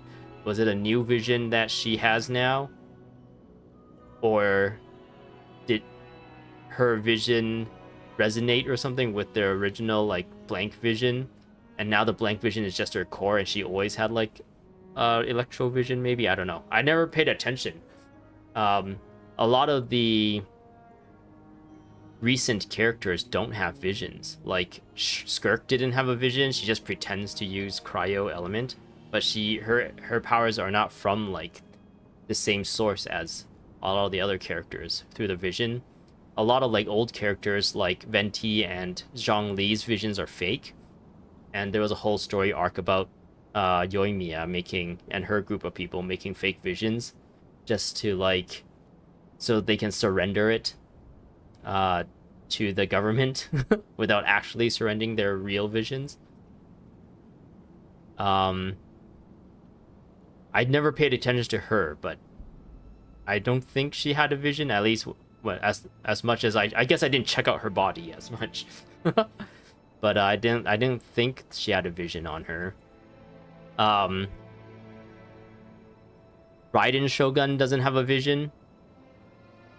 Like all the archons don't have visions essentially, but Venti and Zhongli are kind of trying to hide as civilians, right? So they kind of got a fake vision to kind of pretend like, oh, we're just vision users, we're not like super powerful beings, we are only a little bit powerful because of our visions.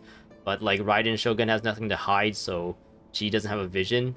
Nahida doesn't have a vision.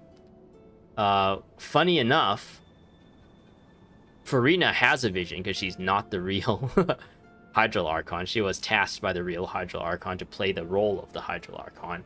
And when her like whole story came to a close, she was granted a vision by this like weird power. It turns out, I think, in the story that it's not like the Archons that give, like the Archons of each element, is not them who like decides who gets visions or not. It's like another completely different governing body, governing god of some kind that somehow dictates who deserves to have a vision or not.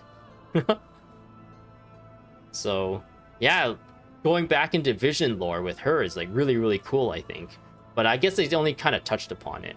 But yeah, that gave her like the power to kind of like defeat the curse, it looks like, and regain her body so that she can help us fight against the 11th Lord.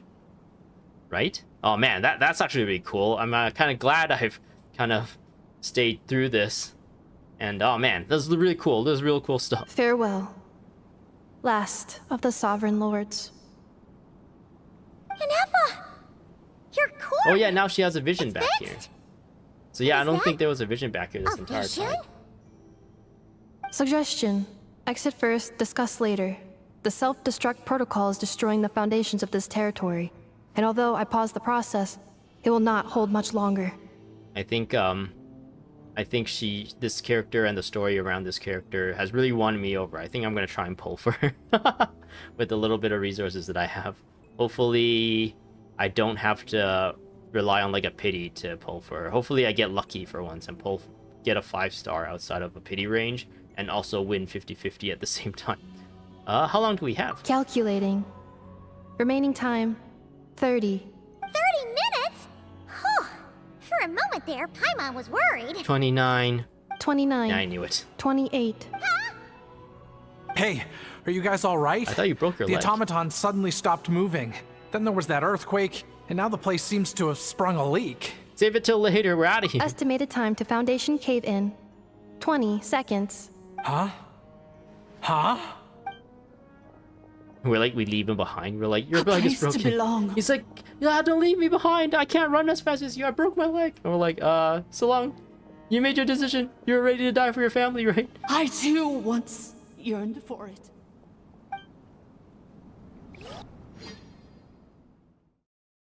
But yeah, it looks like...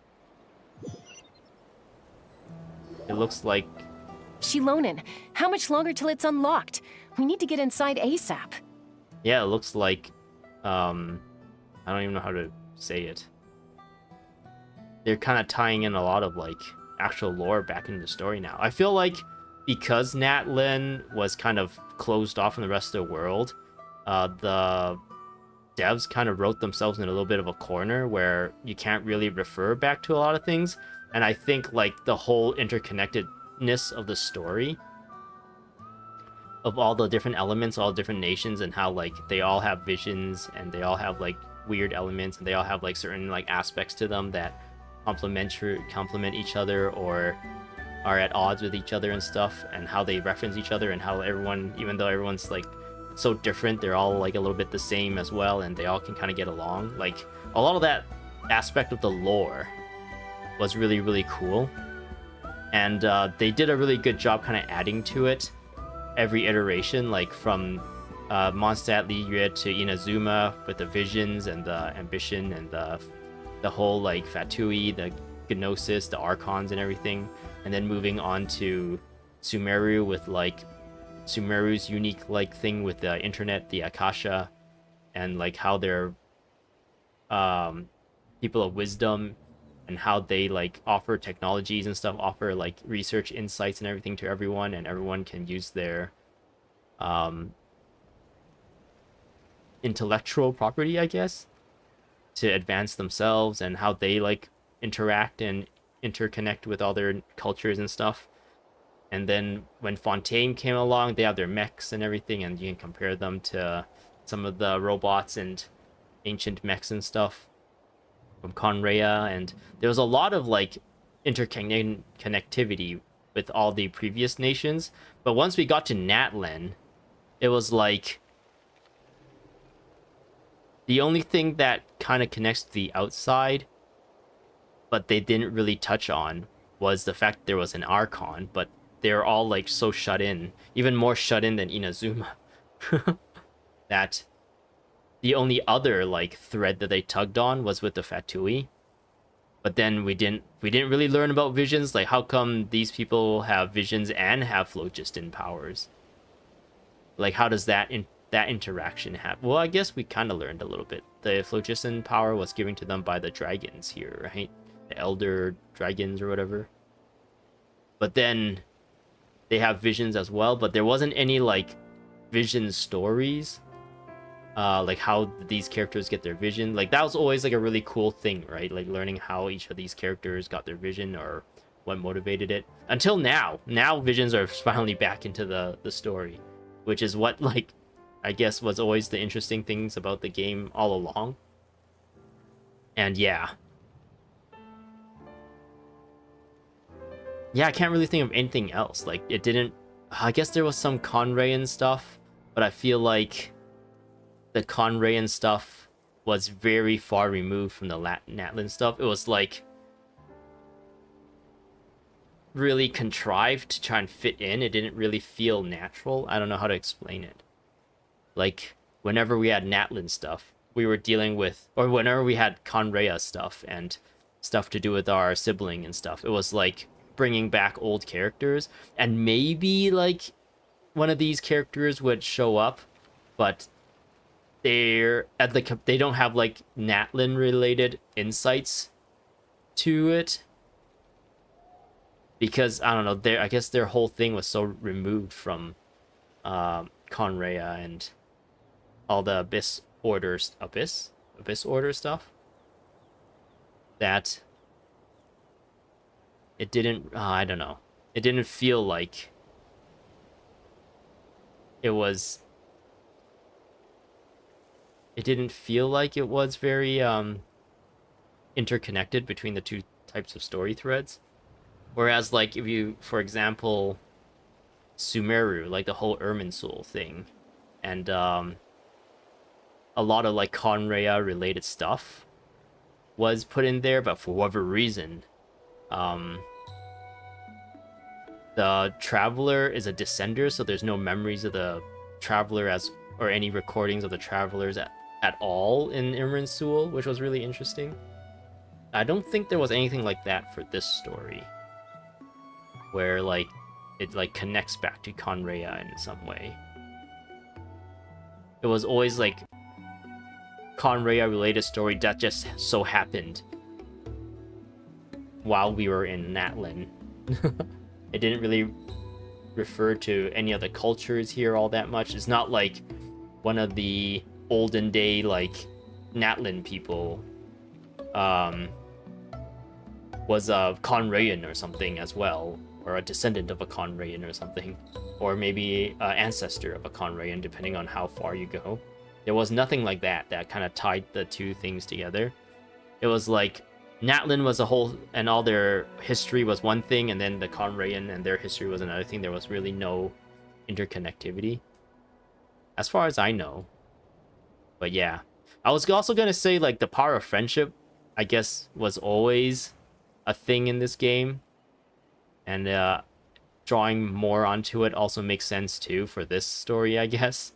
Which, I don't know, I feel like power of friendship as means of defeating the main antagonist or achieving the main goal is like not very good story, not very interesting story to be had. Like, the whole reason why we defeated Raiden Shogun was because of the power of friendship. Yai Miko gave us a pouch that let us like commune with all our friends, so that we were able to receive all of their power while we were fighting against Raiden Shogun. And we eventually convinced her through the power of friendship that her views of eternity is not the correct view of eternity, and that she must learn more and see more in order to make her definition of eternity more robust and more inclusive. I don't know what word to use there. So yeah, so this being like a power of friendship and family and home and all that stuff being a huge motivation or enough to regain control of her body, and thus with that ambition and that motivation gives her the vision, which gives her the power she needs. But I guess that makes sense. So as much as I like to nitpick and poo-poo the story so much, I think the story, there was some dips here and there, but overall it like was pretty good. Be patient, okay? I'm working on it. At least with the way I'm interpreting it and trying to like give it like the best shot, like putting my best foot forward for the story. Like, giving it benefit of the doubt on a lot of it too. But there is a lot of little stuff, like that weird guy that broke his leg, and that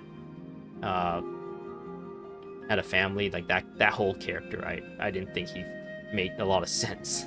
Let's trust that the Traveler can handle things in there. Malwika Shilonen is says here. she detected a huge energy source underground. Why was We Malwika can't just not break in or we'll consulted in risk this whole endangering thing? everyone in this entire area. When it comes to like ancient magics and ancient shit, why was Malwika nowhere near this? Like, we're gonna be dealing with dragons, and apparently you are like a descendant of one of the big dragon leader, or not dragon leaders, one of the humans leaders who fought against the dragons. Oh, I guess maybe she doesn't really know. I don't know.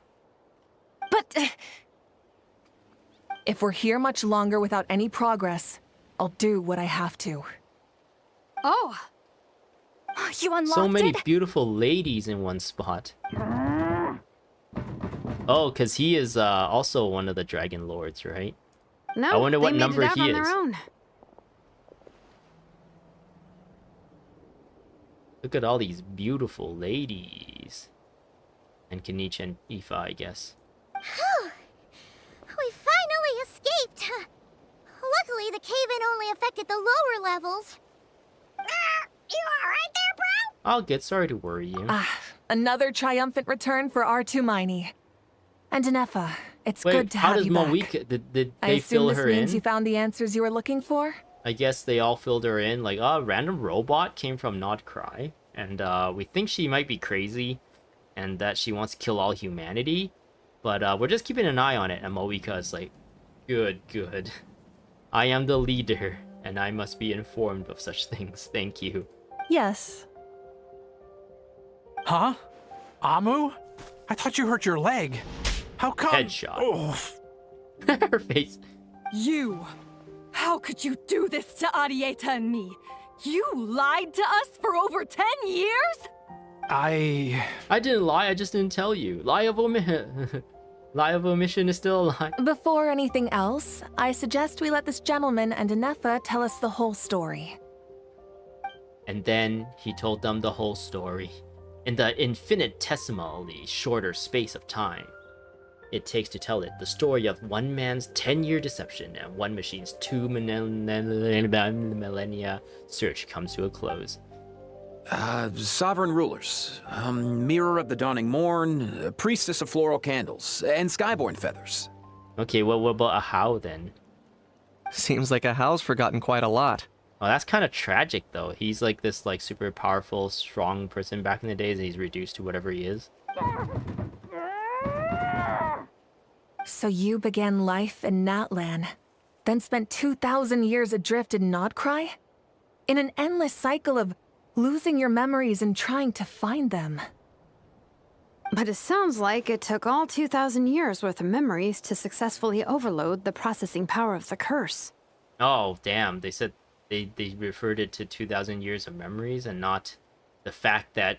Oh, maybe the 2,000 years of memories is what, like, fueled her ambition. Like, her yearning for home, her yearning for family, the power of friendship is what fueled her to become greenlit. I don't know what the word would be. By the whatever entity that gives out visions, in order to give her the vision. And I still want to believe that the vision is what gave her the power, the literal power, not like metaphorical moral power, but the literal power to actually break the curse was the vision, because that's like godly power, right? None of us had any certainty that the plan would succeed in the far future. Oh yeah, I guess our Not traveler I, doesn't have not a vision Ishtik, as well. not Lianka. I didn't And mention yet, her. They still did everything they Lianka, that's her could name. to try and help me. So yeah, Ishkuye is probably the person who died, and Lianka took... Maybe they both had visions.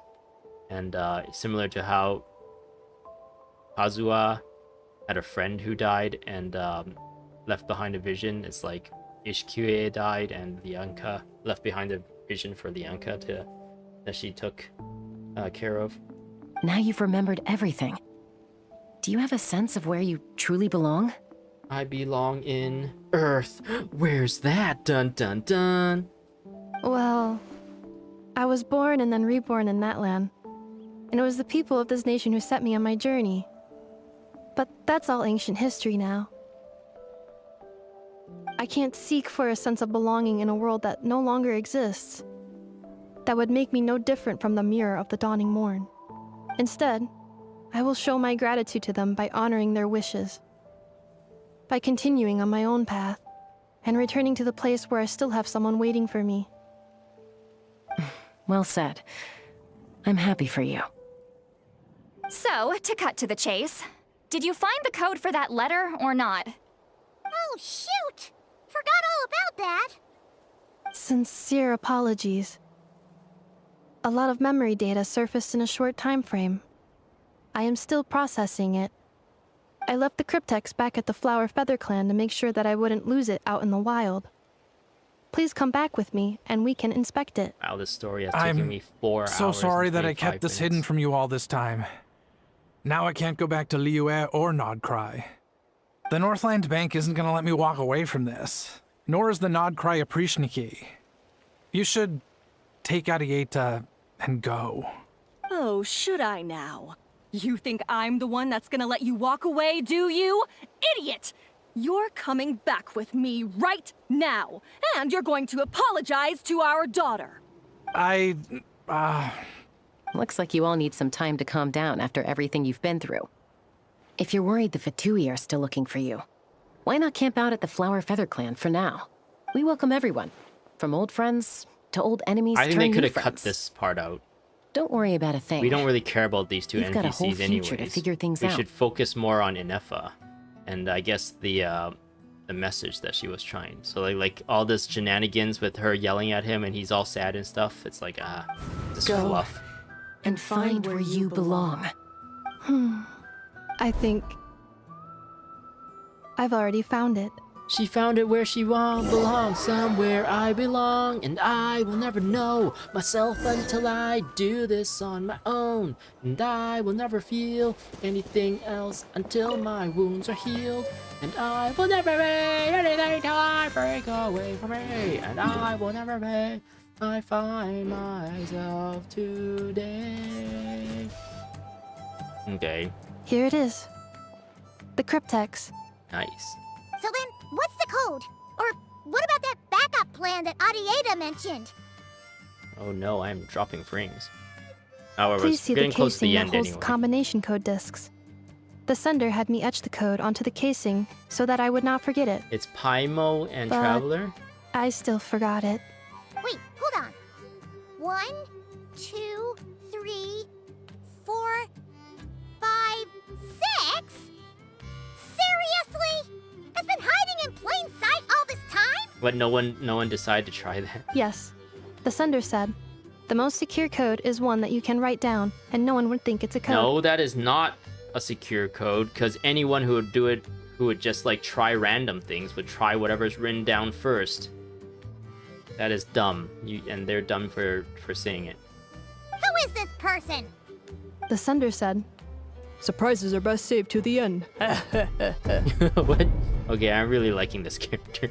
I guess the voice for this memory's character getting a little is doing too a really good good. job. Let's open it up. Help me, Obi-Wan Kenobi. Firecracker. Ugh. Paimon's had enough of this whole letter debacle. Just read it already. Dear Honorary Knight, I've It's heard from a Captain lot about you. Captain Grandmaster Eugene's always singing your Barca. praises. Cryptex letter to the Honorary Knight, Wingham. Hey there, I'm Varka. If that doesn't ring a bell, I'm the Grand Master of the Knights of Avonius.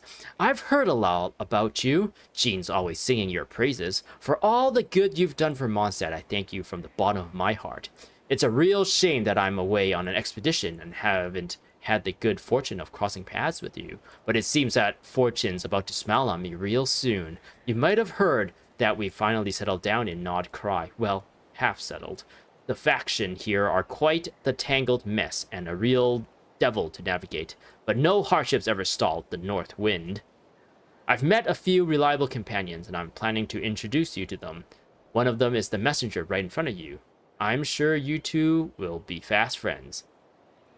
As for enemies, well, they're everywhere. We've got the Abyss Order and the Fatui, not to mention loyalties at risk of flip-flopping at a moment's notice. Given your experience, I'm sure you know what I'm talking about. Anyway, Now that I can see the bottom of my mug, I'm going to stop here. These words will likely be as dull to read as they were to write. Instead, let's talk more over a glass of wine sometime. See you in Nod Kari, Varka. P.S. Postscript. Back in the days when you're actually writing a letter, there's no like backspace or delete. And you thought of something to write in your letter that you don't want to like edit in, you just go PS and write at the bottom of the letter. If you're really heading over, you'd best lace up your boots. It's a world apart compared to Mondstadt. PPS.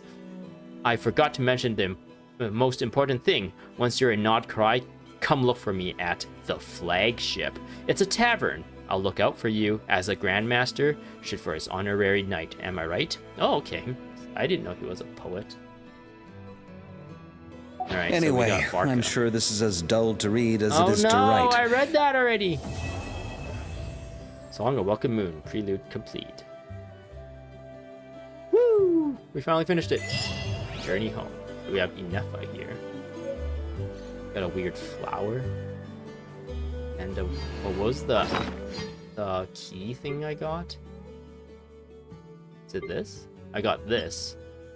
The decoration. Boo. Man, I wonder if they're ever gonna add like the Natlin version of all the things that the companions like the sets that you can put down, and the companions like go, oh, you put down the set. Oh, you're so cool. I want to give you Primo Gems. I wonder when they'll ever add that, or did they already add it and I haven't actually looked at it yet. After completing Skirk's what? I can use this. After consuming Skirk's rigorous training, you and she compile a summary of your experience, documenting your relentless efforts and her grueling trials. After the training has ended, revisit these records can still yield invaluable insight. Oh. Okay. I have just been like letting these pile up. I don't even know when I got this. Woliu, compensation you received from Woliu? I don't know who that is. Apparently I got Paimon's food fund here. Amina's compensation. What was the thing? Was there not the cipher thing? Yeah, I got this. I can't actually use it. I got Zhongli's rest coin. When did I get this? Oh no, yeah, this is from Lunar New Year, isn't it? Gift envelope from Paimon. Was it this? No. Did I not get the little robot thing? The little cipher message container thing just now? What is this? Green berry mushroom. I have no idea when I picked that up. There's so much stuff! I don't know where, like, most of these are from. Was that also a... Maybe it was also a tea... Oh, it was also a teapot thing. An ornament, okay. I see. Inefa. I plan on staying in Natlan for the immediate future. When the time comes, perhaps we can travel to Nod Kari together. Okay, about Lianka. Mir of the Dawning Morn wanted control of the machinery in the 8th Lord's territory. She approached Ishkik and Lianka and sold them a lie. That I was the threat, the part that needed severing. But they quickly saw through it. Lianka took advantage of her arrogance and turned her plan back on itself, using the territory's full power to imprison her inside. Interesting. Is this like... This like... What do you call it? Setting? Around the vision? It looks like a mix between the Mondstadt one, the Inazuma one, and maybe the Snezhnaya one? I don't know, we'll have to look at that. Hopefully I remember to do that. She was far more powerful than I at that time. To make sure I wasn't at risk of falling under her influence, Lianka worked on making the prison even more secure, and sent me out of the country. So, that's the true story of why Lianka locked down the 8th Lord's territory. It had nothing to do with Ochkon. I wouldn't be surprised if she saw him as a friend right until the very end. I plan on staying in Natlan for the immediate future. When the time comes, perhaps we can travel to Nod Kari together. About the priestess. The 8th Lord. She never betrayed dragonkind, even though she harbored goodwill towards human beings, and despite facing execution and destruction in the end, she never once doubted herself or tried to escape. Even if Lianka really had wanted to secretly rescue her, I'm sure she would have talked her out of it. Just as Lianka was determined to stick to her own path, the Eighth Lord remained a proud, sovereign ruler until the end of her days. I plan on staying in Natlan for the immediate future. When the time comes, perhaps we can travel to Nod Kari together. About the moon wheel? What's the You mean moon wheel? this thing that looks a lot like a vision? Ishkik embedded it in my core as the key to her and Lianka's plan. Okay, so that's not... She didn't actually get a vision. She reactivated someone else's vision. According to the Eighth Lord's research, it can harness a power source more fundamental than elemental energy. Similar objects have shown up in Nod Kari before too. What? Is this the reason why she does lunar elemental reactions instead of like regular ones? Because it's not actually her vision, it's like a vision that she reactivated. Mirror of the Dawning Morn said it was built by the usurper, along with the 3 gods who abandoned us. But I do not know what she meant. Interesting. It appears that a crucial You're teasing memory is some stuff missing. here.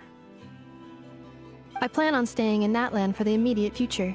When the time comes, having spent most of the last 2,000 years in Nod Kari, I am well situated to provide you with a full and detailed report on all aspects of this location. Memory damage. Detected. Hypothesis. Most of my memory data was damaged when I used it to overload the curse. Sincere apologies, but I will never, again, forget the people and things that are most important to me. I plan on staying in Natlan for the immediate future. Wait. Did she say she doesn't most remember of the last anything? 2,000 years in Nod Kari, memory damage. Yeah, she couldn't. Detect She can't hypothesis. actually remember. Most of my memory data, Okay. but I will never. I plan on staying in Natlan for the immediate. Okay, sounds good. Alright. Okay, let's find a... So this is... Azua? Okay, so it doesn't have an Inazuma. Wait, does it? That little circle on top might be Inazuma? So he's an Inazuma. Okay, maybe he doesn't have an Inazuma. He is Natlan. It has no Latin. She doesn't even have one. Doesn't have a vision. Here is Fontaine. It doesn't have a Fontaine crest. What kind of crest does she have? She has a unique one just for her. That looks like a star. Yeah, it's a Snezhnayan run, right? I guess it's at the top corner here as well. You can see at the top corner. But yeah, his is like that. Oh, I guess that's how the Snezhnayan one looks. So it looks like it has no Snezhnayan counterpart as well. Okay, maybe I was just imagining things, but I thought maybe like the little kind of see like the little like wing looking like things kind of was reminiscent to the diamonds, but it looks like those are just like supposed to be like sparkles in the sky, and the bottom is like a moon. Maybe there's 3 moons, because there's like something in the lore where there's 3 moons for Teyvat or something like that, right? And 2 of the moons sacrifice themselves somehow. Maybe that's what it's actually depicting. Yeah, and that's the Li Yue one. Yeah, okay. Alright, I guess this is gonna end. I'm gonna end things here. It's been so long. Oh man. 4.5 hours. I guess I talked a lot and in between certain points, and I was kind of dicking around a lot too. But oh man, imagine having this. You're playing this game and you're asked to like sit down for 4 hours. Like, I guess aside from kids, who actually has 4 hours to sit down? Maybe you're supposed to like take a break at every like whenever you get a quest complete or something. I don't know. But I don't know, it feels like kind of a chore. I feel like these stories should be like a crazy story, like a crazy archon story that's like hitting like a crazy climactic point or whatever. Maybe 2 hours would be good. But 4 hours to get through like a kind of not that serious of a story, really. Like a little prelude that's supposed to set up the next version, like the Snezhnaya stuff. 4 hours. That's like, you can watch like 2.5 movies instead of watching this stream. And that's all the stuff that's going on. And like most people, I think most people will skip through the story anyway because the dialogue is there's so much like fat and bloat and so many characters that have to talk and get involved in the story. It's just too long. These stories are way too long. It takes way too long to get through them. Oh well, I guess this is just gacha games for you. If only... maybe it's like just a remnant of their release cadence. They just need to like figure all this stuff really early beforehand, and they need to like meet deadlines and stuff to keep up the release cadence. And sometimes you just can't spend a lot of time like really refining the story, because you can spend like years refining a story, right? I think that's why like the Mondstadt Li Yue, I think Sumeru, I think like Mondstadt, Li Yue, Inazuma, and Sumeru, I think a lot of it was already like written before the game came out, judging by like Instead of confining themselves to the heavens. Judging by like some of the stuff that was hinted at from some of their early betas and stuff, it looks like a lot of the groundwork was done of the main stories. So that's why like they didn't have to like refine it all that much when the game came out. But then as the game came out, they might have to redirect the ship in certain aspects, and that kind of threw out plans and stuff. Like when there was like a voice actor strike, maybe they need to like put in a different character because one voice actor wasn't available, whereas another one is, and it's like, oh, maybe we should, instead of have character X be the one to push the story forward, we'll have character Y instead, or whatever, because that voice actor is available or something. I don't know, for the language for the main demographic, for the biggest community, the Chinese and the Japanese, voice actor is available or something. Or whenever like COVID happened and like they needed to push back a bunch of release just so COVID can happen, and we were like stuck with the Nayaka banner for the longest time too. So maybe there were some like weird plannings there, and they need to change some things around, and that made it so that now 5 years in, is it 5 years? They released in, it's almost 5 years. I guess once 6.0 comes out, around that time would be like 5 years, right? There are leaves around, and I know just the two. And yeah, it's just at this point, churning out a lot of these stories might take too long to keep up the release cadence. So a lot of it's like maybe just like the third or the fourth draft. Maybe they could have cut out more stuff, but it's like for the sake of time, they're just not like putting as much effort. Because I think like I started noticing the story being like very long and bloated when Inazuma was around. So maybe even then there was already enough change in the direction of the development like sprints, the agile development cycles. Yeah. Anyway, okay, I'm gonna end things here. It was really fun. I really enjoyed this story from the parts that I understand. I think the story for the most part was great. There was only parts here and there that I nitpicked that I didn't like, but overall I really liked it. I really like this new character, and that's rare nowadays, liking a character, liking the new character. Like a lot of the Natlan characters I kind of just like, yeah, it looks cool, I guess, but a lot they already have like the same personality as a lot of previous characters, so they didn't feel like novel or anything. This character at least feels like very different than what we had before, and I also really liked the way they portrayed her and designed her and stuff. So yeah, I'm happy about that too, and I might actually just like pull for her. I do have a good amount of Primo Gems, and a new month is gonna start too, so there's gonna be another 5 on top of these intertwined fates. So I should have enough to guarantee at least 1 biddy, but not 2. So I'm really hoping I'll be able to pull her. If I can pull her before like a 90 pull pity or something, like just like a 5-star lucky pull, I'd be so happy. But I don't know, that hasn't happened for a while. Having a favorite animal, especially since or I've been vegetable wishing fruit, for a can while too. help us Anyways, recognize I'm gonna what stop kind of now. people I've been we want to rambling too become. much. Okay, I'm gonna go now. Bye bye.